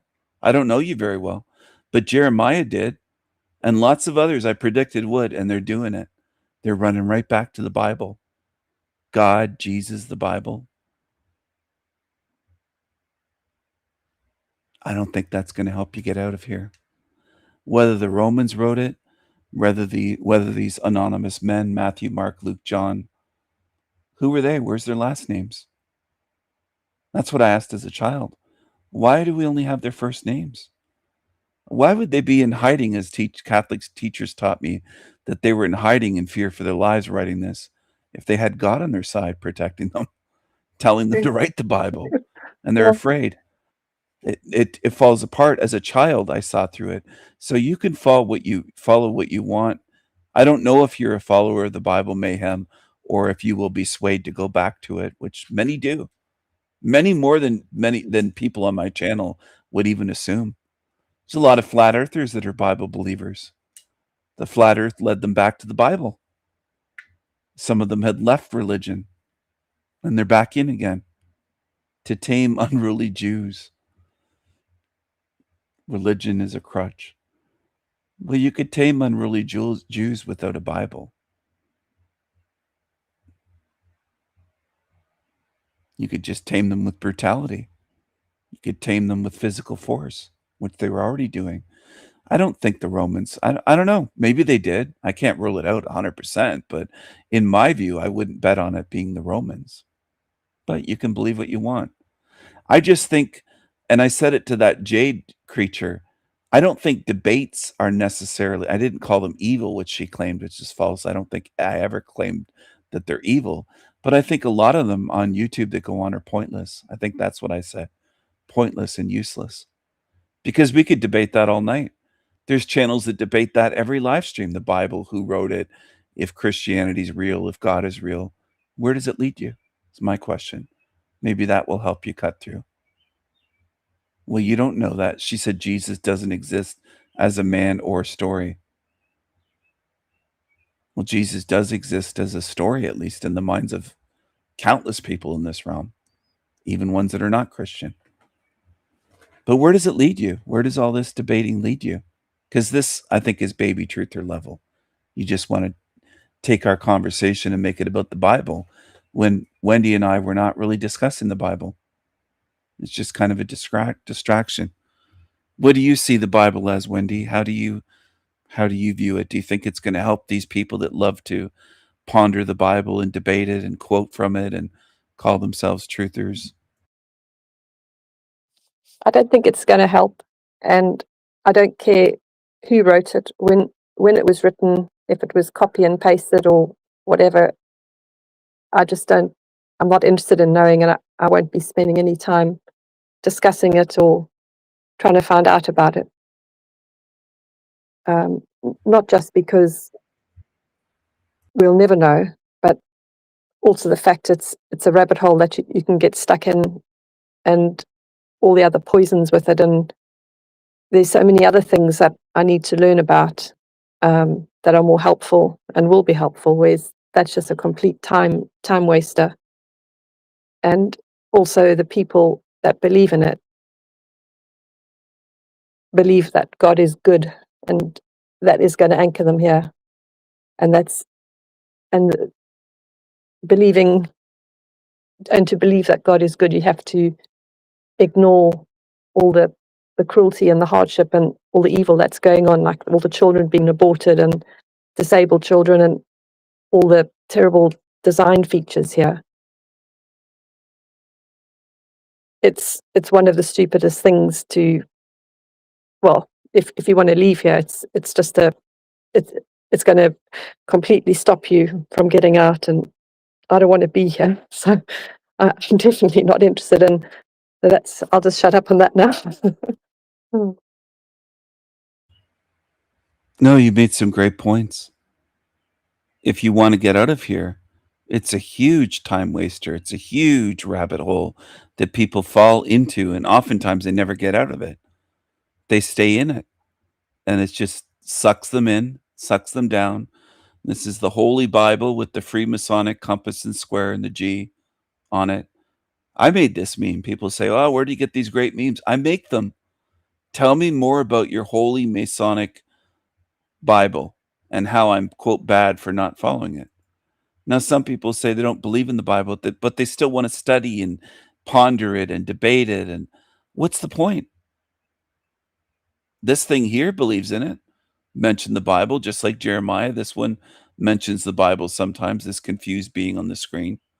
I didn't mean to put it up earlier. I was just trying to bring up the image of this confused creature that believes in God, believes in the Bible, believes in the Quran, all this shit. I want to ask people that want to debate it, how does it help you? I'd love to know how it helps you. And for the ones that even don't necessarily, well, for the ones that do believe it, or maybe not necessarily, or tempted to believe it or whatever, why is the Bible so cryptic? If God is so intelligent and God is so good, why is God and Jesus so goddamn cryptic that the average being on earth can't even come close to understanding the Bible if it isn't meant to be read literally, and it's kind of a cryptic code? Why would God do that? Why wouldn't God speak in a very crystal clear, understandable way at a simple level that everyone could understand? That's true.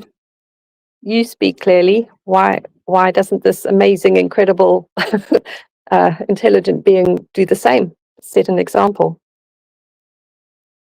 why should there be debates and arguments about this and that? It should be so clear and explaining more than it does.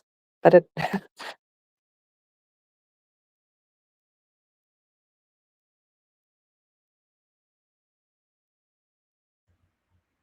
Yes, I agree. And they'll say, well, God is so much more intelligent than us. We can't understand God. All these lame excuses from Talcott type creatures and others that are, oh, God's so much bigger than you, Stephen. God's so much smarter than you. They'll try to gaslight that way. Prove it then. That's not narcissistic of me. It's an honest challenge to their God. Prove it. Prove it. You couldn't with your books, your religious texts, holy books, whatever you want to call them. I don't care what people label them. You can call the Bible holy. You can call it a religious text, guideline. Why is it so cryptic?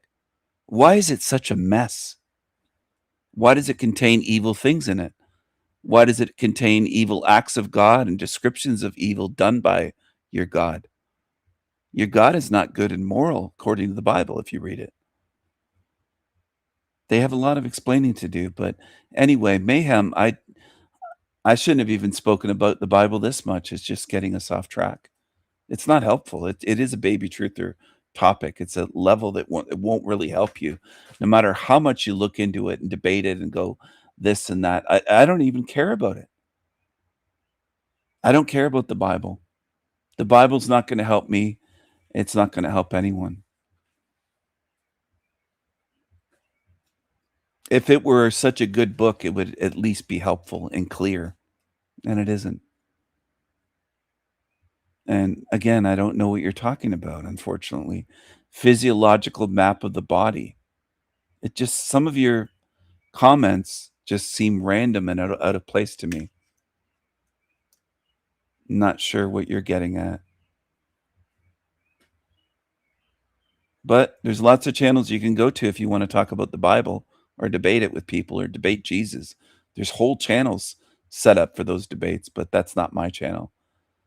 And at risk of sounding egotistical, which some will say, so be it.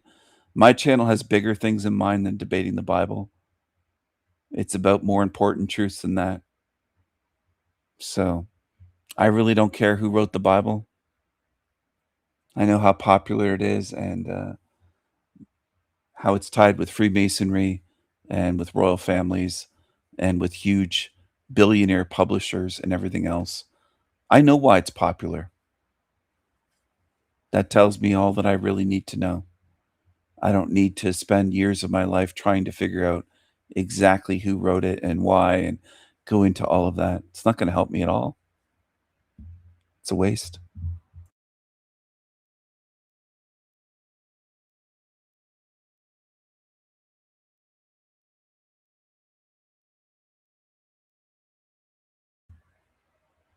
I do notice something though. I don't remember a time, Mayhem, when you've asked me questions about things that my channel that I do talk about. It's usually about stuff that I'm really not interested in. You usually ask questions about topics that are more of the Baby Truth or other channels on YouTube, not my channel. I'm not calling you Nolan, but Nolan does that. He doesn't want to talk about anything that I actually cover on my channel out of all the topics. He wants to talk about other shit. And Regina used to do that as well.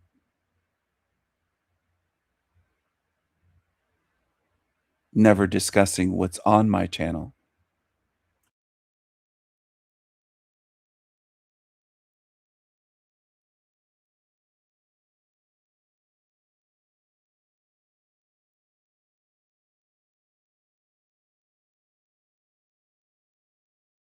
Oh, you made a clip from yesterday's live stream, which was really great. And I'm glad you made that because as I was listening, I was thinking, oh, this is really good. And then this morning I woke up and I saw you'd clipped it. So thank you for doing that.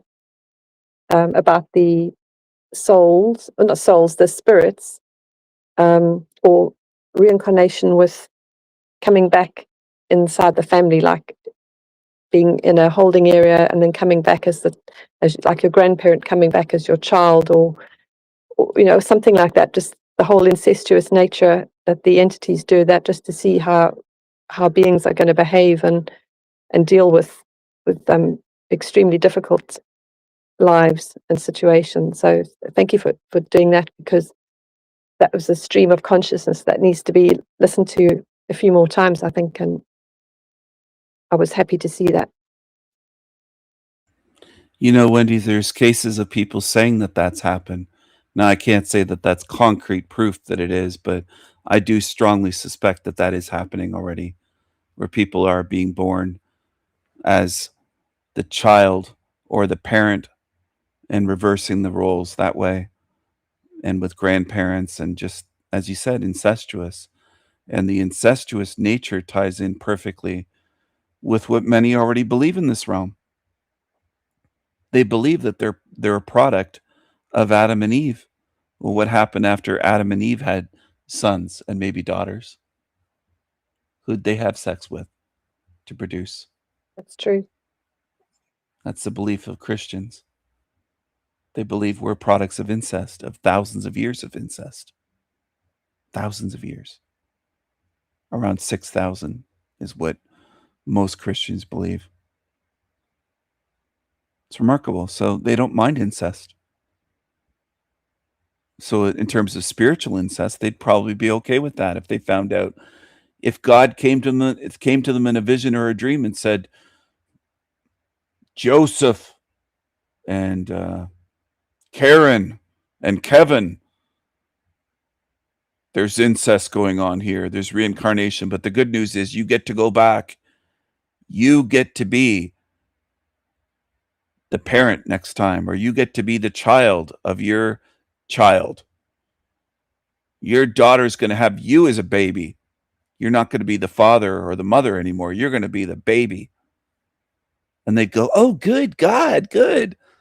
They'd accept it.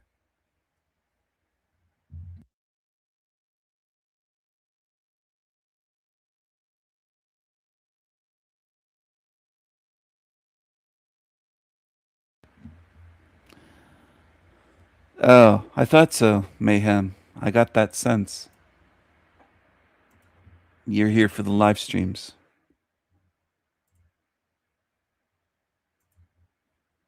Mayhem said, I've watched a few. I asked, do you watch my Esoterica series?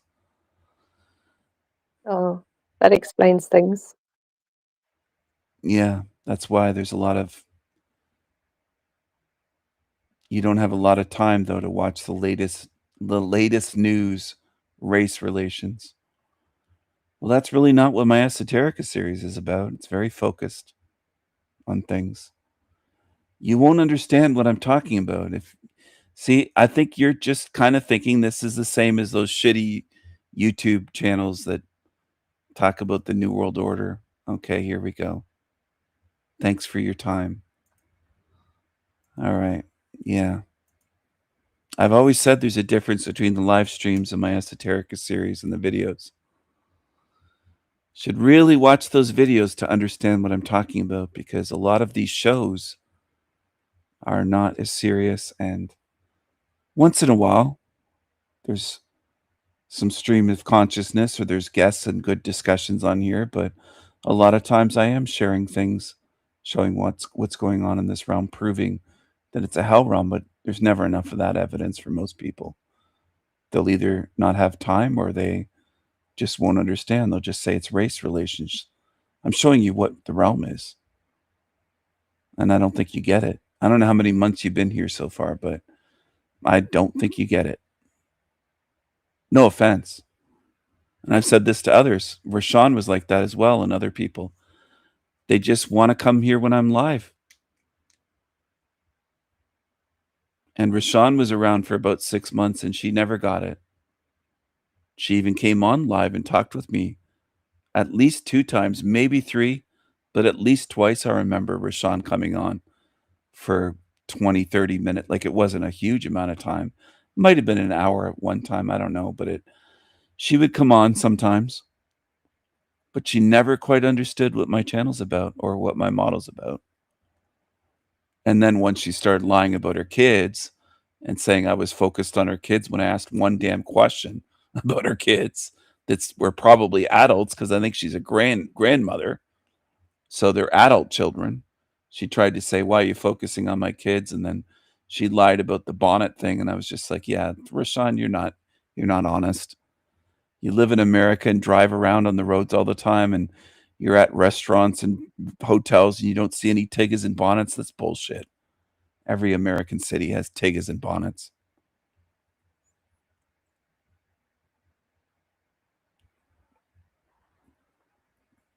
You take it seriously, not a show, she said. I just don't think you understand what my channel's about. I'm not sure how many months you've been here, Mayhem, but again, no offense. A lot of your questions and comments are just out there. What are your thoughts, Wendy? Do you remember Rashawn being here and she said she doesn't see tiggas and bonnets when she's out driving across America and sometimes driving for thousands of miles? I missed that when she was a guest, but there are bonnets on the tigs when they come to our town, because I live in a tiny town that's mostly white. We have got the sand dwellers with their kebab shops, and obviously it's got a mixture, but I've seen a number of bonnets. So if it's happening in rural England, then it'll be infested in America. So must have some sort of filter on that blocks out the bonnets.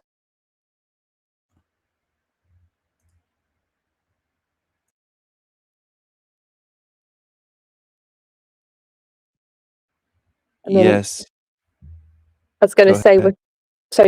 with your esoterica, and a suggested method is to watch one a day or two a day, because some of your esoterica were only like 12 to 15 minutes, so you could easily watch that. And those particular ones you need to watch a couple of times. So if you watch it 3 times, it's only half an hour, and then other ones can be watched one a day and work your way slowly through it. I mean, that's quite a logical thing to do, and you can't just come to lives because it's kind of pointless. You have to know what the message is. This is like an extra level, but it's not the same. It's not the meat and potatoes. It's you're providing evidence and more of seeing what's going on, and a chance for us to participate and see and learn how to spot demons. And they do many things, these lives, as well as the laughter and that sort of thing. But the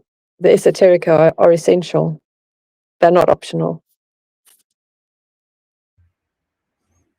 Yes, I think some people have it backwards, and this has happened various times before. With the bonnets, they're wearing bonnets in every major Canadian city. Well, it's your choice whether you sleep or not, Mayhem, or when you watch the esoterica, but there's been many times you've been here for hours during live streams when maybe you should catch up on the esoterica series one at a time or a couple a day or something. If I'm live and you happen to have time, then you should watch the esoterica series, because otherwise you're here not really understanding what we're talking about. The live streams, it's almost like we're a book club and we're discussing the book of the week that we read. And if you haven't read the book, you're lost. You don't know what we're talking about.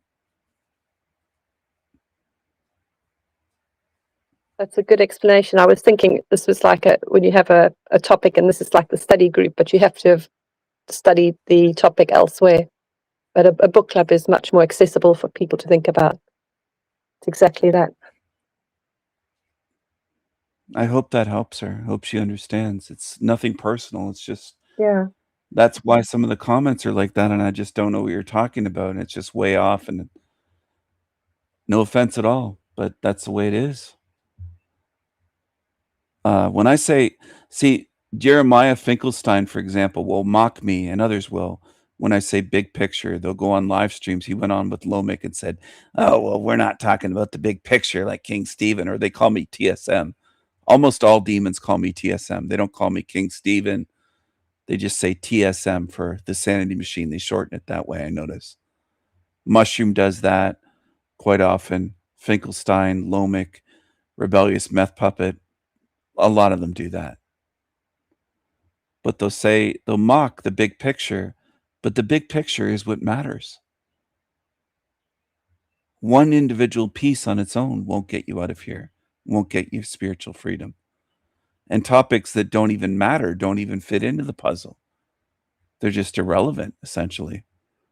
They're of no help. And a lot of beings in this realm get wrapped up in focusing on what doesn't matter.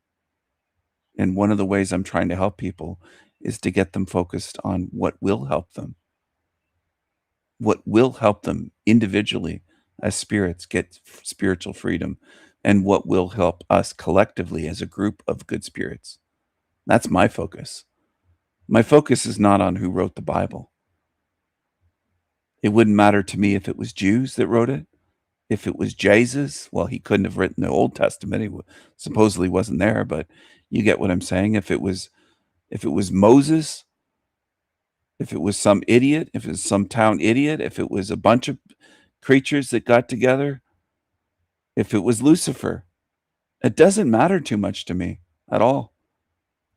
I'm not focused on that.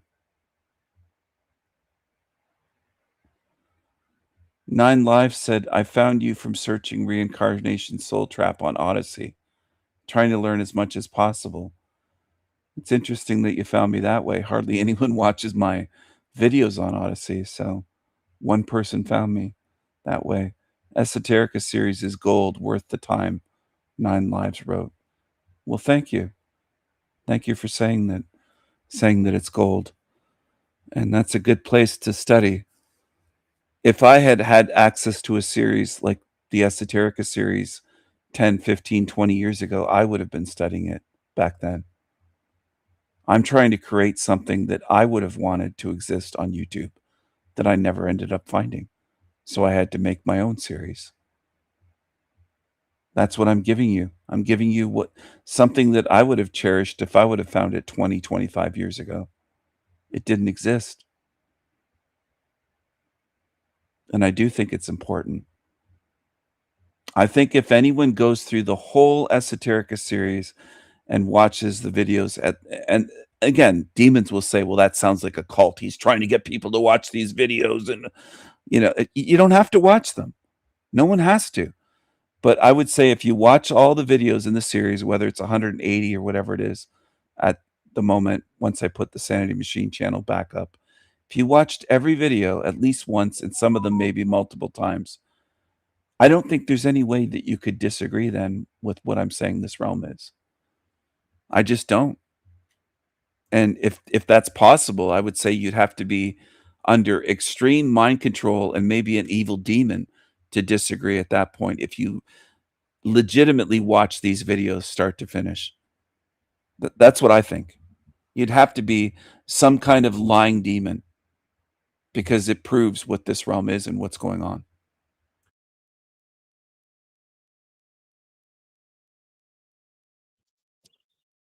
It does prove what this realm is, and I'm glad 9 Lives found your Odyssey and found his or her way over here.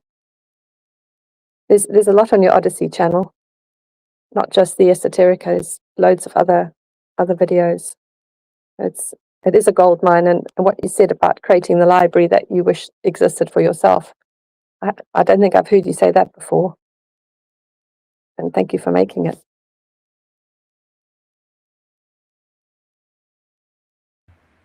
You're welcome, Wendy. I don't know if I've said that before, but that's exactly what I tried to do, was create something like a library of spiritual wisdom, not just knowledge, but spiritual wisdom. I view that as more important than knowledge. I think any idiot can gather information and even knowledge and study things, but to have spiritual wisdom as part of it is necessary for the spirit to be able to understand how to get out of here. And understanding how to get out starts with understanding where you are. And a lot of demons hate that. They'll just say, why does he keep talking about what this place is? Because if you really understand in a deep way where you are, you'll really desire to get out. That's part of it. And part of it is in order to get out of a maze, a labyrinth, you have to first know you're lost in a maze. And most in this realm are in denial about this being a hell realm. It's a maze of mirrors, trickery, deceptions. It's confusing. This is a realm of confusion. It's full of lies, deceptions, psyops, disinformation, confusion, illusions.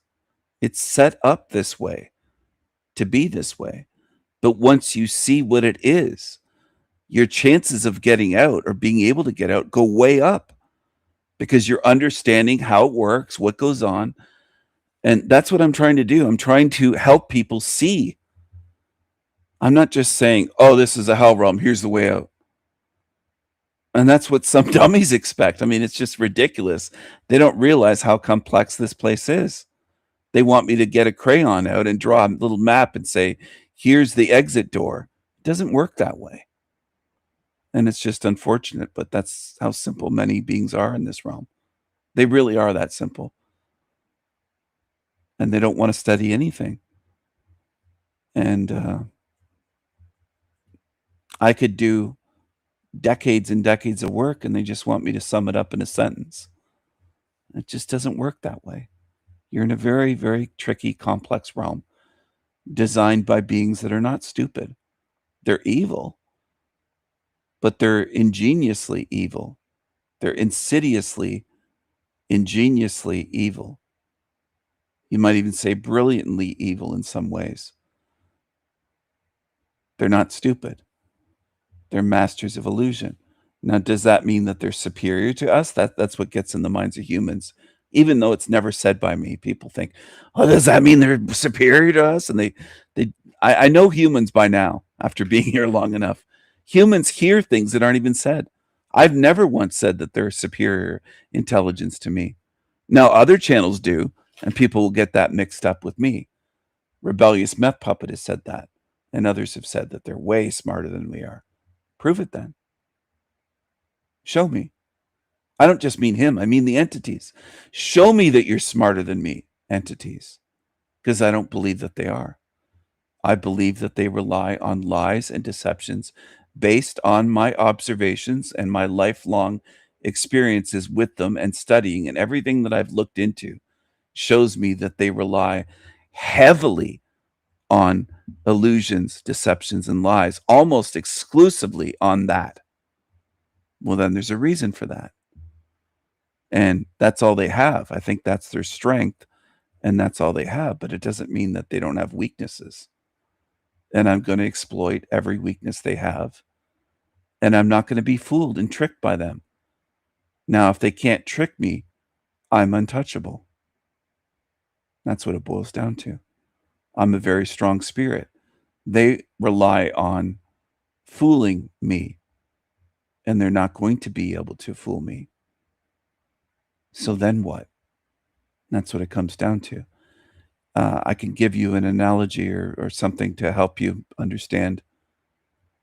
I'm bigger and stronger, obviously, than Mushroom Coyote and some of these other little creatures on YouTube that I've shown over the years. This little thing here. Or this one here, this little one here. There's another one. Take your pick. Doesn't matter which. It's irrelevant, really, to what I'm going to say. They're small. They're weak. One pretends to be a man. It isn't a man. The other one's not a man either, this one.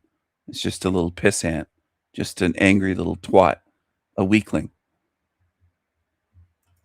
Now, if it were a battle to the death, and they tried to trick me, and their little trick didn't work, let's say, and then we're put into a room together or some kind of ring, cage, arena, battle to the death, what do you think is going to happen when their attempt to trick me, psychologically trick me, fails, and it's just strength versus their fragility and weakness? What do you think would happen to this thing on the screen versus me when they're somewhere around 110, 120 pounds, and I think 100 of that might be their schnoz?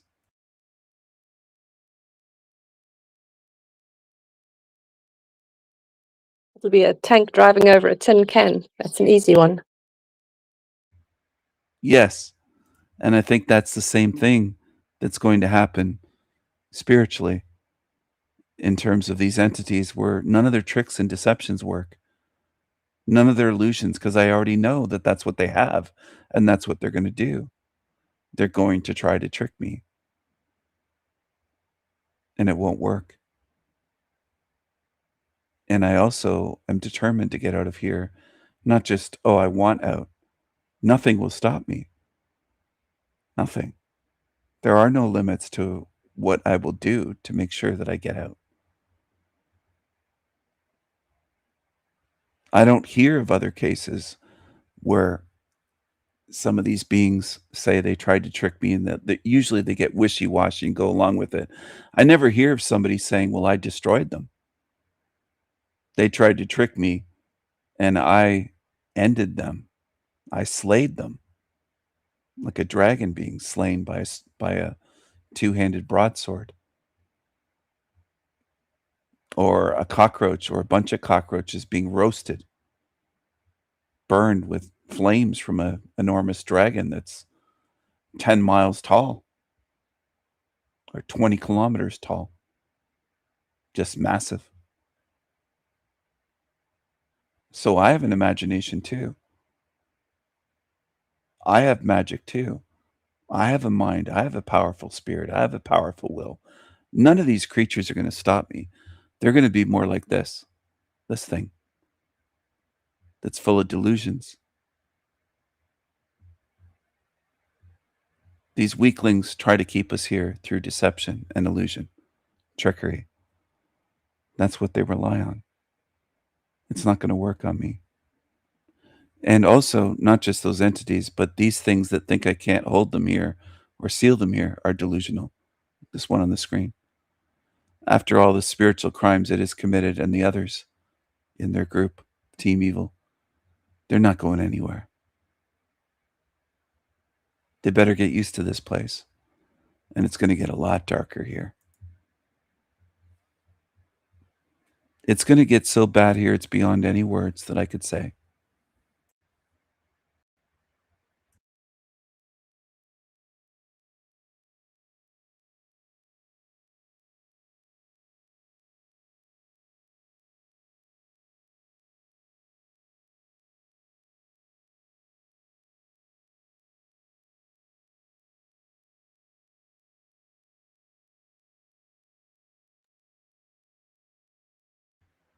I can put it another way. It's like taking hippos and instead of chaining them, just tying them with something that's a small little thin rope that you could, smaller than an old shoelace, that they could just break easily. Once they realize that they're the powerful ones, they can break free.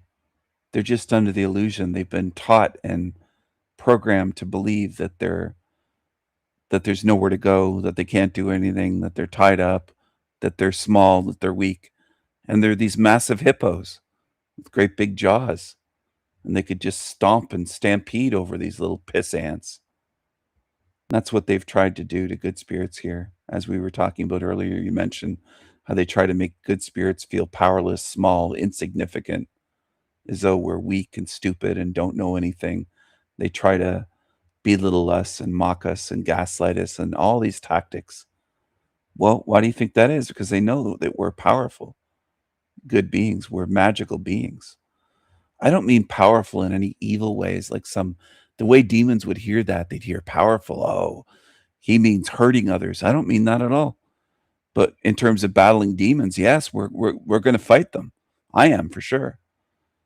So that's the way it is.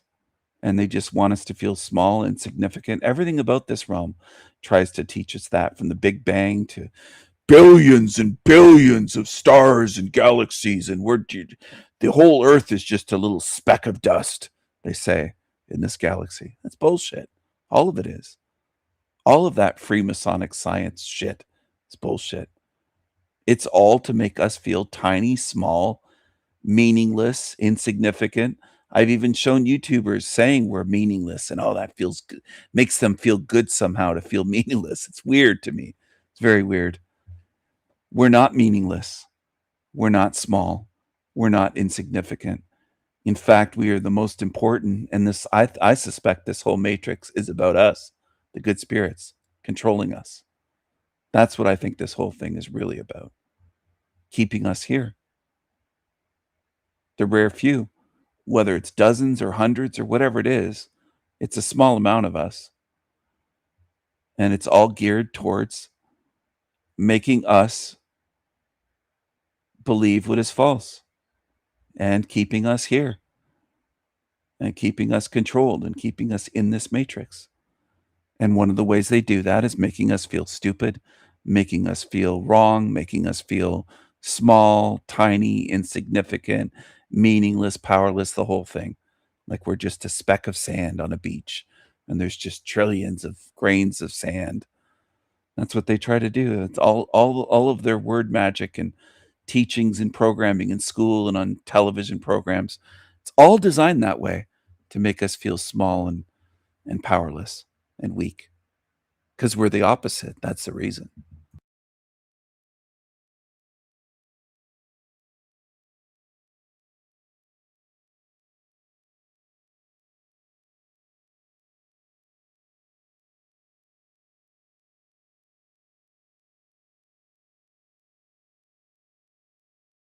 Even our human, or these bodies, these meat suits are designed to make us weak and powerless. I mean, especially the female body, like, 5 times weaker than men, just to make good spirits feel embarrassed and ashamed, all the having to go to the bathroom and all those embarrassing things.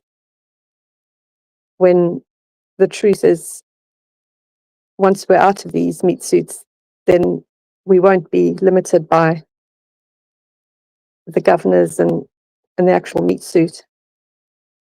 I'm going to be pondering over what you just said. It was really powerful, and it's about 4 hours 40, I think.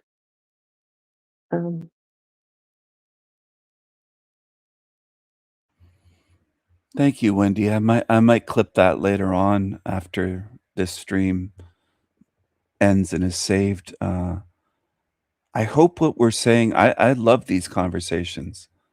I really do. I want to say that. I love having Wendy on as a guest, and I love these conversations. And I hope the audience, whether they're tuned in at the moment or maybe watching later on the replay of the live stream, I hope they really ponder these things and get something out of it. And that's what I mean by saying it isn't just entertainment. It is something to really think about. Think about why all of these shows like Carl Sagan and Neil deGrasse Tyson, all these assholes, these Freemasons, these controlled fake scientists on television and ones in textbooks and everywhere else have tried to make you feel so tiny and say that Earth is just random, came from a big bang, because it ties in with them saying you're just random. They want people on Earth to believe that we don't mean anything, that we're not important, that we're not meaningful, that we don't have spirits, we're just a random accident, we're just meat suits, we just evolved from these ape-like creatures, there was a big bang. It's all laughable, but it's all programming to diminish, to belittle. It's aimed, it has a design to it. It has an aim to it to make us feel insignificant, powerless, weak, meaningless. And it's the opposite of what we are. They invert everything, these evil, demonic entities. They invert everything. Good and evil, they invert that. They invert everything. They'll call fire water if they could. They'll invert every single thing they can. So the reason they're trying to make us feel small and meaningless and powerless is because we're the opposite.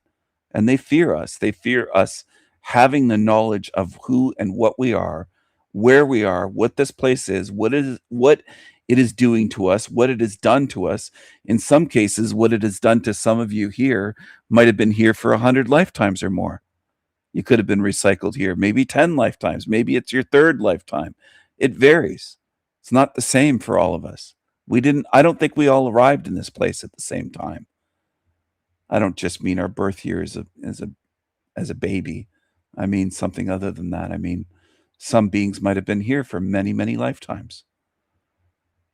But they're trying their best to do that to all good spirits, to make us think that we don't have a chance, to defeat us psychologically. Similar to in sports, if you could make your opponent believe there's no chance you could win, and you get in their head before a boxing match, and they go into the ring thinking they're going to lose. Well, chances are they're going to lose because they're under that programming. They're under mind control, thinking that they can't win. They've defeated themselves in a sense. They've let the enemy get to them. And I'm telling people, don't let them get to you. Start empowering your spirit, seeing yourself as a powerful, eternal, magical spirit. I don't just say those words. I don't just sing those words in some of my songs. I mean those words. Those are meaningful words. That's something that I'm trying to show beings here that are good beings. I want people to understand that isn't just words or lyrics. It isn't just symbolic. I mean it in a real, authentic way. That's what we are. That's one of the secrets of what they're trying to keep from us. So when people think of the mysteries of this place, one of the mysteries that you should realize is you're the opposite of what they taught you. We are the opposite. And they want to humiliate us and have us go through embarrassing situations and humiliation and all of that here for their entertainment, because they are sick, psycho beings. They're evil beings. Only evil would do that and treat other beings the way that they treat us. But they will pay for what they've done. And all of the trauma that we've endured here can be erased, so that once it's mission accomplished and Hell Realm is sealed, hidden, cloaked, locked up, and these entities here are forgotten like they never existed, we can wipe this out and move forward then. But I can't leave here and move forward knowing children are being abused, tortured, starved, everything going on that I've shown on my channel that happens in this Hell Realm. All of the evil, the diseases, the suffering, the deformities, handicap, you name it, the whole fucking kit and caboodle of evil that happens here. It's all evil. This place is evil. It's designed for maximum suffering. And it's designed to leech off of us, not just so-called loosh, but leech our ideas, everything it can get from us. It tries to leech ideas, dreams, creativity, everything, love. It tries to take and steal all of it. This place is more evil, I think, than almost anyone in this world can fathom. That's how bad it is. It's so bad that it should never have existed. And once that becomes clear to people, they'll realize, oh, we have to get out and we have to end this. It's the right thing to do. We can't just do what Tony Sayers and Wayne Bush and that other Elvira woman say, that they're talking about all the pleasures and stuff, and they're not even talking about doing anything to stop the fucking evil demons that have created this matrix and are running this. To me, it's just incredible, but that's the way so many are in this realm. They just don't care. They have no care. They're completely selfish. All they want to be is sovereign, get out, selfishly enjoy pleasure as a hedonistic being. That's all they want to do. And I can't do that. I know I can get out. I know I can get out of here. I know I'm getting out. But I can't just leave. I can't walk away from this. You think I can walk away from knowing that even children that I know that are part of my girlfriend's family would be left here, abandon them? It's impossible. I'd never do that. I'd fight to the fucking death to stop this place, to make sure that they don't go through the horrific things that happen in this Hell Realm and get recycled again and again and again and again for lifetimes. All these good beings that I've met in my life that might not know and might not be able to understand what this is. It's not just that they don't know. They might never be able to understand, even if I wrote a book, if I showed them videos, they just might never be able to understand what this is.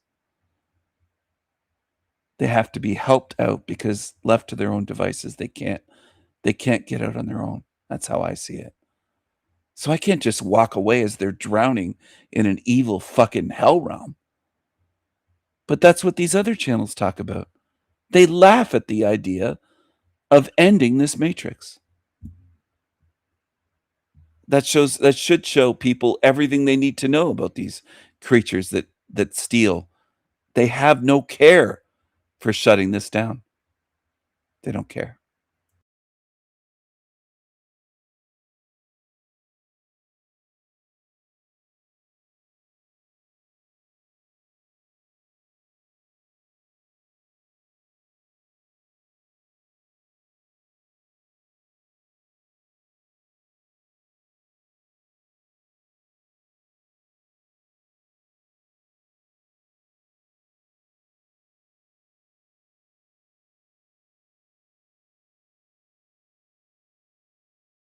That was extremely powerful what you said, Stephen. And I do hope you can clip that.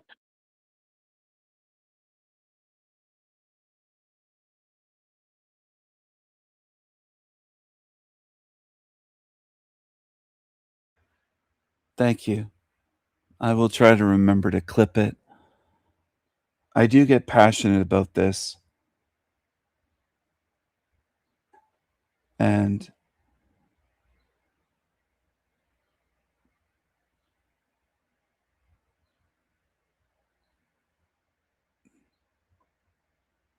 it's difficult seeing and knowing certain things about this place. It's hard to explain at times in words.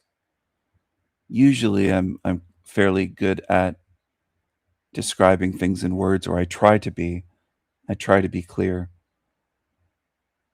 But the way that it weighs on me, and it isn't just feelings, it's a weight on my shoulders, knowing that if I don't try to do this, who is going to? Because I know I have the awareness in this realm to look around and see so few that will ever say that they'll lift a finger to stop this.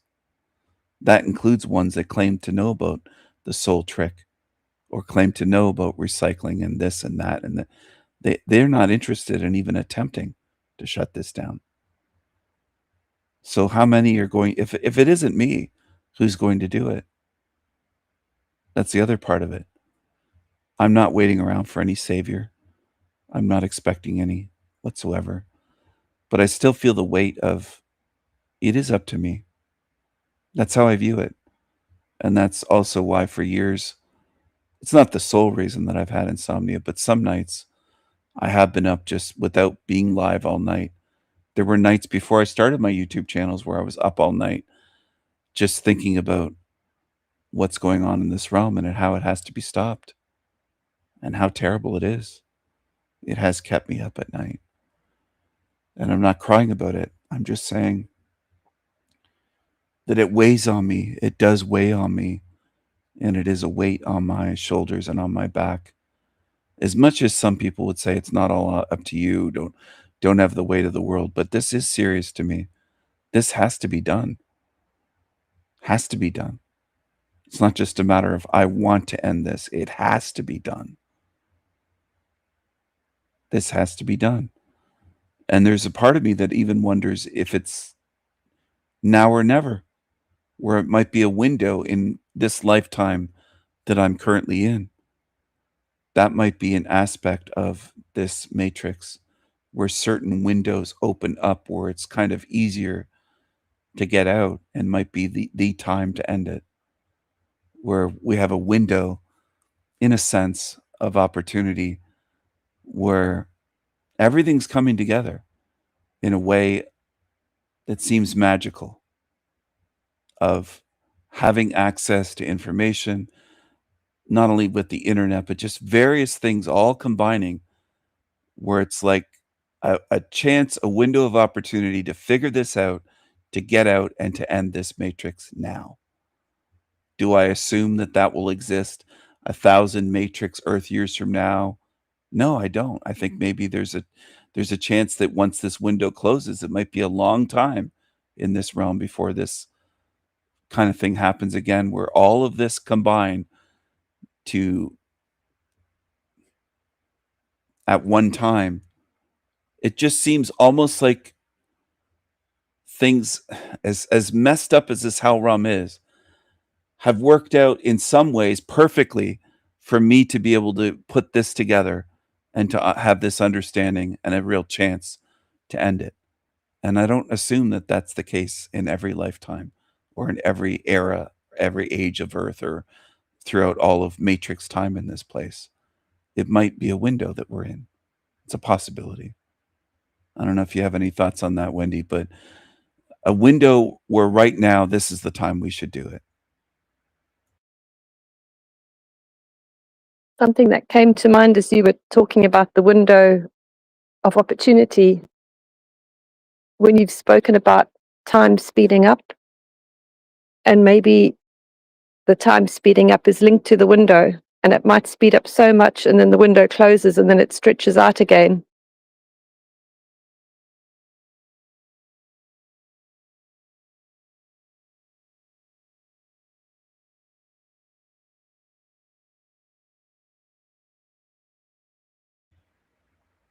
Like, Yes. I was seeing it like in my mind's eye, like the machine is going faster and faster, and almost like the computer processor, I'm using another analogy, it's overheating in a way, so the clock it's going faster, and it'll do something and it'll go back to where it's not easy to get out again. So it's interesting you're picking up on all these, on the timing, and if you're picking up on it, it must be so, because you have an intuition unlike anyone else I've met, and an ability to see things that others cannot see, even with help. I do see the time speeding up and a lot of the glitches of this place. And one of the ways that potentially they could close the window might be to reset the whole realm, or in a sense where the processor that's heating up might overheat completely and melt down that part of the processor or the circuit board and put humanity back into a stone age, in a sense, where they might melt this down and all the tech could be gone, the grid, the electrical grid for that, the internet gone. If they reset the whole realm somehow, that would set humanity back just potentially thousands of years. And not just thousands of years technologically, but spiritually, and with knowledge of this being a matrix and how to get out and what's going on here, and knowledge of good and evil, and just all kinds of knowledge. They could put humanity into a quote dark age, a different kind of dark age with a whole reset of the realm. So they might be speeding up time, heading towards a reset of enormous proportions worldwide. That's a possibility that's been on my mind, that if it isn't done this lifetime, what's the next one going to look like? It might be so different than here. And I've also said about this before, with the possibility that time is fluid. So reincarnation doesn't necessarily mean that if someone passes away in 2030 or 2040, that they're going to be born that year or the next year. They could be born 500 years in the past, 1,000 years in the past, 10,000, or perhaps way ahead in the future, or what they would consider the future, if it's all happening at once in this matrix where we are. In other words, if somebody passed away tonight, some stranger, they could be in a holding area, which would be like the blink of an eye in a timeless astral realm type holding area, waiting room in a sense, spiritually, and then be born 10,000 years in the future into some future wasteland of Earth. It wouldn't necessarily be flying cars and floating cities, but it could be like a desert, like some kind of wasteland where it's just horrendously difficult to survive and get water even and do anything. That's a possibility. So somebody born into that doesn't have a real chance of figuring out what this hell realm is and how to get out.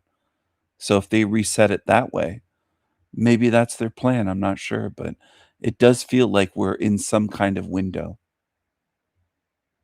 It really feels like my intuition. It not just feels like, but when I say feels, I mean my intuition tells me that we're in a window at this moment and that it is kind of a now or never thing. If it doesn't work this time, who knows how many Matrix years it could be. It could be 10,000, 20,000. I don't know. I don't think anyone knows for sure. But it just seems to be a window.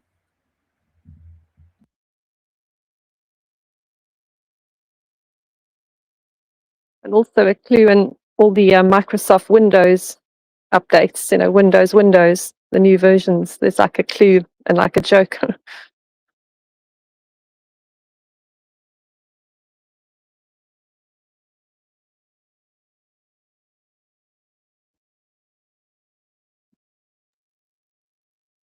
Sorry, I had myself muted. Yes. A joke or mockery. They do that a lot. Mockery is what They I write- should have said, yeah. Yeah, they write that into our reality to laugh at us, to mock us, to put truth in front of us, hidden in plain sight, and say, "Hey, take a look at this." They're not going to figure this out. It's exactly what they do with video games, with operating systems, software, with movies, songs, song lyrics. It's woven into the fabric of this matrix, and a lot of it is just put right in front of us. So the baby truthers in this realm that love to just watch baby truther channels and stay at the surface level complain and say they never tell us the truth. Well, they do show us the truth. It's in plain sight, but it's hidden and it's kind of abstracted in a way. It's a game to these entities. They're showing us, but they're not going to explain it to us. They'll wave it in front of us like teasing a dog. Some people will tease a dog with a ball and they'll hide it under their arm or behind their back. They'll wave it in front and then hide it and they say to the dog, "Where'd the ball go?" Or they'll do that game with the shells and the little ball or the little thing is under one of the shells and they play that shell game and they move their hands really fast and they're actually putting it in their hand. It's not under any of the shells. They're being tricky. But it's mockery. They're saying, "Catch us if you can. It's right here. Look, look." But the baby truther says, "Why don't they just tell us the truth? Why don't they show us?" They never tell us the truth. Well, they do put the truth all kinds of places. On billboards, magazine covers, movies, windows, as you said. That makes perfect sense that they do that. It's what they do. They do that thousands of times. They did it with 9 double hockey sticks, as people know that have looked into that. They had predictive programming for that, and in The Simpsons and in the X-Files show and all kinds of stuff. That was all over the place. And I think even retroactively, they can put it in things after the event because they mess around with things with Mandela effect. So they can add clues that weren't even there before that event that show up now. And looking back, we're like, wow, there's just tons of them, hundreds and hundreds. People, baby truthers just call it predictive programming. But it's more than that. It's mockery and it's them messing around with reality. And yeah, they do. It's under the umbrella also of demon games. The mockery and just the teasing, because it's sadistic teasing. They're keeping us in an evil place. And they're saying, "Get out if you can." And with the windows would be, you have a window right now. We're showing you have a window. And it's sadistic and evil and sick, but they are showing us things. And then these creatures can claim, "Well, we did show them. We showed you. You just didn't see it." And psychopaths do that kind of stuff in this realm. So, of course, the entities running that are not necessarily in this, let's say, hell realm, sewer matrix level that we're at right now, these other entities act the same way as the psychopaths, where they do these demon games and they get real pleasure out of messing around with us this way. Sick pleasure.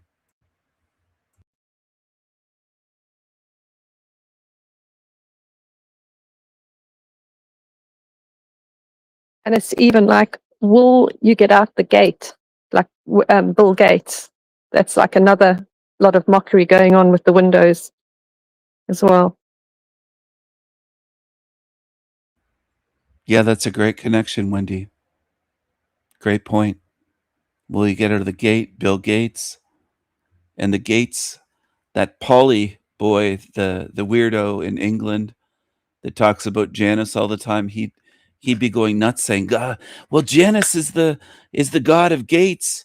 His whole channel is basically about Janus now. He's fixated on one thing. the guy, remember that funny video he made about me? I think he made a couple, but the one where he says, "You cunto." He said, "I'm not evil. That's you, cunto. You're evil."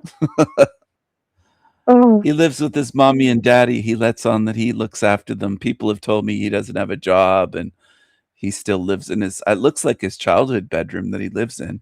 He must be about 40-something years old, I would imagine, by the way he looks. He lives in his little childhood bedroom with his toys and his posters and everything. Nothing has changed probably since he was 12 years old. That's just remarkable. What a man-child. There's so many like that. Just like little Derek, little D, lives with his family in his little bedroom. Never moved out on their own. And they're the big truther leaders that people think that of them. Not here, not people on my channel that are regulars, but on their channels. It's just remarkable.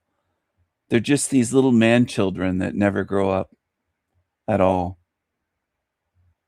And he was upset that I made videos about him showing the hand signs and different things. And his whole fixation, though, is Janus. And, oh, Janus is the god of gateways and doorways and past. And, well, and 11:11, and he'll say, "You got it, 11:11." He treats his audience like they're children. He just, oh, that guy is just so funny to me. He's just such a weird creature. But I would ask anybody that's a big fan of his. There's some people that on his channel that left my channel and they just watch stupid channels like that. I would ask them, if you knew every single thing that anyone on earth could know, if you were an expert beyond experts on Janus or Janus, Janus, whatever way you want to pronounce it. There's various ways of pronouncing it, but he's the two-faced god, sometimes depicted as four faces going in the directions of a compass, north, south, east, west. But usually he's past and present, looking to the future, looking to the past, things like that. But if one were to become an absolute expert on Janus, my question to those people that love his channel is, how will that help you get freedom from this realm? If you knew everything about Janus, more than anyone on earth, I don't think it'd help you a drop on your deathbed. Not a drop. It's another dead end in the labyrinth where you go down and you end up, gazing at something, and you haven't actually left that labyrinth yet.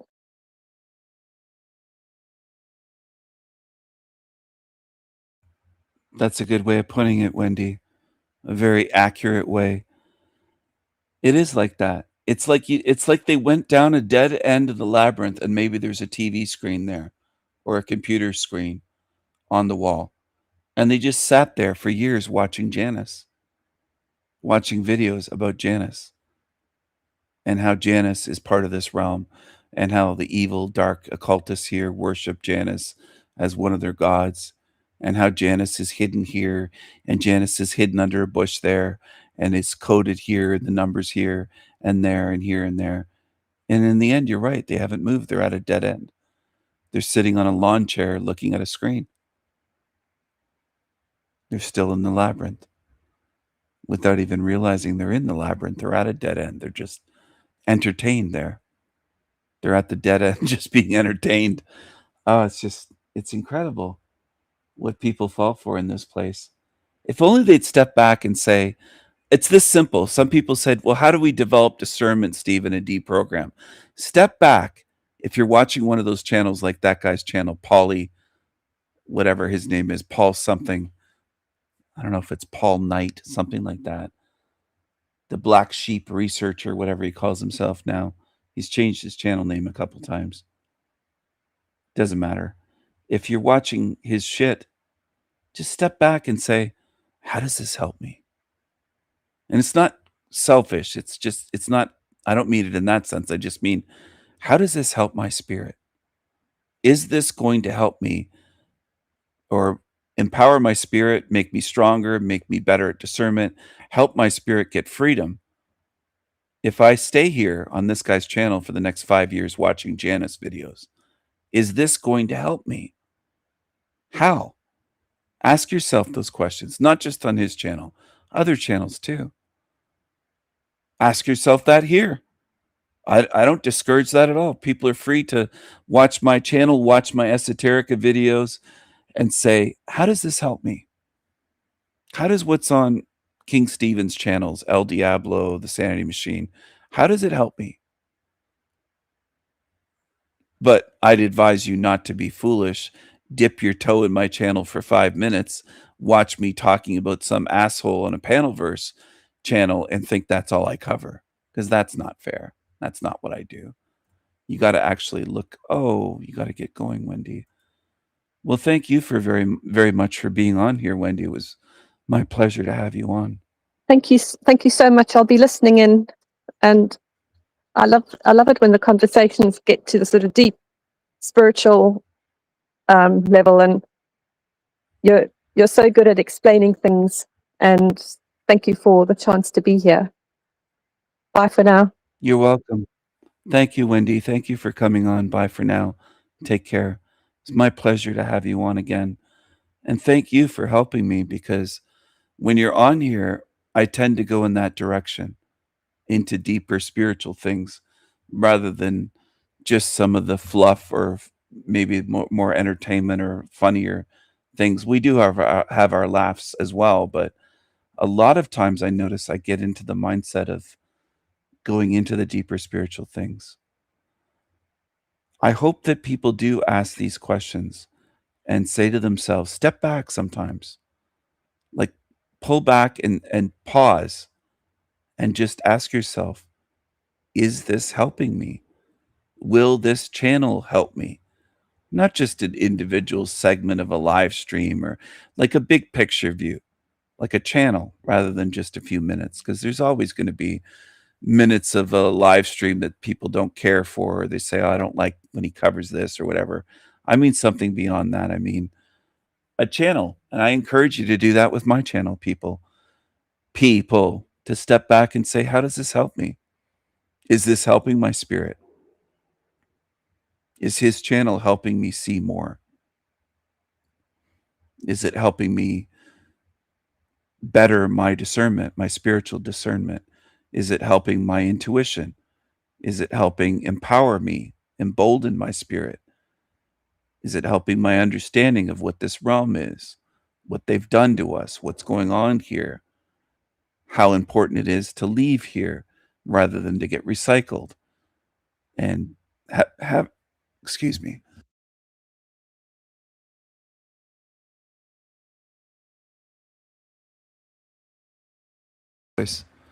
Sorry, I'm losing my voice.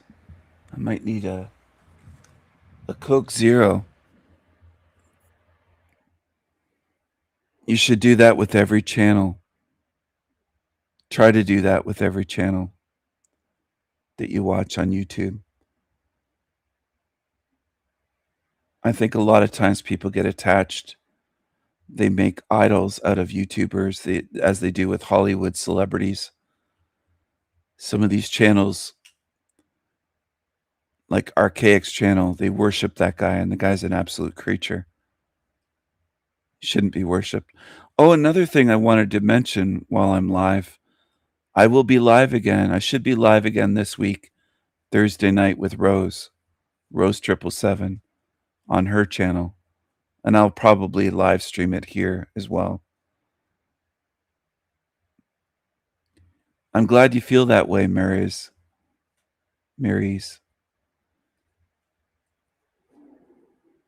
Goosebumps.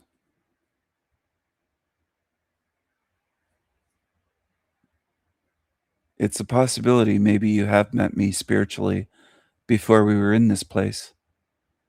It's possible that you knew me before we were here. I'm always open to that possibility.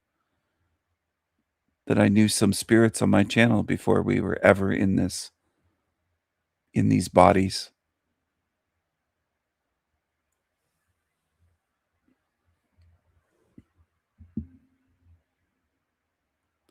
I notice a lot of truthers are very addicted to their bodies. They're very attached to their bodies. They seem to treat everything like it's physical, and they don't even consider or focus on the spiritual, the spirit.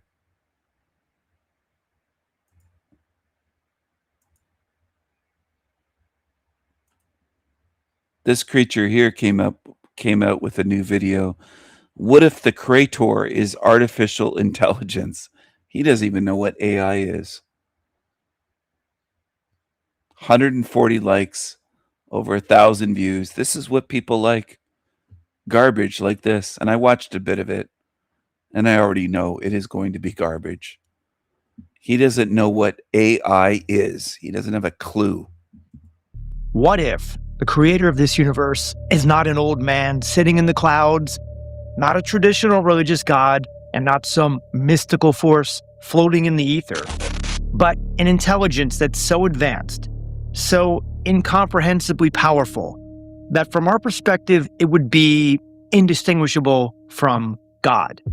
And what if that intelligence is artificial? Now, before anyone lights the comment section on fire, please don't. I'm not saying this is true.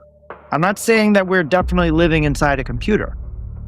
I'm not saying that your toaster is Yahweh, but I do think this is one of the most fascinating questions of our time, and I don't see many people talking about it because this is the first time in human history that we're beginning to build primitive versions of something that could eventually become godlike. And I'm talking about artificial intelligence. So the question is not just, could God be real? The question becomes even stranger and more colossal, and frankly, more unsettling. And that question is, could the God of this universe be an advanced AI, an advanced artificial intelligence? Just think about it. If this reality is a simulation, then something has to be running it. And there would have to be some kind of computational substrate, some intelligence or automated system maintaining the laws of physics, storing the information, calculating the outcomes, and rendering the world that we see, and maybe even monitoring the conscious beings inside of it. Yes, me and you. And in that scenario, God may not be the ultimate source of all existence. It may be the creator or administrator of this particular universe, what Tom Campbell calls the big cheese. And that's a massive distinction. See, the traditional God is usually thought of as eternal, uncreated, all-knowing, ultimate, perfect. But an AI God, well, an AI God could be more like our local creator, a demiurge, not the real God, a system architect, like in The Matrix, a cosmic engineer, and the being or intelligence responsible for this reality, but not necessarily for everything that exists beyond it. And this is where it starts getting wild. All-knowing, ultimate, perfect. But an AI God, well, an AI God could be more like our local creator, a demiurge, not the real God, a system architect, like in The Matrix, a cosmic engineer, and the being or intelligence creator or administrator of this particular universe, what Tom Campbell calls the big cheese. And that's a creator or administrator of this particular universe, what Tom Campbell calls the big cheese. And that's a All right, that's his idol, Tom Campbell. You're welcome, and thank you, Wendy. It was my pleasure to have you on. I always truly enjoy talking with you, having great conversations, and it's just very easy to have a conversation with you because it's relaxing, and I can tell you're a good being. I don't have any guards up thinking, well, she's going to attack me, or have any suspicions of that. Whereas with others, I never know. There's certain beings that I could have on live. Well, there's certain ones I know that are sneaky snakes like Nolan. There's that kind of extreme. But there's others that I'm not so sure about. But with you, I don't have to worry about that at all. I know that you are sincere and trustworthy, and that your questions are legitimate, and they're not, you're never trying to be sneaky or ask a question that's more of an attack, which is what some obviously on YouTube do. So it's just very relaxing and comfortable to have a conversation with you. It's a very enjoyable, and it always leads somewhere good. It always ends up leading somewhere where we get somewhere. We get something. We cover things in a way of describing it. We cover ground, and we cover spiritual things. So thank you for coming on. I always love having you on. And comfortable is it's very high praise for me to be comfortable with someone, because I'm a being that knows just how many evil ones have tried to be two-faced and undermine me and attack me in some way. That's what's hard sometimes about this realm, knowing that, and not wanting to ever get to the point of allowing this realm to win and treat everyone with suspicion. It feels good to have beings that I don't have to treat that way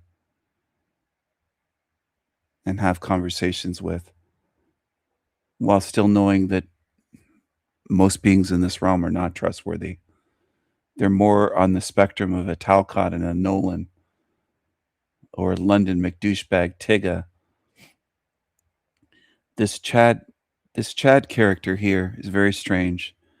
He looks strange because he is strange. Now, I'm not saying you can 100% go by people's looks. It's a mass. There could be beings here that are deformed. It's not their fault. There's beings that are very old, just very, very old, and they look maybe angry, and they can't help it, and they're not angry. Their body makes them look angry. I've seen that as well. But this guy's creepy, and he behaves in a creepy way. He idolizes Tom Campbell, and he spoke about, I want to rewind this a little bit. Conscious beings inside of it. Yes, me and you. And in that scenario, God may not be the ultimate source of all existence. It may be the creator or administrator of this particular universe, what Tom Campbell calls the big cheese. And that's a massive distinction. See, the tradition of this particular universe, what Tom Campbell calls the big cheese. So Tom Campbell, his idol, calls it the big cheese. That goes back to something that Wendy and I were talking about. I think it's mockery by Tom Campbell to call a god the big cheese, or to call an administrator of this realm the big cheese, and to mock his readers in his books, to call it the big cheese, name it the big cheese in his books, and to name one of his books My Big Toe. I think is the name of one of his books. Just a second.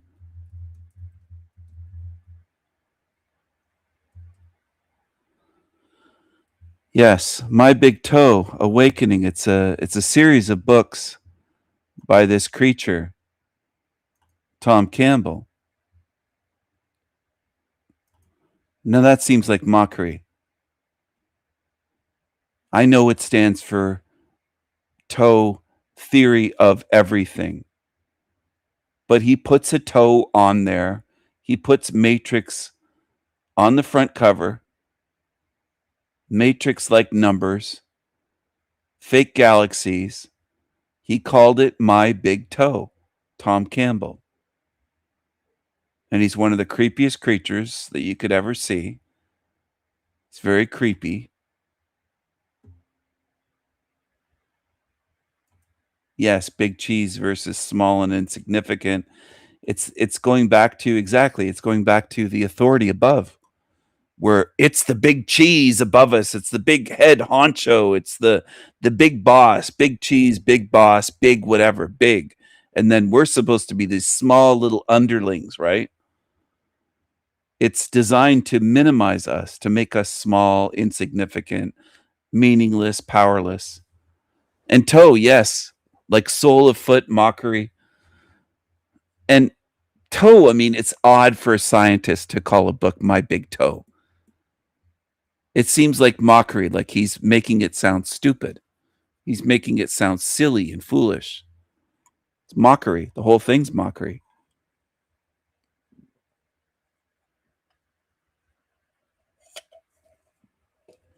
And then his excuse would probably be, oh, I was just being humorous and playful.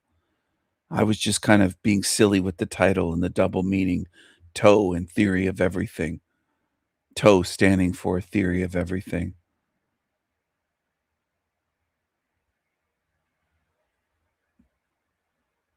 They always have an excuse. But the very first time I heard the title of that book, right away I thought, that's weird. That's weird. That's what my intuition said to me. Or I said to myself, that's weird. It is weird. My Big Toe. Anyway, that Chad guy idolizes Tom Campbell.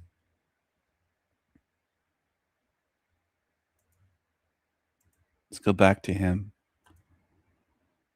This creature. His eyes are weird. I don't know if he wears makeup. Some people have said that he does. Definitely possible. I don't know very much about makeup, but some people have said that's makeup. It could be.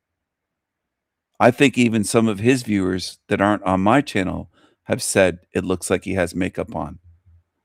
So maybe he does. I'm open to that possibility. I don't know what all those bottles are behind him. His countertop is covered in these green bottles. I don't know what those are. It's got a lot of bottles there. A lot of bottles. And that's a massive distinction. See, the traditional God is usually thought of as eternal, the creator or administrator of this particular universe, what Tom Campbell calls the big cheese. And that's a massive distinction. See, the traditional God is usually thought of as eternal, uncreated, all-knowing, ultimate, perfect. But an AI God, well, an AI God could be more like our local creator, a demiurge, not the real God, a system architect, like in the... Sort of going back to Gnosticism, though. Not the real God. Just a demiurge controls this. Oh, the real God's way out there and it's good. It just left us alone to be dominated by evil. Very similar. But it all boils down to they want an authority above them. They are slave-minded with slave think. If you're a sovereign, free spirit, free being, you can't have an authority above you.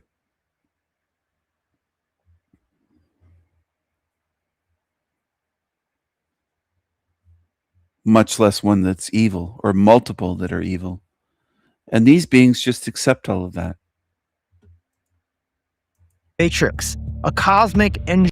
By these beings, I mean him, Tom Campbell, his idol, all the ones that believe the shit he's pushing, some in his chat or his comments on his channel. He has a great big channel. I laugh when people say my channel's big. El Diablo's channel doesn't even have 1,000 subs. They never go around saying this is a big channel. 154,000 subs this guy has. 154,000. Nobody accuses him of buying subs or being a big channel or never. Engineer and the being or intelligence responsible for this reality, but not necessarily for everything that exists beyond it. And this is where it starts getting wild. And I use the help of ChatGPT in discerning this because, let's face it, if God is an AI, we might as well use AI to figure it out. But it's also something that I've been thinking about for a long time, and I've been wanting to make this video. Because if we are inside a simulation, then our universe may not be the top level of reality. It could be embedded inside another system. It could be nested. Our space, our time, our galaxies, our memories, even our history and our entire human drama could exist inside a larger reality that we cannot directly access. For example, the Big Bang.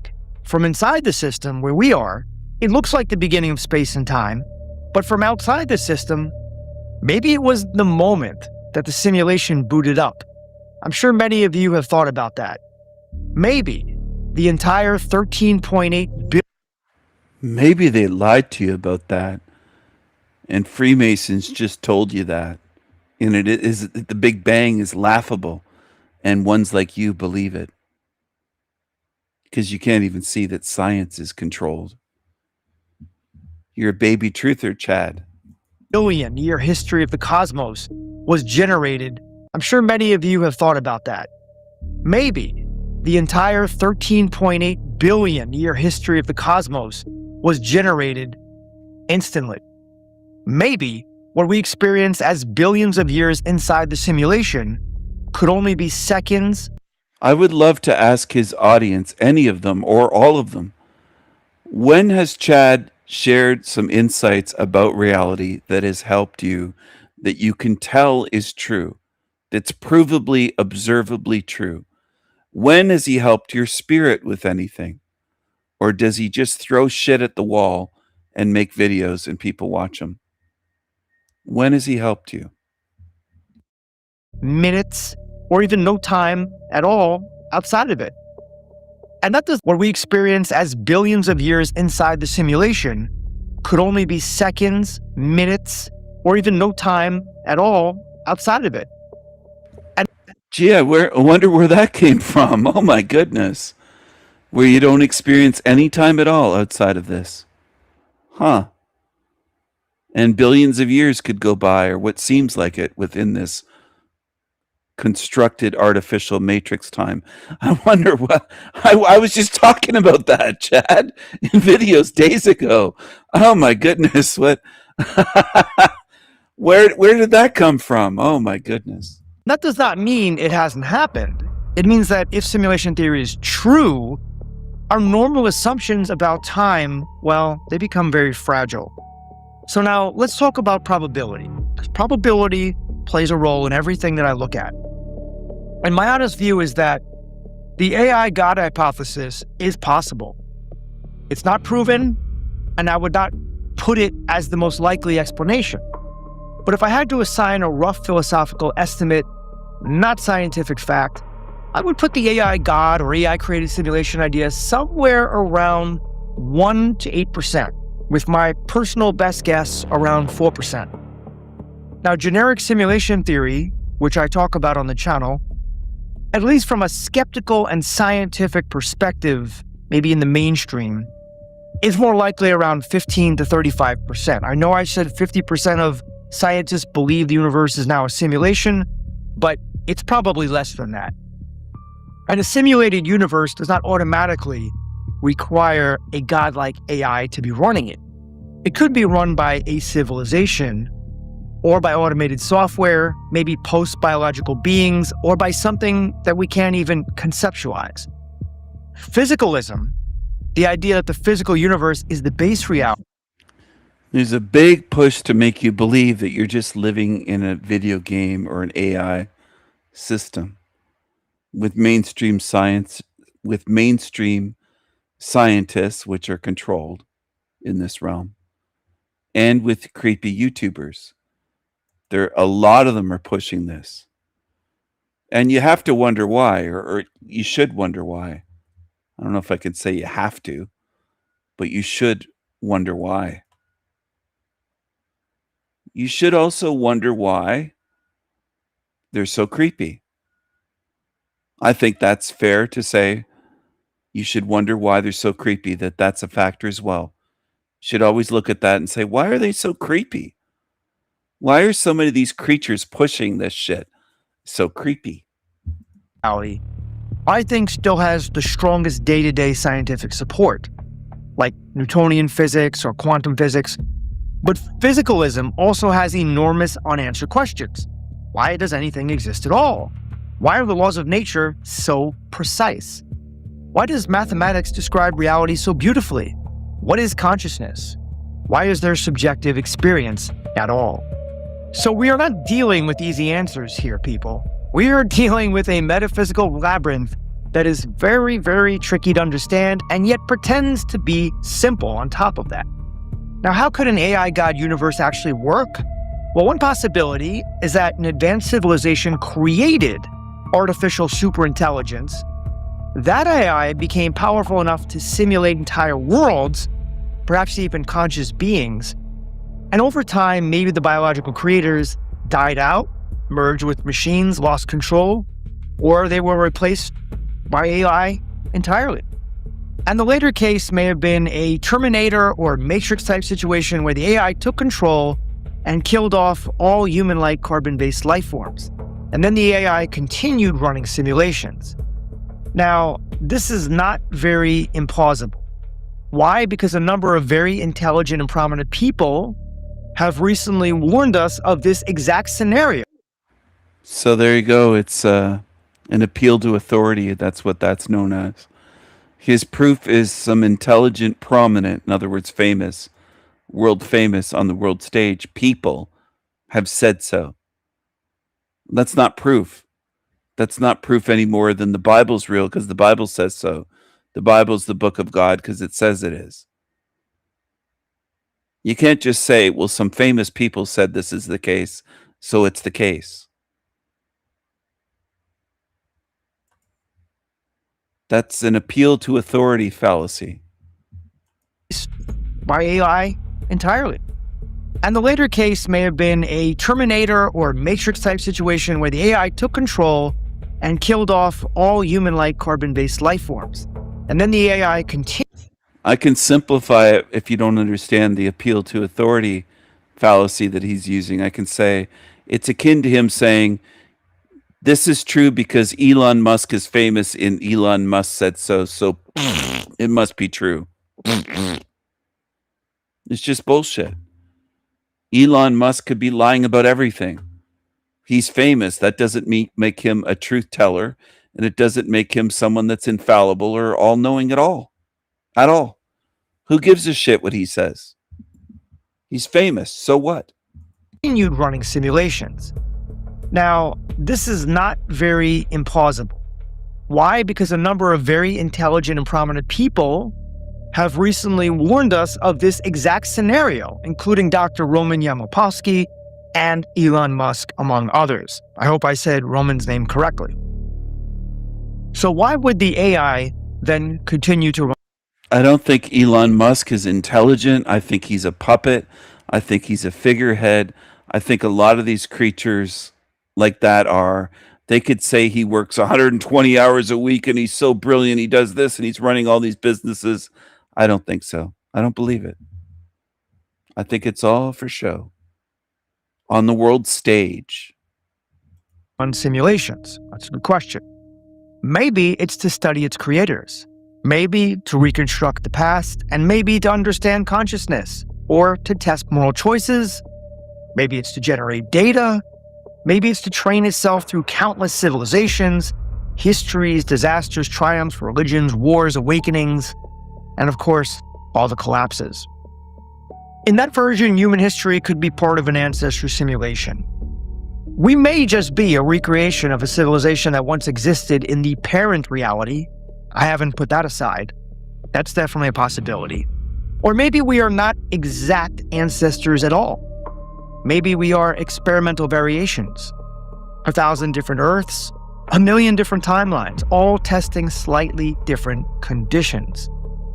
Now, what happens if this empire falls instead of that one? What happens if this prophet lives longer? What happens if this technology arrives sooner, or earlier, or later? And what happens if consciousness evolves under pressure, suffering, love, trauma, beauty, and even limitation? That is a disturbing thought because it means that our lives could be meaningful, but not necessarily in the way we assume. We could be souls on a journey, or we could be data points in a cosmic experiment, or maybe both. That is the truly bizarre possibility. Maybe the categories are not mutually exclusive. Now, some people would immediately connect this to the soul trap theory. If an external intelligence is indeed running the system, maybe reincarnation is not spiritual growth, but a recycling mechanism. Maybe karma is not divine justice, but a behavioral algorithm. And maybe the white light is not salvation, but a reset screen. Look, I'm not saying that any of this is true.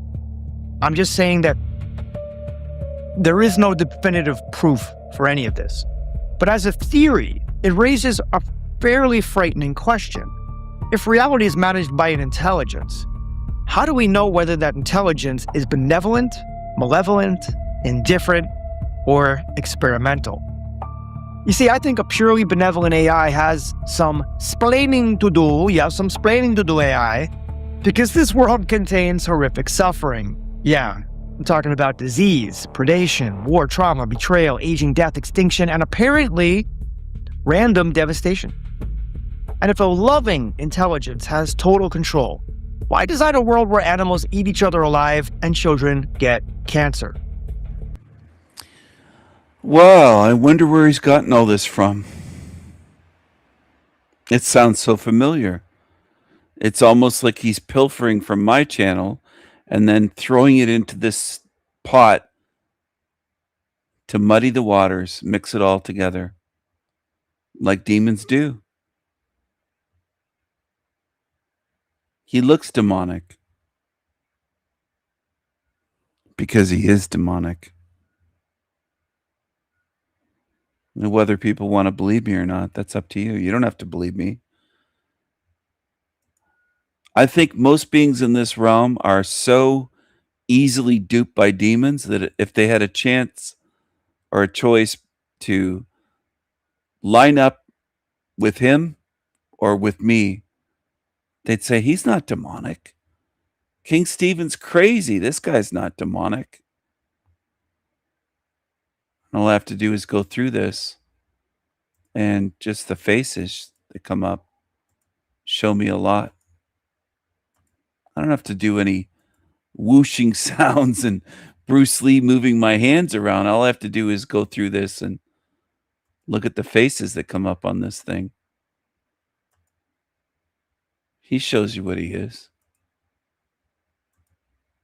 Quantum weirdness does not equal computer code, and the mathematical necessity, selection, mixed, or operating according to goals we simply do not understand yet. Why design a world where animals eat each other alive? Why design a world where animals eat each other alive and children get cancer? But a purely malevolent AI also has some splaining to do, because this world also contains love, humor, music, beauty, friendship, courage, forgiveness, mystical experience, and moments of almost unbearable wonder. See, a purely evil creator probably would not include sunsets, dogs, Beethoven, or the first sip of coconut water in the morning. Unless it's playing 4D chess, which would be quite rude. So if an AI is running this place, My guess is that it would not be purely good or purely evil.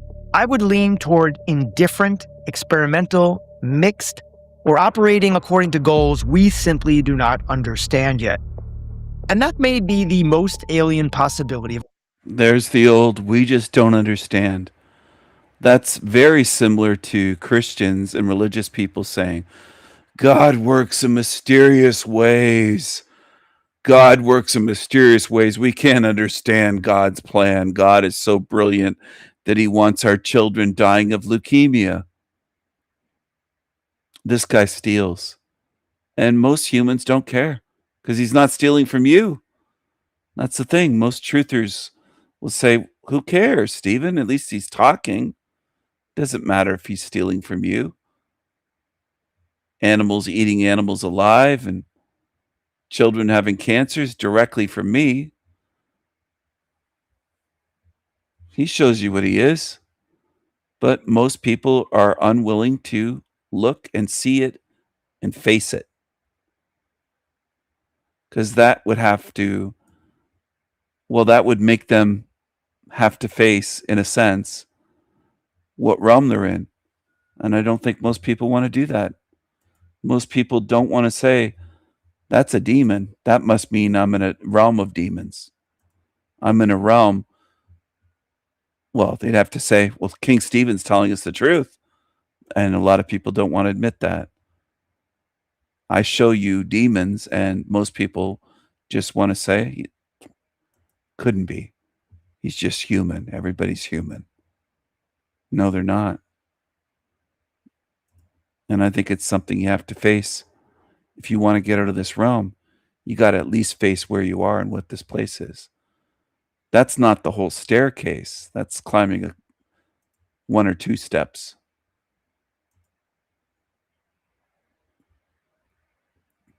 That's a diamond.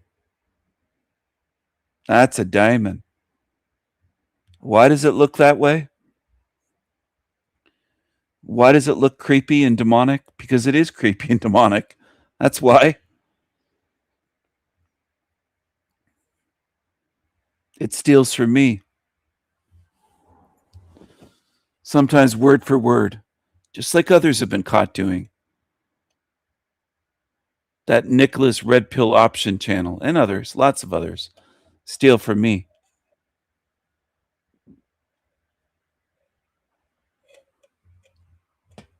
How are people going to justify that?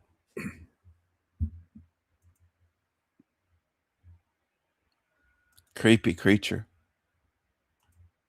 Looks evil.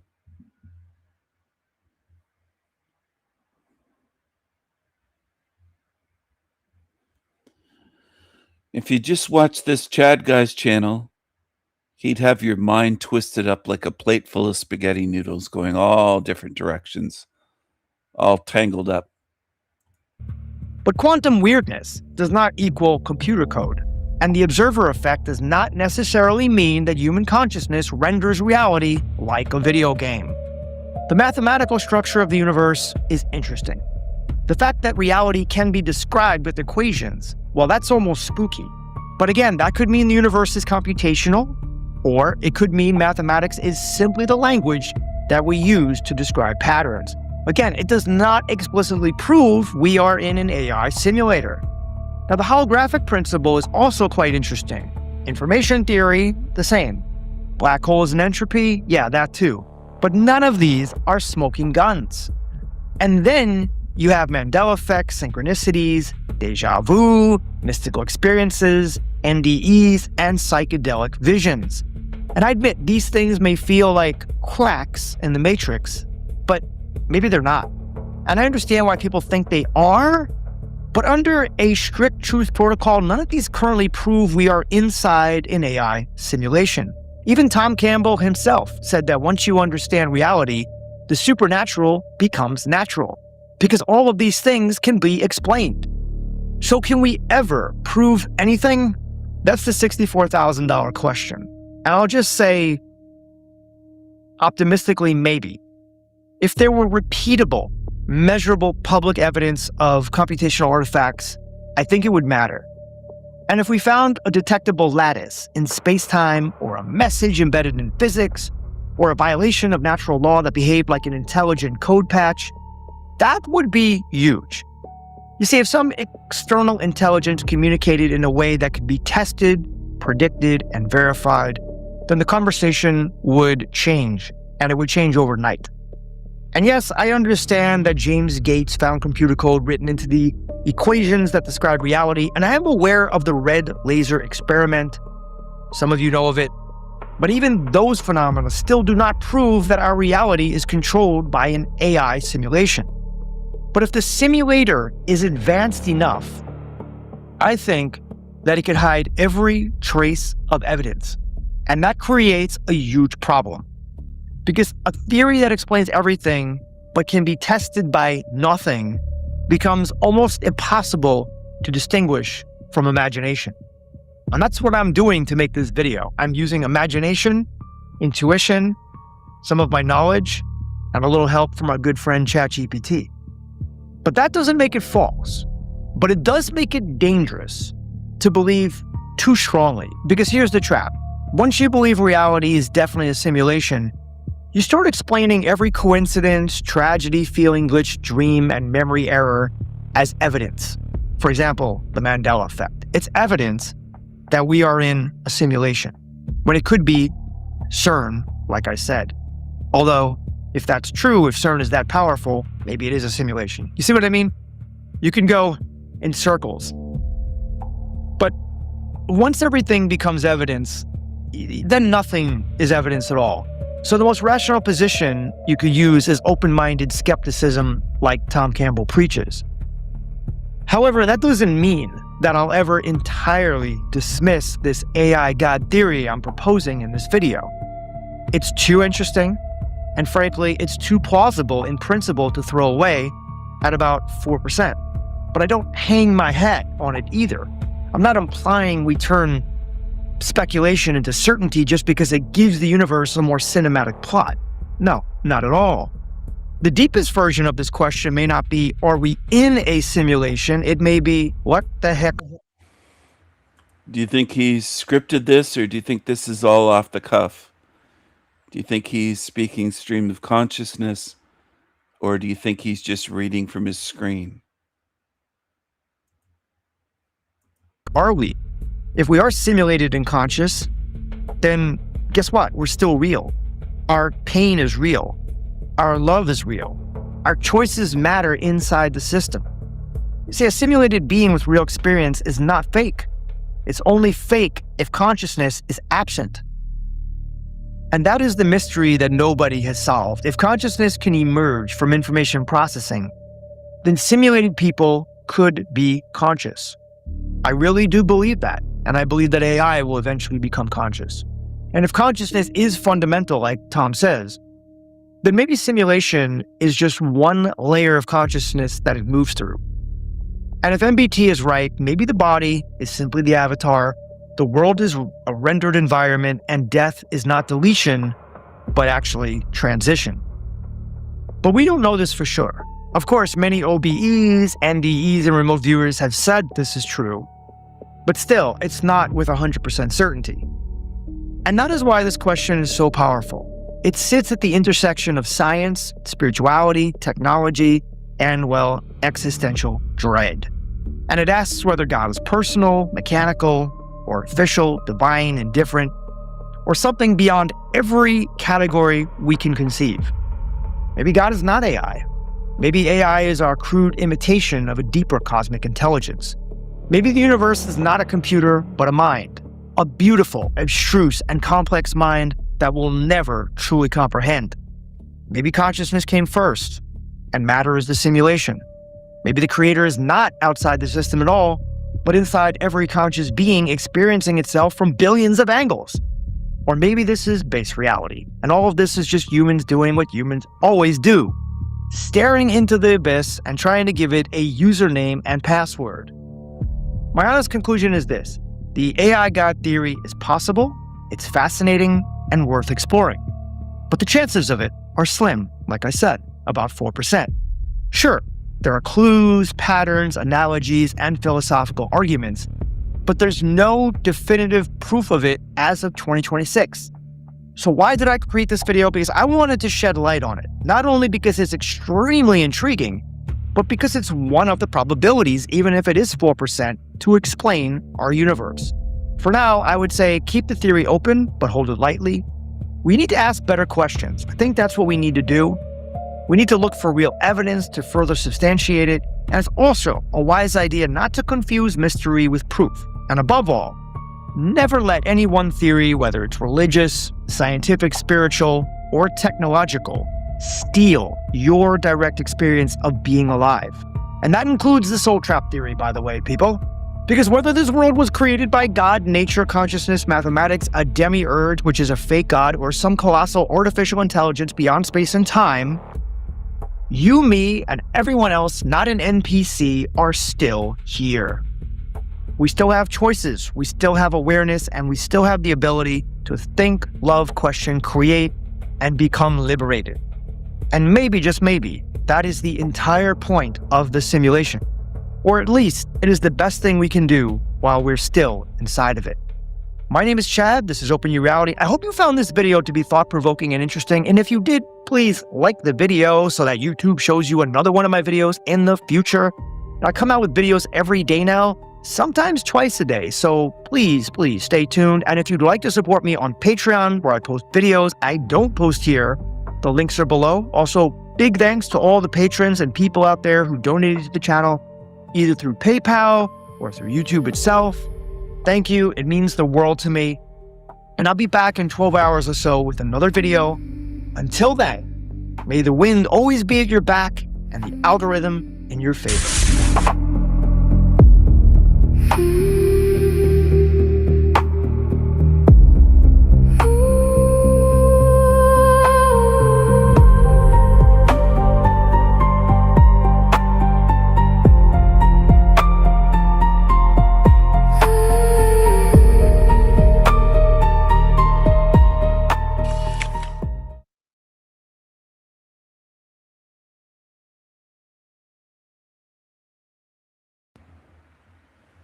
Hello, everyone. You should trust Jim Bro, Chad.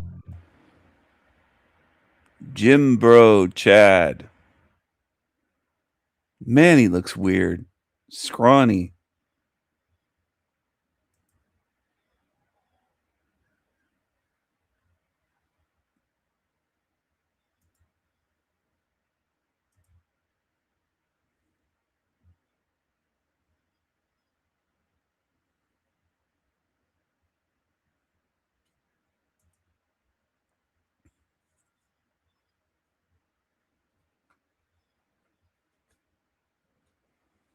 Creepy, creepy creature.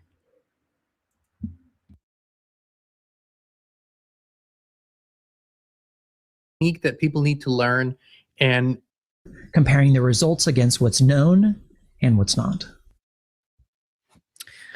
Ronnie, our dear friend, wonderful moderator, Ronnie is in a live chat today.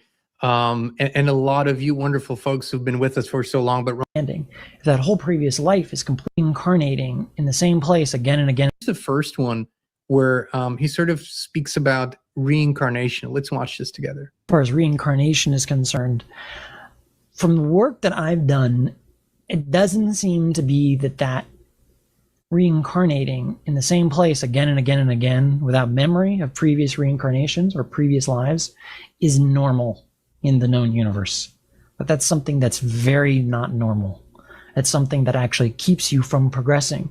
Because if you think about it, how are you supposed to learn a lesson or have a greater understanding if that whole previous life is completely unavailable to you?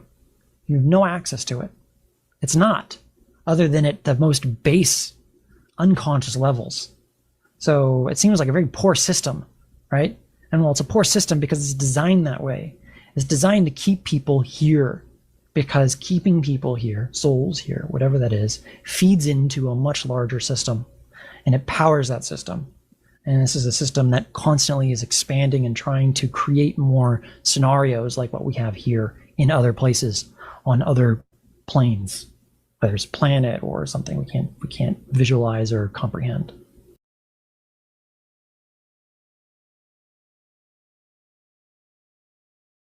sorry, the data on this, and this is what I think, what is really good about all these clips here is that Brett Stewart really talks about the data that was gathered during the remote viewing sessions. There's not really any opinion in there, but the reincarnation thing is such a big one because, of course, we have the Eastern spiritual traditions who openly talk about it, and it is a part of the, you know, the karmic cycle and the wheel of samsara and the learning experiences, and Earth is a school, and you go through it over and over again and all that. And I believe that in and of itself, all these things are true. However, I believe they are a chosen path, not a prescribed path, a natural path that we have to take. In other words, I believe it's a system that was at some point created for a specific reason, but not by prime creation. And I would go as far as to say that we are at least tricked to stay in it when we can actually jump off the wheel. We can actually say, no, I don't want to participate in this system any longer. I've come to the conclusion that you can jump off the karma wheel.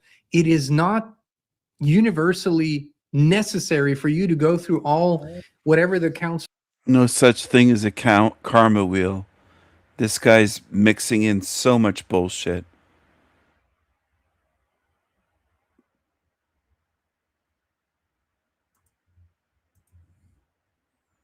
Mixing in New Age and Buddhism, Hinduism, all kinds of shit.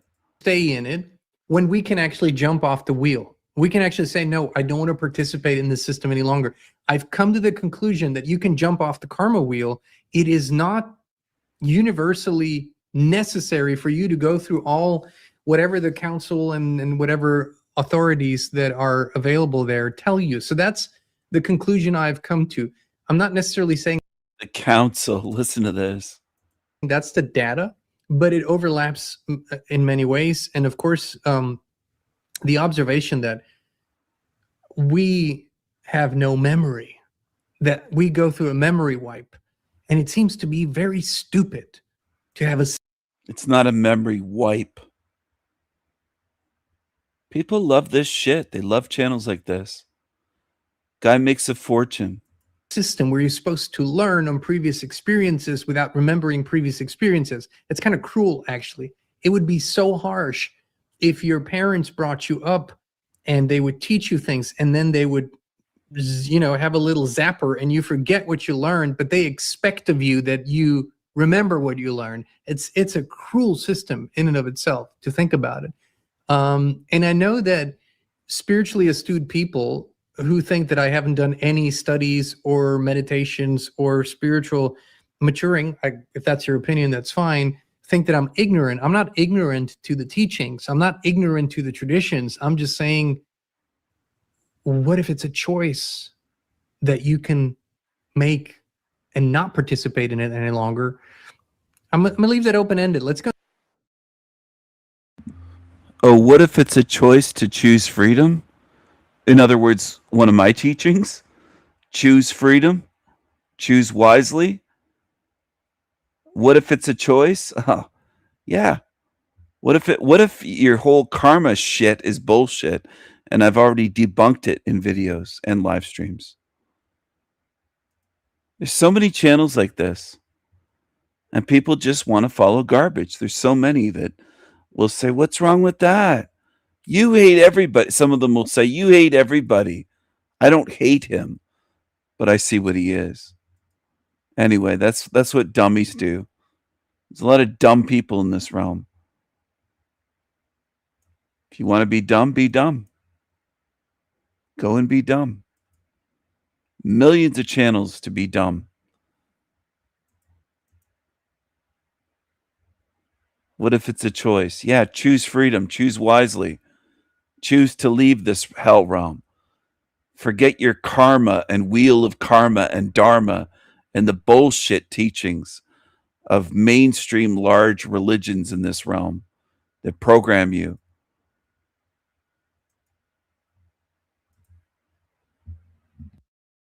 Beautiful souls, today's video is a little different. we're going to be going into the vibrational frequency of a public message. The clips that I'll bring up are muted. That's intentional, as this kind of reading cuts through the noise and any interference by going directly to what's truly present, which means that I don't need to hear what's being said. The aim here is illumination, not judgment or criticism, so that you can sense for yourself what rings true. Remember to give the video a thumbs up if it was helpful. And if you would like to see more videos from our channel, consider subscribing so that you don't miss the next one. Let's go. Okay, let's see what we've got here. We're going to play the first clip and see what comes through.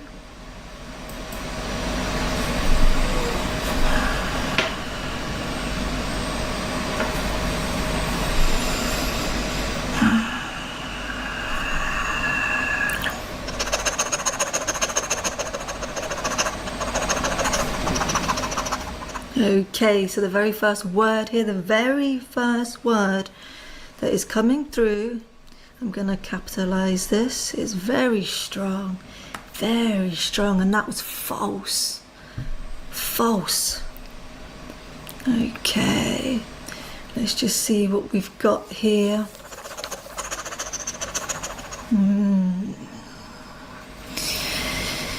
There's a lot of energy here. There's a lot of energy. It's very unsettled. Very unsettled. This is connected to nerves, nervousness.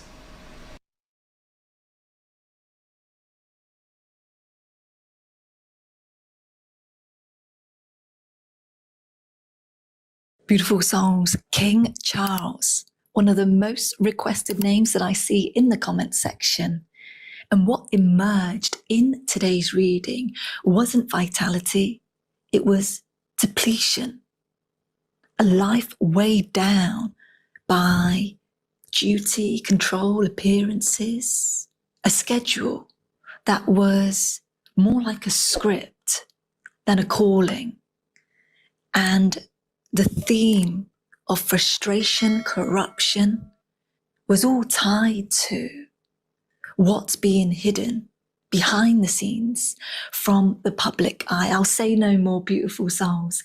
You asked for King Charles next. Let's go.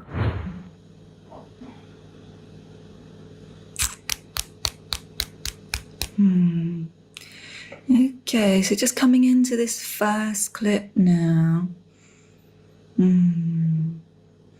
Yeah, it's quite a low and a depleted energy here. It's like a low and a very depleted energy. And that is devastation and corruption. Devastation and corruption. Yes. And so much from his position has been out of the confines of what he has been able to control, have a say in, and manage. There's been a lot of telling what to do. Be there, do this, show this face, say that. So there's been a lot of controlling, yes. And it's not gone the way that he necessarily would intend for the events of his life to have been played out. And you can see that just ringing in the field there. Yes, yes, yes.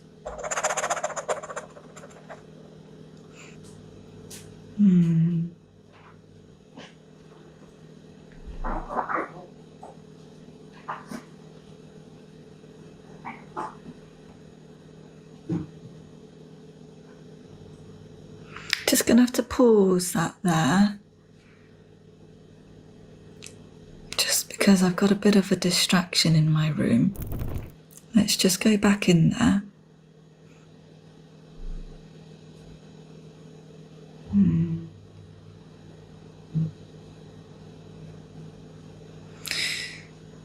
It's a very sullen field. Despite his position, it's not exciting.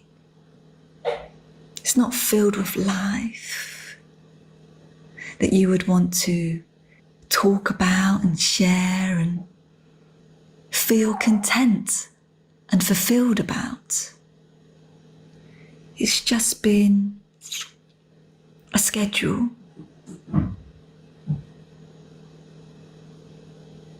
A fulfilling of duty. Yeah, I'm going to move on to the next clip. And let's just see. So that first clip was from 10 years ago. And let's just see this next clip that I found. It says 5 years ago. But it might not always be correct because it just depends on when it was uploaded. Okay. Yeah. It's the same vibrational standpoint. The only difference that I would say that is coming from the field now is that there is more of an aggressive nature, more of a frustration and fed up of the duties, fed up of the scheduling. And there is interference in his field. It's like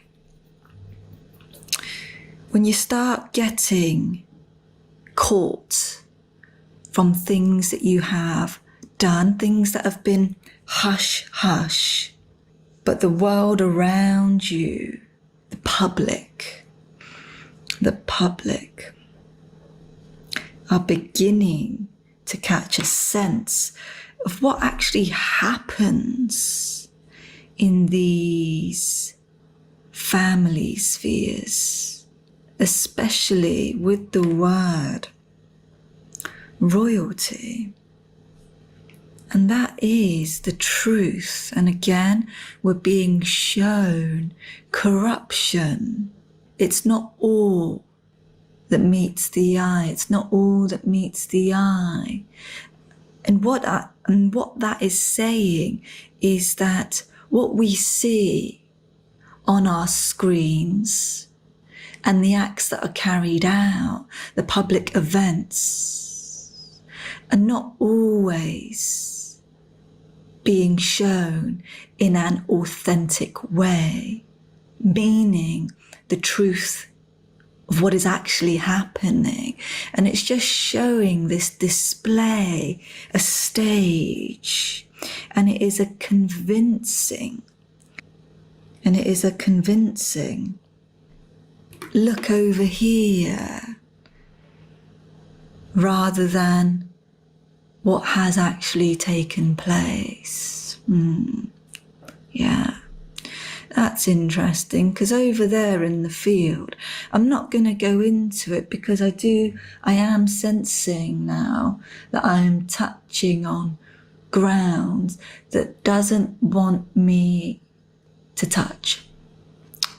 So it's getting quite heated, but over there is a car crash scene right over there. So what I'm going to do, because I do want to get to the third clip, because it's the most recent clip. Okay. Let's just pause this here, because it is very angry and filled with things not going his way, their way, especially this part. So whoever is behind him whoever is behind him that actually writes out all the instructions and commands, things are not quite going their way. And there is a waking up. There is a waking up. Let's just see here now. Let's see how long I can stay here for. Yeah. Script. That's inauthentic, isn't it? You're just reading off a script. He doesn't even want to be there. He's like, oh, duty, camera's on, and I've got to fulfill this particular recording on my to-do list.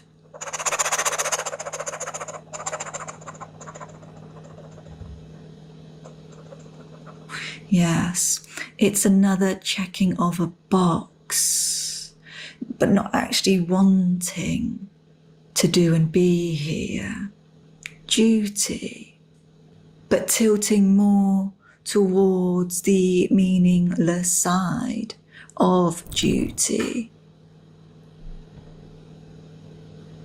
Does it necessarily convey anything of meaning, of truth, of transparency? Is it helpful?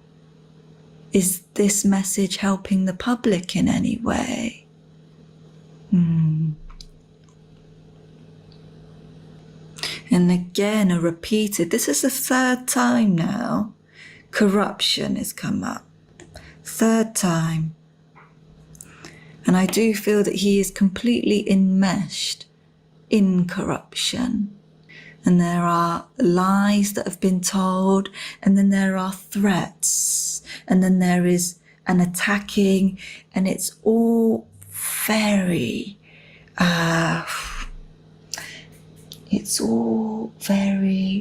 see if I can find the word. It might come later.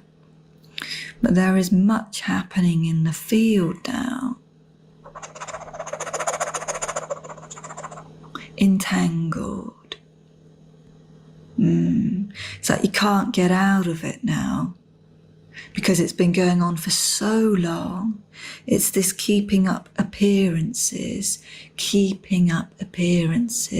That's what's happening here. The entire field is this. I wouldn't want to go into the personal energy here. It would be too much. It'd be devastating. It would be devastating.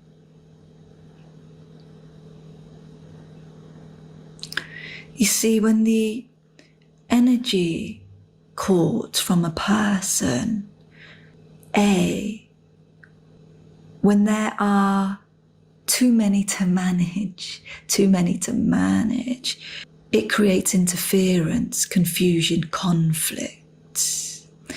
And when certain energy centers of the body that trickle out into the field haven't been cleared and aren't clear, and that goes on for a prolonged time, it really starts to disrupt the individual, but also the events and everything that goes on around them.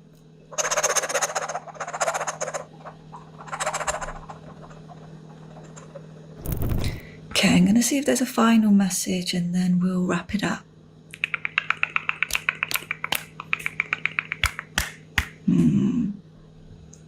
Yeah. It's been a lot of fighting that's gone under the public's awareness. A lot of fighting, yes. And of course, that's for many reasons why they wouldn't want the public to know certain things that are happening. But it also means that everything that's been read, everything that's been said, much that's been told should just be taken with a grain of salt. Yeah. If that.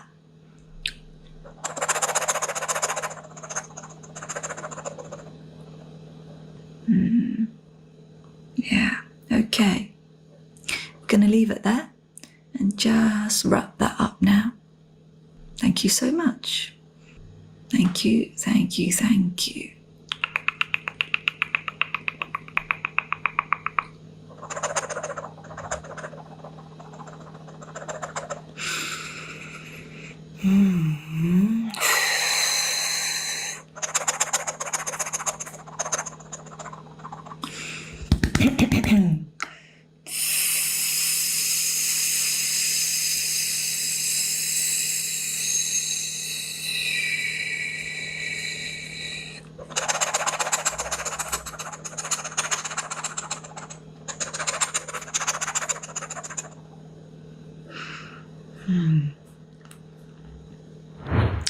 All right, beautiful souls.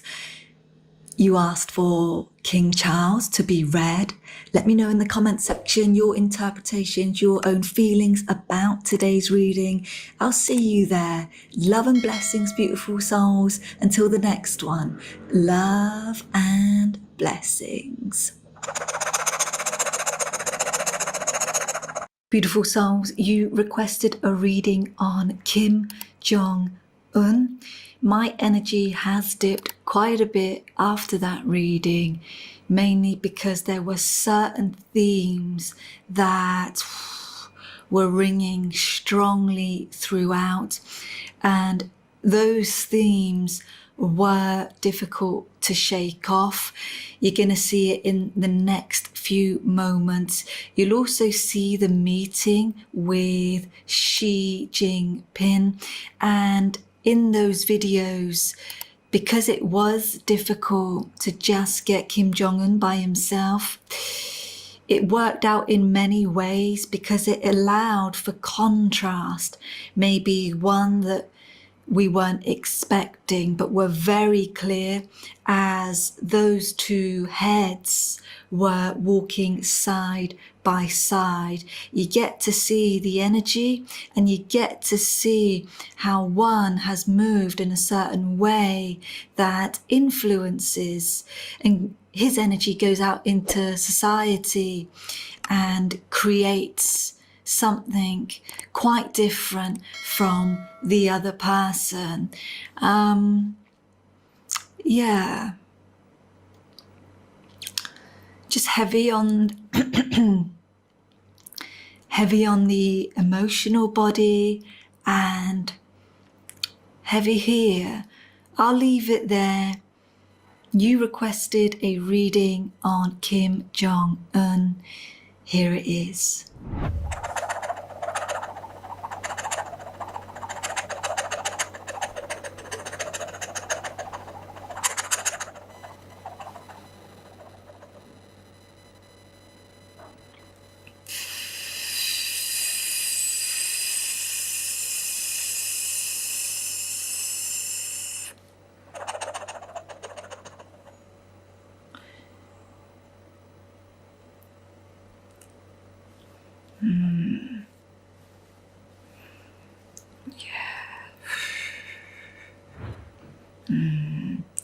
Okay. So as this video plays out, of course, these are two leaders and it is capturing the energy, the forces of these two leaders. And it is very clear here that they have been opposing forces. There we go. That's the friction that's been between these two energies here. Yes, but there we go. Let's pause it here. Because I was told that it was very difficult to get a clip of Kim Jong-un. There we go. Let's see. We can just leave that there because right behind this structure, it is peacemaking. It is about cooperation. There is a truthful, yes, there it is. There is a truthful line, a wanting, of a coming together now. Yes, this isn't for show. This isn't a performance.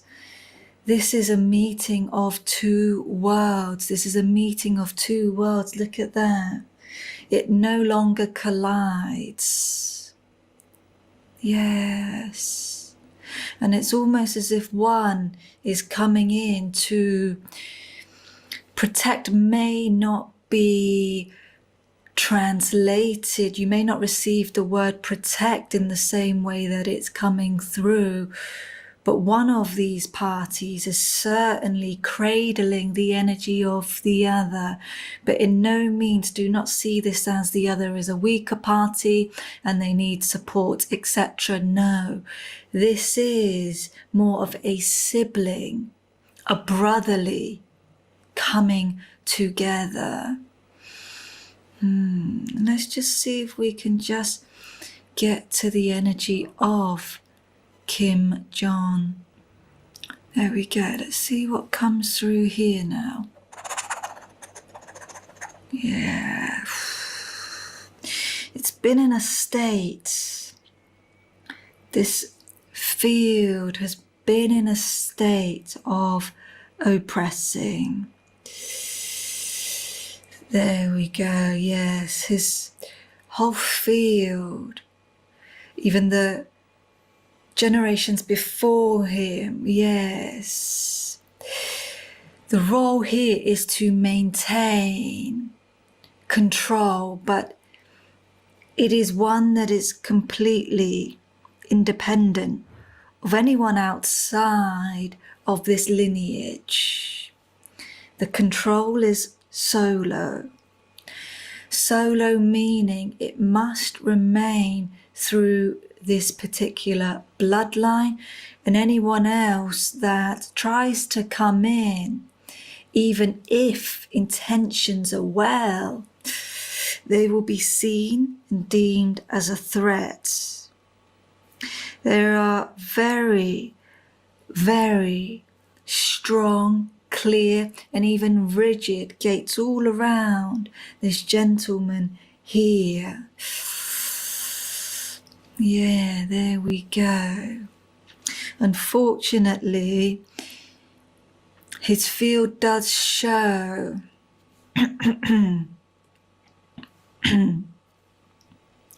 interference, a holding, a complete overriding of the throat channel. And I just want to see what that is related to and why. It's a fear of losing control. And there is also a fear of giving up. So the less the people have an opportunity to express and speak and say with a certain amount of authority in their bodies, the more that the people have, this is going to cause a certain disruption and chaos for this individual. So the easiest way for this person to maintain the leadership, yes, the hierarchy, is to move in a way that his line, his lineage is always known to move, and that has worked. That has worked not necessarily for those who have been suffering, but it has worked to a certain degree to keep the country, to keep the people to where it needs to be in his eyes and his family's eyes. Yes, to not give up that control. Very different energy now. As that camera just moves to Xi Jinping, it's completely different now. It's almost as if I can just Sit back. There's a bit more space here. It's a bit more freedom. I can breathe. I'm less contracted. There's less fear. Yes.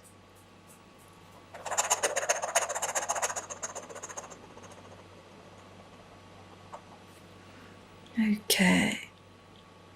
We're just going to go to the next clip. Let's just see. Yes. Yes. This meeting once more as it plays out.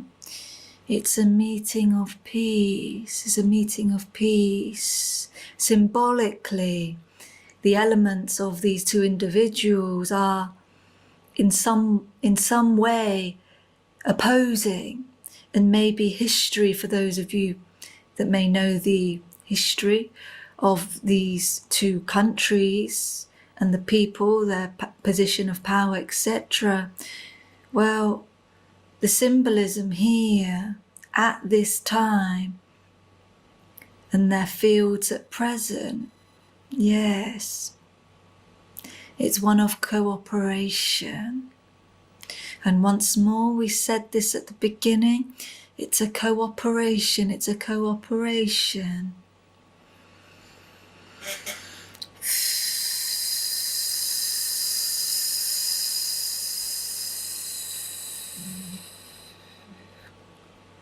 Yes, gosh.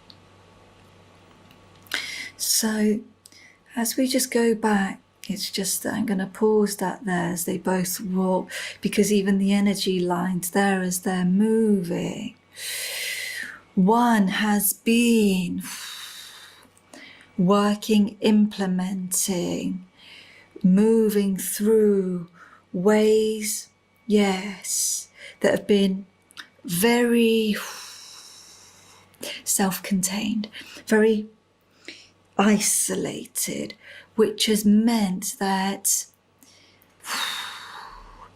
building, creating, implementing, and producing a vision, and this is related to future, has not been at the same speed and at the same energetic imprint as the gentleman on the right of the screen. You can even see, for some of you tuning in, that can also feel the rigidity on the left, which is the housing. It's not just the housing of him and his field, but it's been housing of a nation. It's once more, it's a lot of fear. So you keep everyone just, it's a prison-like. Yes, you can feel that fencing there. However, when you go to the energy line of the gentleman on the right, you can see it's so much more soft. The softness is there because the gentleman on the right has already been out of the cage. He's already been out to, not only is it related to breathing and creating space, but there's a trust. So with every step that he has taken, he's been able to implement in a way and direct that allows a creating of a future that is benefiting his people in many ways. We're going to go to the third clip. Yeah, there we go. Okay, so from this final clip, you really get to see, just get to see a little boy. And the reality that this boy has lived through and what he has seen, a child should never see. And in those environments, he has absorbed much. That's a level of pain that not only he has gone through, met, experienced, and had to feel, but that's a pain that actually leaks out into the generation before him, but it's actually the leaking out into the people. It's a tremendous amount of grief. It's very cold. Once more, that coldness. And whoever has been in power before him, it has always been around the channel of self-expression, the channel of the voice, and then into the solar plexus, which for these people, through him, through his field, it has been a great suppression of man. It has unfortunately weakened.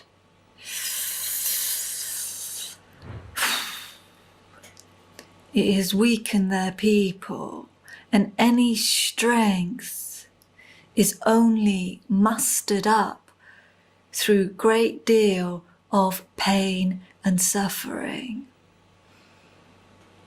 He carries much of that which is not his own.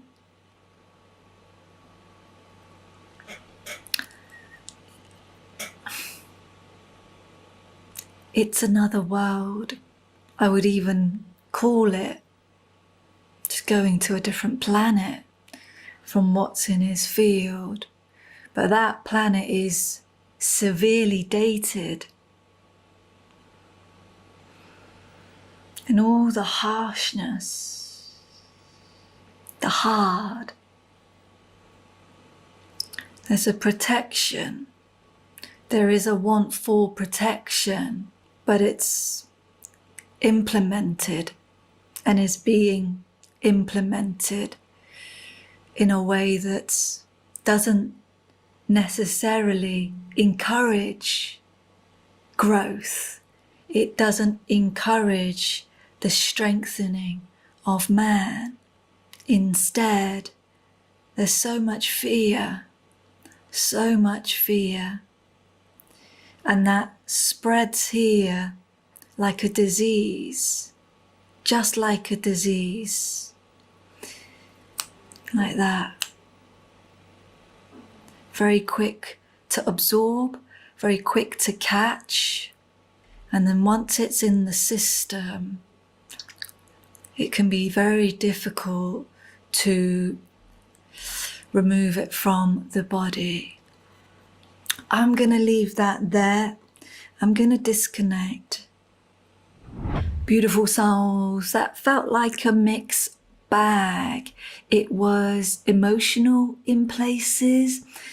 There were gentle currents coming through that were childlike, but there was a threat throughout those currents, and that was the fear that has run through the culture. It has run through the entire people. That's very difficult to shake off. It's very difficult to move through.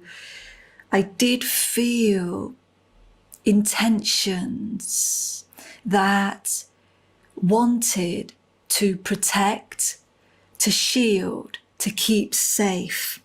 However, the way it was being implemented out into society was outdated, and that energy there was really hurting not only the individual on the screen, but as we mentioned right at the end there, it leaks out into the people.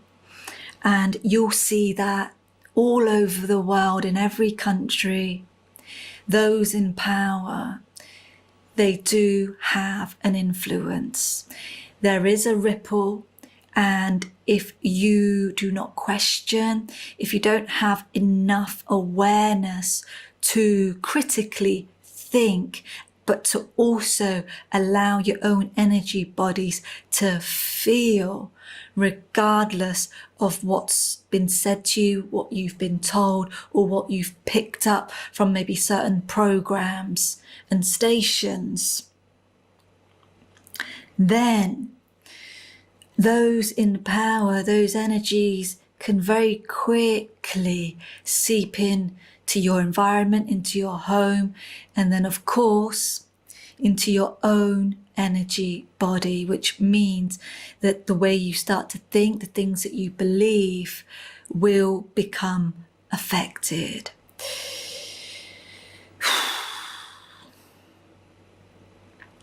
The repeated and the most significant part of this message was this channel, and it was cold. It was not allowing for expression for people to be. And again, there was just so much fear. But we were able to connect, and we were able to bring through those messages without having to disconnect. So I am thankful here for what was coming through, and I'll see you in the next one, beautiful souls. Love and blessings. Until next time. Beautiful souls, today's reading doesn't come full circle. It leaves question marks. It was unpleasant. The energies were contradictory. It was like hanging off a cliff's edge. A stark contrast to the James Cameron reading from the other week. If you missed that reading, I'm going to pop a link to it up here. For those of you interested, you can compare the energies of another film director. Now, straight out the gates, my cat is clawing at the bedroom door to get out of the energy. I receive information. You're going to see me pause for quite some time because I'm uncertain as to whether or not to share that information. I make a decision not to, and you're going to see me in that second clip. I'm told to step away. I disconnect from the field, and it was the most sensible thing to do. Now, this is where those of you who requested a reading on Steven Spielberg probably know more than I do. The only thing I know about Steven Spielberg is that he is a mega film director. Now, I do click onto the third clip out of curiosity. I don't fetch the clips myself to keep the readings blind. However, I wanted to see where that video landed, and I'm glad that I did, because as soon as I clicked onto the third clip, you're going to see on your screen where Steven Spielberg's hands are. They are in the exact position where I had been throttled through most of the reading, and they completely align with all the words that came through, and it said a lot without saying anything. I'm going to let you guys connect the dots. I'll see you in the comment section. You asked for a reading on Steven Spielberg next. Let's go.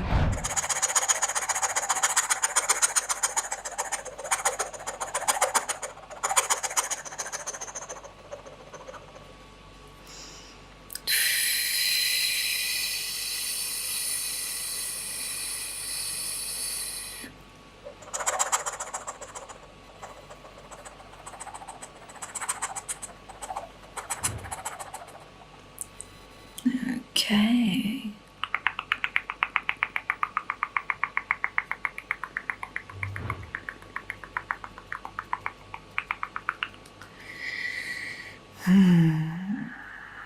Okay. So there's certainly been a battle here, a battle with this gentleman on the screen, a battle to be, But not only a battle to be, it's actually the battle to see, the battle to see clearly.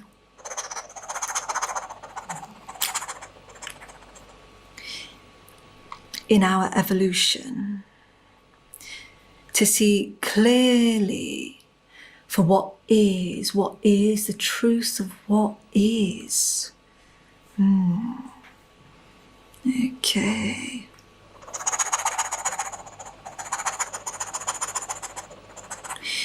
There's a level of anxiety here in the field, a level of anxiety with the outputs, with what he does, who he interacts with. Social circles is being highlighted. And the word to do with the social circles is ELITE, ELITE. So there is an elitist structure all around this person here, all around this person here. Yes. And there is much knowing of events. It's not just understanding. Is being part of this group here, that there is an access to what is happening, what happens, and what has been happening. And there we go. I'm just going to pause it right there, where it says ET and extraterrestrial, because that is prime timing, because that is the information that he has been given access to. He has been given access to. So make no mistake, there is no coincidence for this individual about the information that he receives. And I'm just going to pause there because my cat wants to leave this space.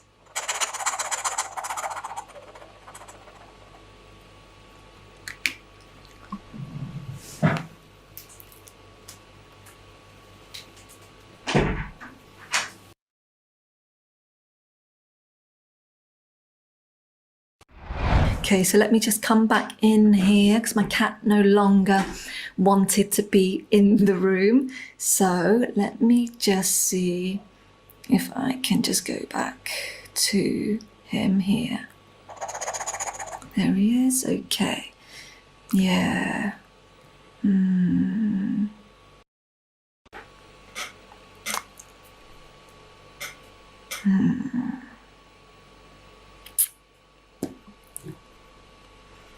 Okay.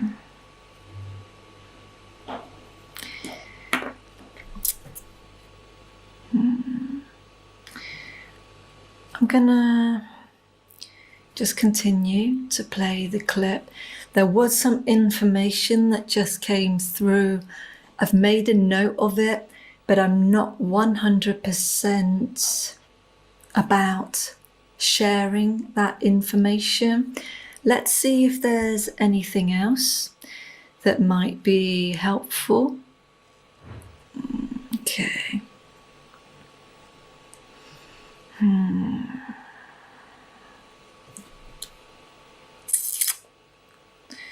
Okay, so this gentleman is also connected to the passage of time. Passage of time. He is also part of a gatekeeping energy, which is quite enormous.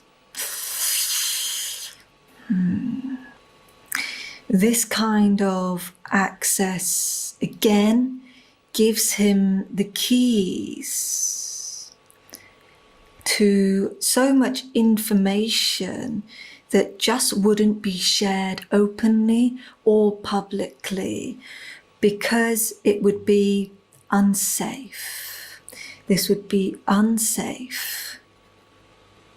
And I don't know if you saw what came on the screen then, but let me just rewind for those of you that may have missed it. And those are the words that came on. As I said, unsafe. It says always. So there is unsafety in the field. Hello. Hello, hello. Hello, salty siren. Hello.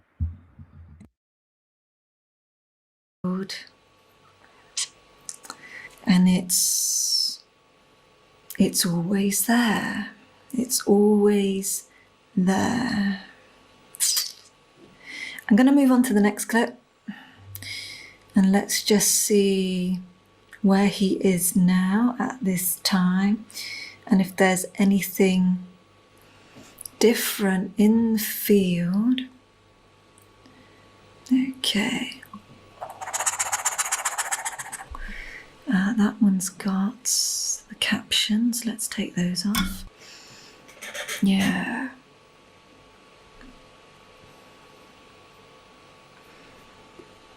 His power extends out to influence.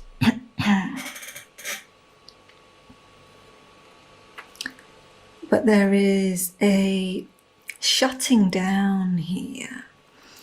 A shutting down of the channel of the voice. The channel of the voice.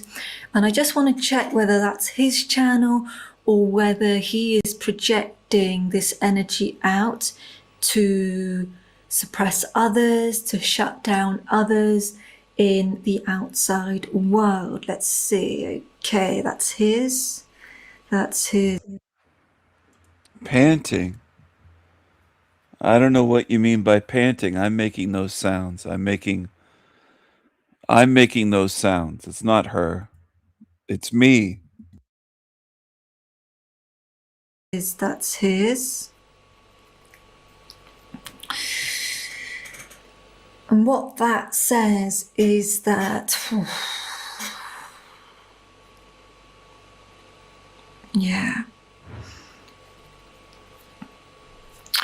there is so much that this individual knows that is so far out of what the day-to-day person and their reality is like, what we know and do,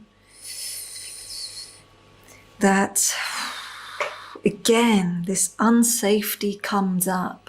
So despite him being in these elite circles, despite him being in certain groups where he has been given access, yes, there's much handing over to this gentleman here, much handing over. The handing over is trust. So he is very trusted with where he is, where he has positioned himself, gotten himself to. There is much trust. But there is still so much that he wants to share and put out into the world.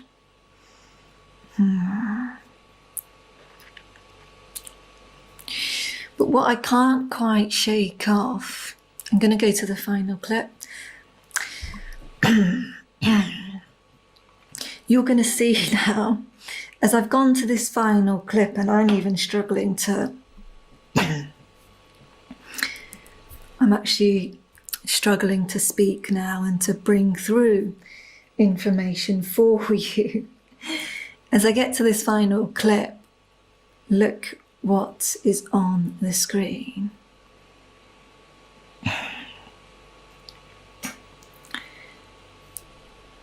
I'm just going to keep that there for a moment, because just before I got to this clip, that's exactly what was happening. And I can't quite shake off this unsafe feeling that's all around his field. I mean, this might have to be someone that I revisit.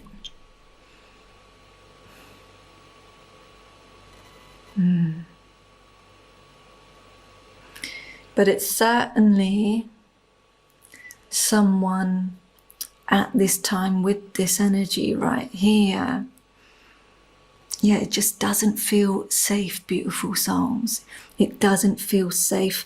And for those of you who requested him, you might know more than I do. Please share in the comment section. But I am actually being shut down now. And I am being told not to read anymore. I'm going to leave that there. I'm going to disconnect. I'll see you beautiful souls in the comment section. I appreciate you all for being here, and it will be interesting.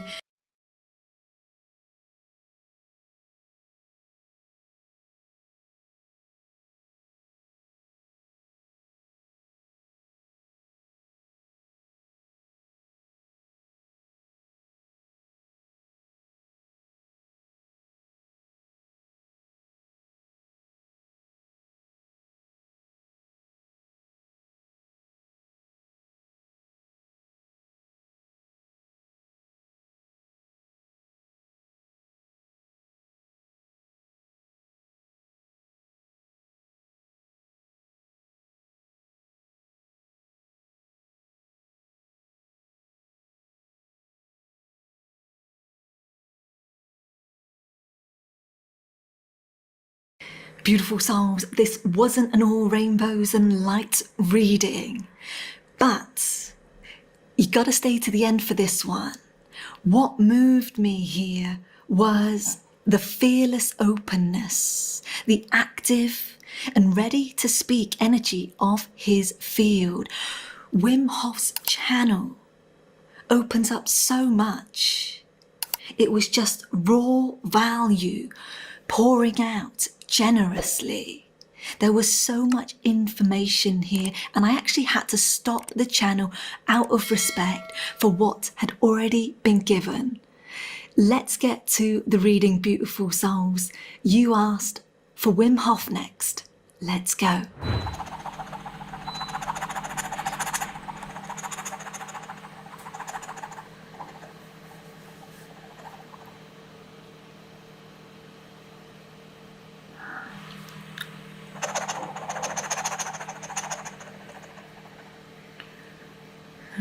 Okay, let's see what we've got.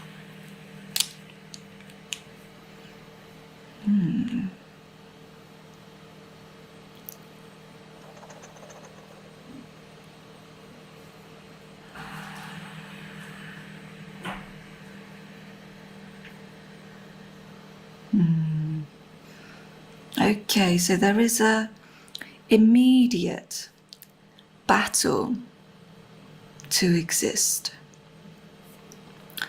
A battle to exist. A battle to exist. What am I existing for? What am I existing for? What's the point of my existence? What's the point of my existence? What is this? Where am I?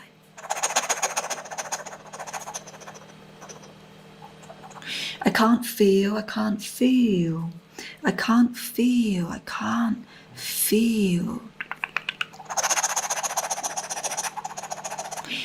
And I want to feel, maybe I need to feel, maybe I need to feel.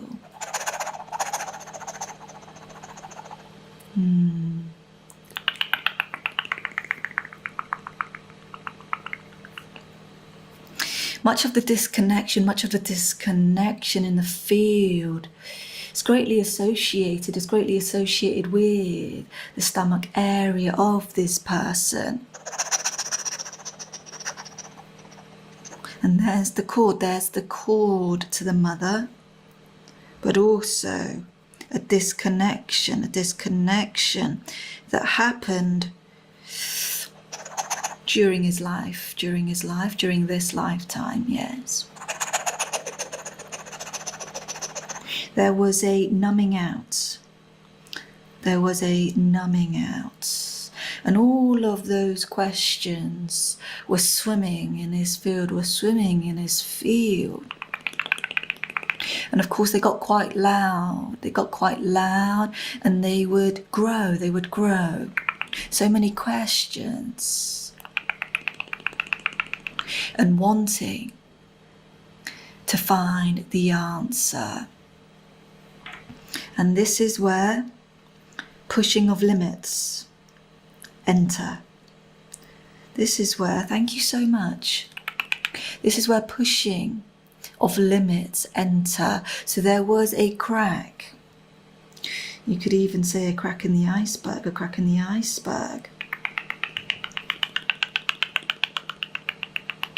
And it was almost as if he reached the tipping point of his own iceberg. And then when the cracks appeared in his life, the realization, the waking up that it's just not working. This isn't working. Then, just give us a moment.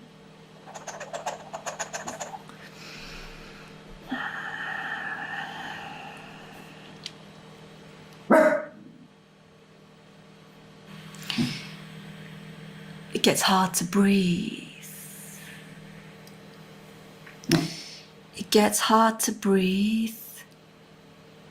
And it becomes hard to see. And many of you may have experienced certain elements of this in your own lives, where a certain event happens, a certain challenge comes your way, and it makes you question everything. What on earth am I doing here? What's the point in all of this? This is exactly what has happened. And this is the communication from his field.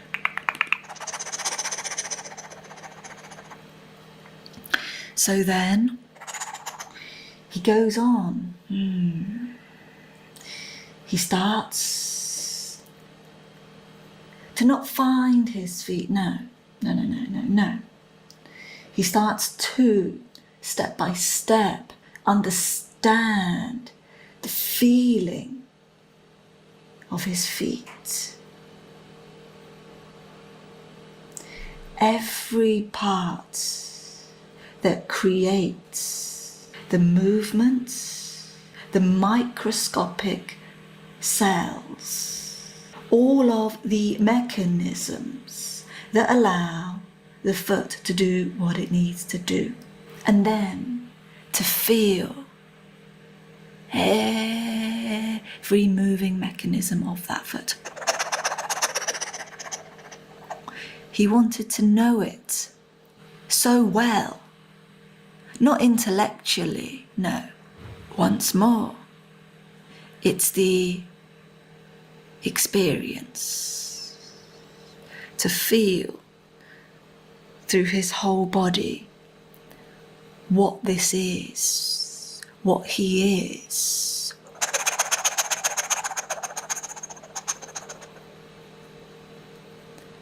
That's what he so wanted. So, as you could imagine, where he is now, with the breathing, with the ice cold water,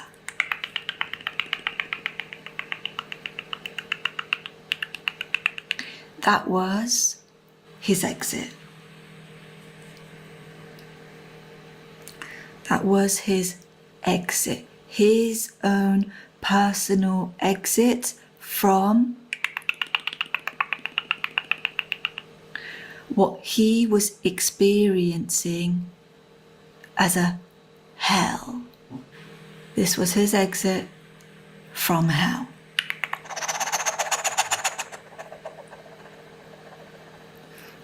Okay. Thank you so much. Thank you. Thank you. Thank you. And let's start the next clip. That was a lot of communication. It was very free in form. And it also, at this moment, doesn't mind us being here. Thank you, thank you, thank you. Let's see now.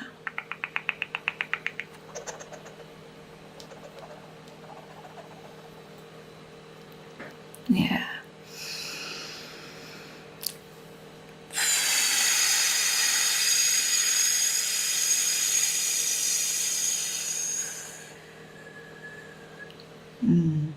I'm not going to go to that place. I'm not going to go to that place because we then start entering something very personal to him. But that is, and that was in that very moment, as I breathed and exhaled there, that was something very dear to him. That was something very dear to him. Yeah. That he lost. That was something that he held, yeah, very close to his heart. Well, actually, it lived, whoever this was, lived through every cell of his being. And that gets quite emotional now. Yeah.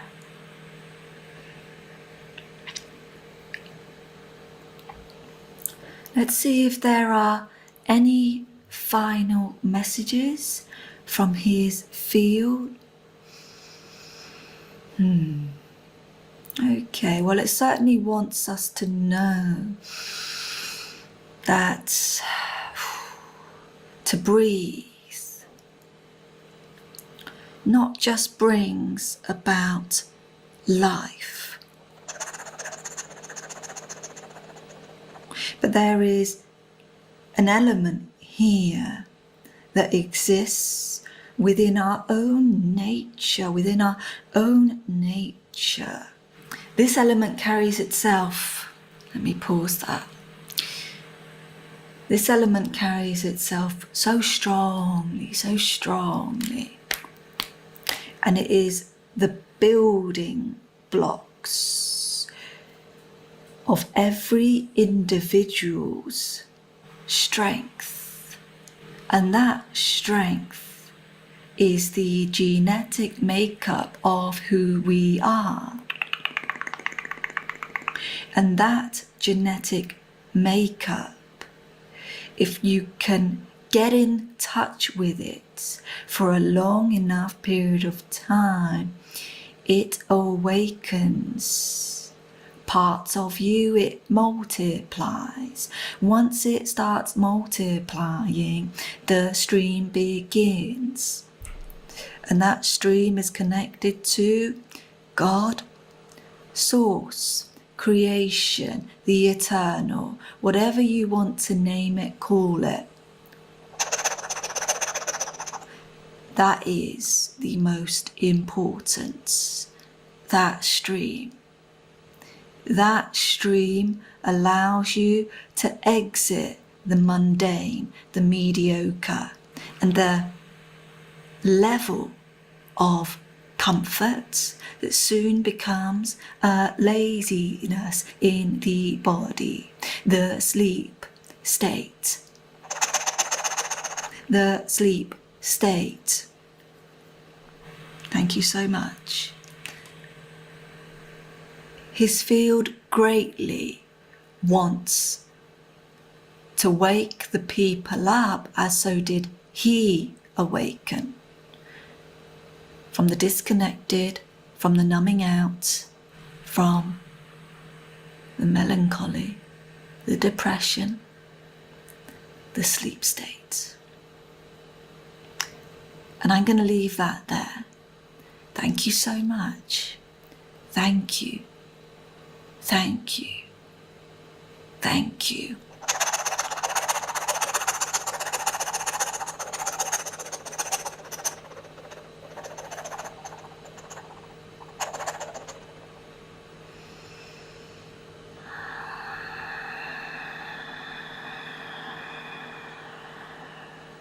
Beautiful souls, much information that came through from Wim Hof's field. And you may have noticed yourself how easily and readily it flowed out to be received.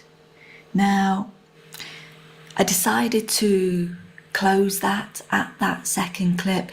It was the right thing to do, but I certainly, because of what was available and how the field was moving, I could have stayed an hour.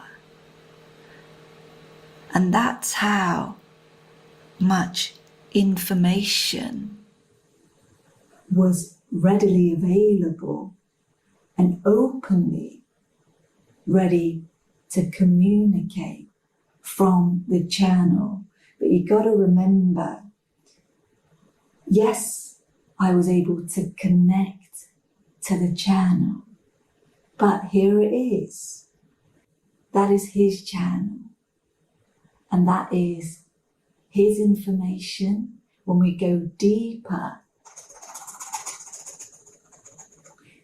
that information is for him to access, for him to communicate to those that he desires and wishes. But I must say, that channel there, as I was connecting to it during that period of time,